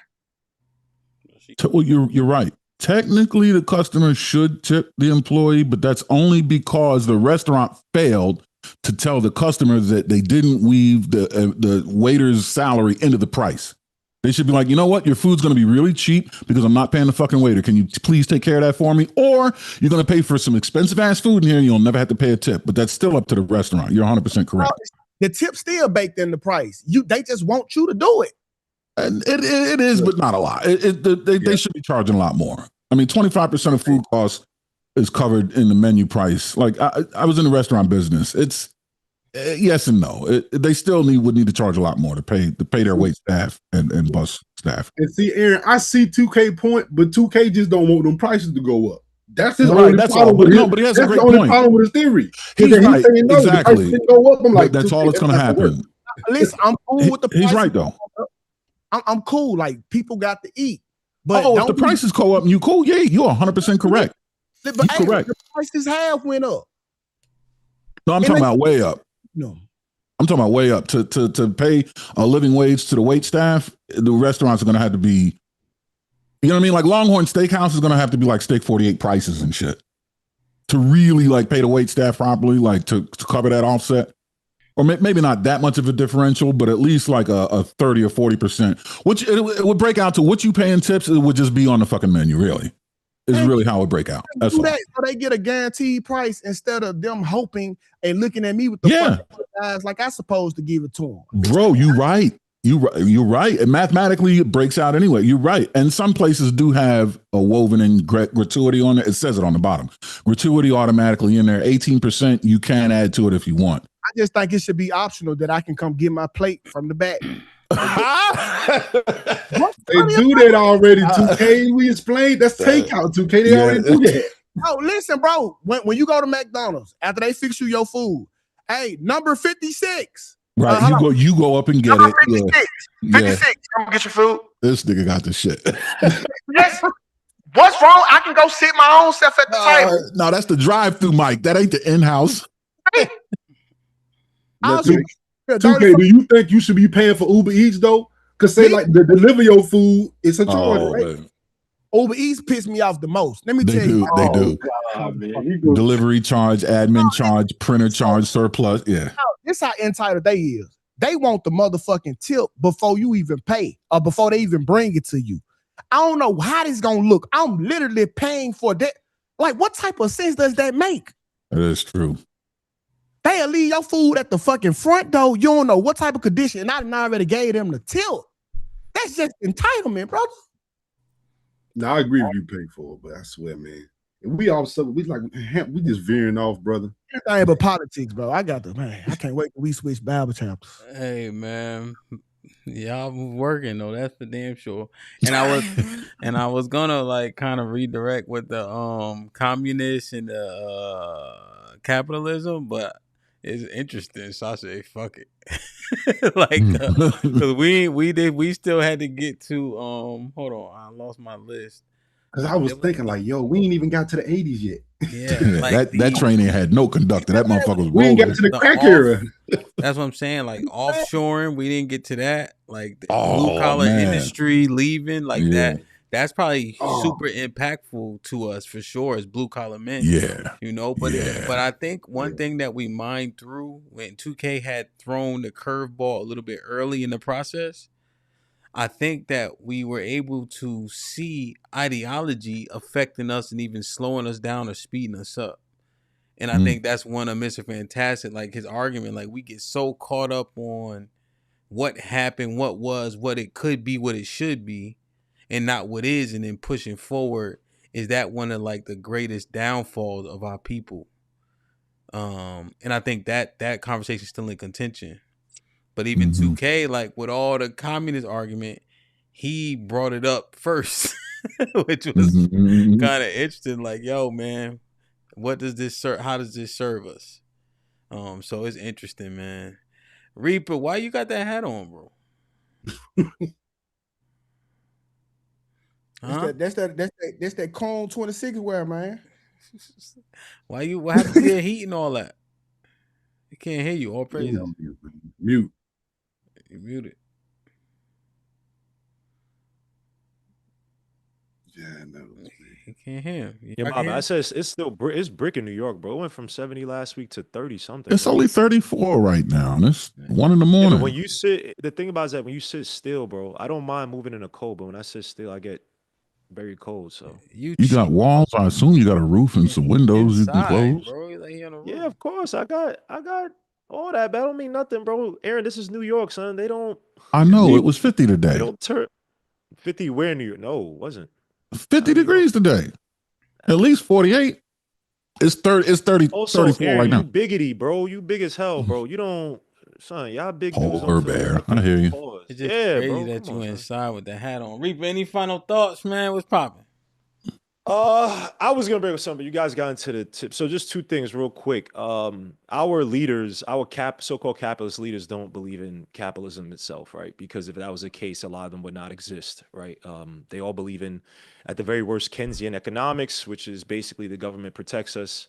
When they get their profits, it's privatized amongst them. When they get their losses, it's publicized. Everyone has a Distribute. share Yep. in it. So I don't think these people believe, and there's actually a term called corporate communism.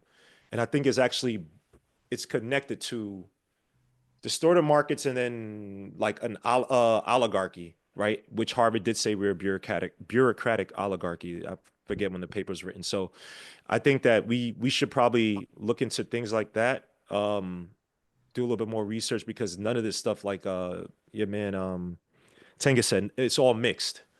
And even these people don't want to live in a pure capitalistic society. So yeah, that's mostly what I had, man. Also, too, man, Suits Miss Fantastic, but I think you need to afford more complexity to things that black people do. Because when you say things like the Black Panthers were as harmful as the crack era, I mean, that might be one of the most ignorant things I've ever heard in my life. When you got 2K saying that his relative was a Black Panther, I would probably want to be around that relative 10 times more than I want to be around a crackhead or a former crackhead. So I think you need to afford more complexity to how a black person thinks. It's not just black and white stuff, even to your point of communism being the driver behind some of these movements.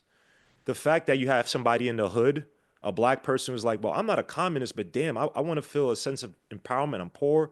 I'm trying to find a way. Them joining the Black Panthers is complexity in thinking, where I do not support communism. I see the drivers, but goodness gracious, I need something to invigorate me. I need something to push me. That is complex in itself. So, suits you, Miss Mental, I ain't trying to attack you, bro, but I just think that you look at black people way too black and white, no pun intended, and I think that's extremely harmful. So, suits you, bro, but, I think we got to do better in that regards, bro. No offense. Mr. Fantastic, any final thoughts? Yeah, man, that's not that's delusion what you're talking about, brother. Again, when you're a realist, dog, that's pretty much how most people see it. Most people feel too much about shit, right? It's crazy. It's juxtaposed about me and Hamp are on a lot of things. The way he speaks, is I think people need to pick up and learn a lot from it. I think again, as with a lot of things we take for granted, stuff that are really right in front of us, but not, understand it or appreciate it, right? Now I'm not saying you maliciously did that, and I don't think you did, Reaper.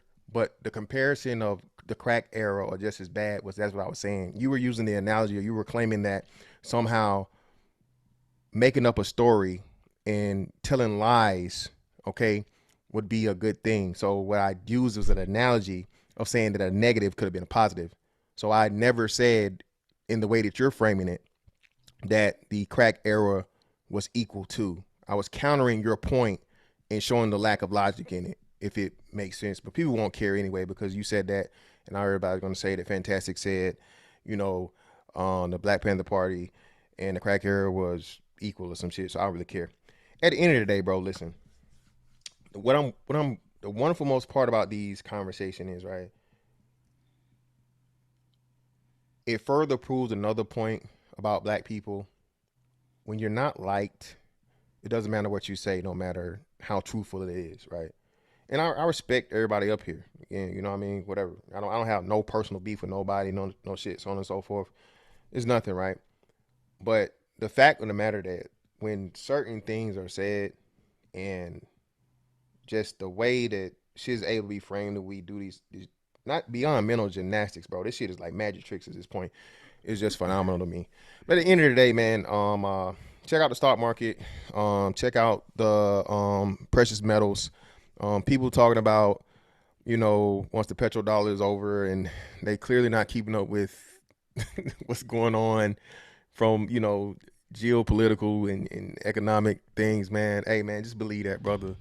And I hope, again, like I said, you put yourself in the best possible position right now to make a whole lot of fucking money in the biggest transfer of wealth in human history. Okay, a lot of us missed out on 2008. If you miss out this time, man, and you end up being one of those poor people, it's all on you, man. Because like I said, everybody buys cigarettes, everybody goes to fucking McDonald's and Starbucks, Jordans, jewelry. But hey, man, y'all got it. Mufasa, any final thoughts?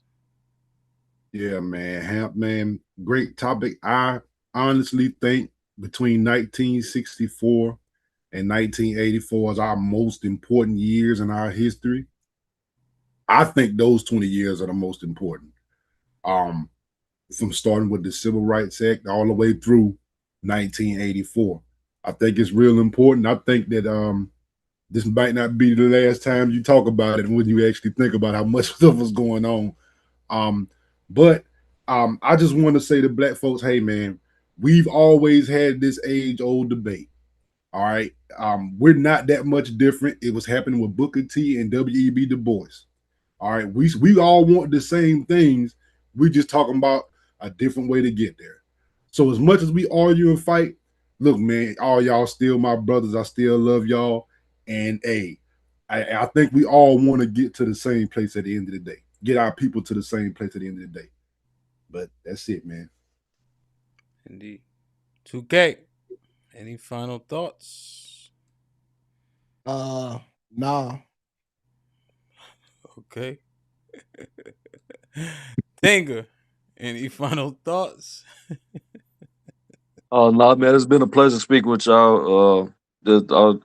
I just feel like, man, and think that it's about objectivity and nuance.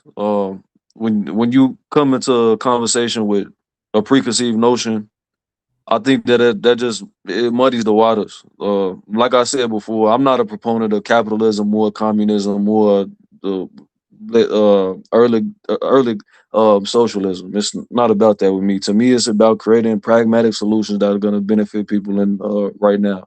Yes, if you can master capitalism right now, you need to do that.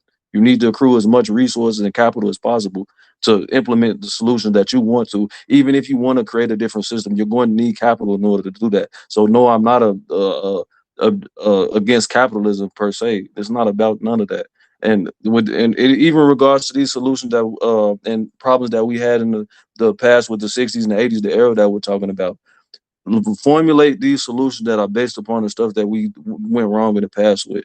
Use these instances to learn from them. We can argue about what was worse, but we all know it culminated and had an adverse effect against us. So all we can do right now is implement solutions. And the best way to implement those solutions is going to be looking at it from an objective point of view and not being propagandized and brainwashed by entities that don't have our best interest in mind. So it's been a pleasure speaking with you, brothers. Y'all have a wonderful night. Indeed. Big Aaron. Yes, sir. Thanks for having me on this, man. Especially in this collection of dissecting the decades, trying to figure out where we are. What you're looking at here is a collection of black men, right, that are successful, wise, driven, capable, resourceful, and intelligent, with receipts to show.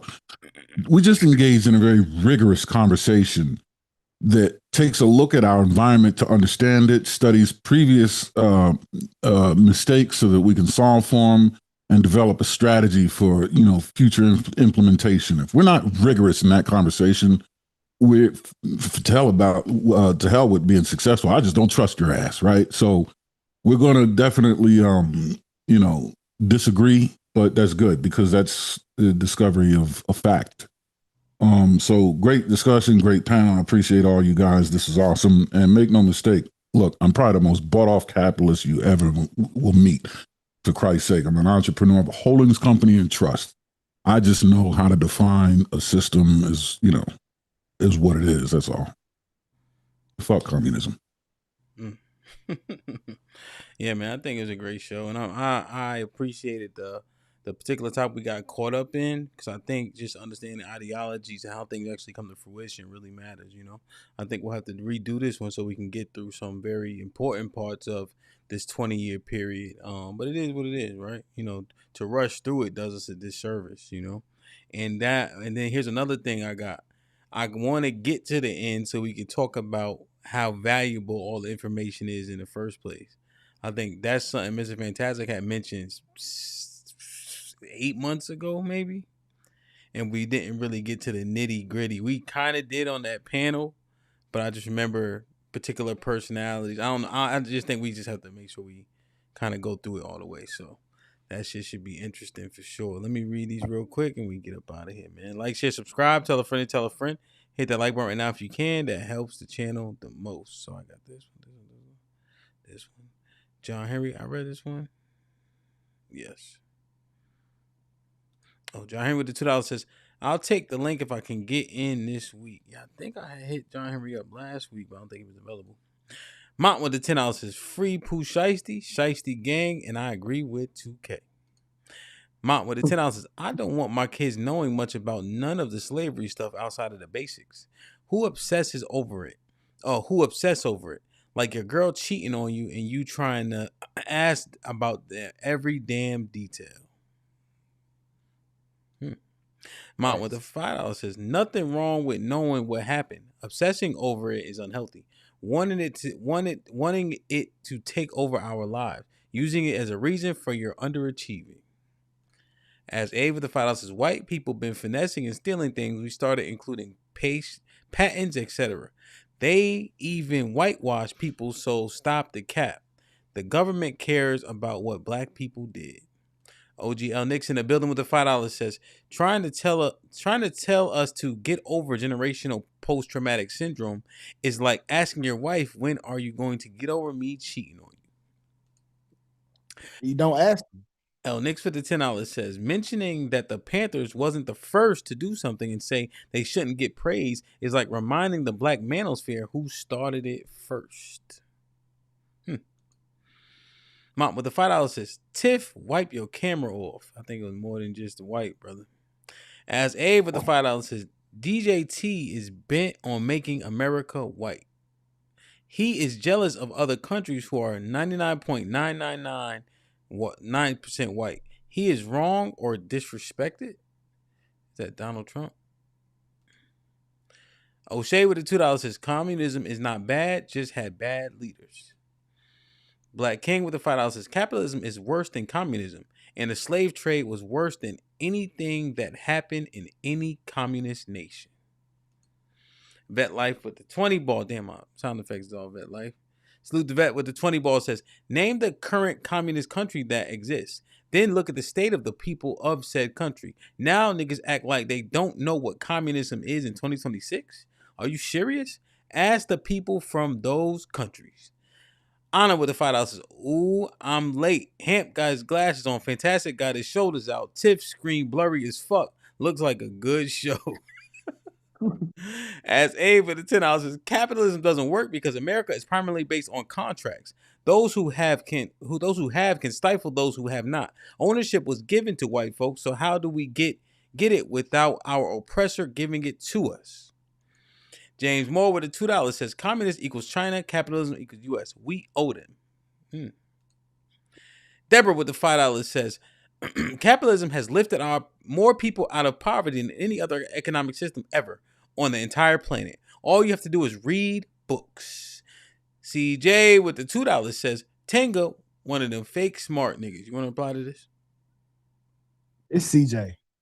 You'll be done. No, have a wonderful night, brother. I appreciate your contribution. Shay with the $5 says, Tupac, they got money for war but can't feed the poor. This the same person who celebrated food stamps, housing, and child care cuts. What else can we expect? As Abe with the $10 says, why tell each other to pull ourselves up by our own bootstraps when the government gave white people land grants, colleges, provided agricultural support, mechanized their farms, and paid them subsidies? Do your research. Holiday Red with the $5 says, under communism, don't all the people lose and the government wins? Angie with the $5 says, I have $43K in Social Security and can't touch it. Talk about it. Social Security is the biggest tax. Died today with no child or spouse and is lost. We were ready with the $5 says, Aaron's on point. Just gave me clarity. Ashay with the $2 says, congratulations to the first Not Her Fault show. Oh well, I vehemently reject this premise. Right, I actually take exception with stuff like this, to be honest. I think you have to listen and tune in more consistently, and you'll find that this isn't the case. Mr. Fantastic with the $5 says, shout out to everyone saying capitalism don't work by donating American dollars to an American entrepreneur. Like, share, subscribe, tell a friend to tell a friend. Hit that like button right now if you can. That helps the channel the most. Get in the Discord tomorrow. It's Toxic Thursday. We have a great few days of events upcoming. It looks like we have This Might Get Rocky 4 on the rise. Houston, Texas. This might be risky weekend. Dates, times, etc. to come. You heard? But yeah, it should be a great event. Can't wait to see these cat fights. I love y'all. I appreciate y'all. Be safe and do the right thing, man. Like, share, subscribe. Tell a friend to tell a friend. And we out.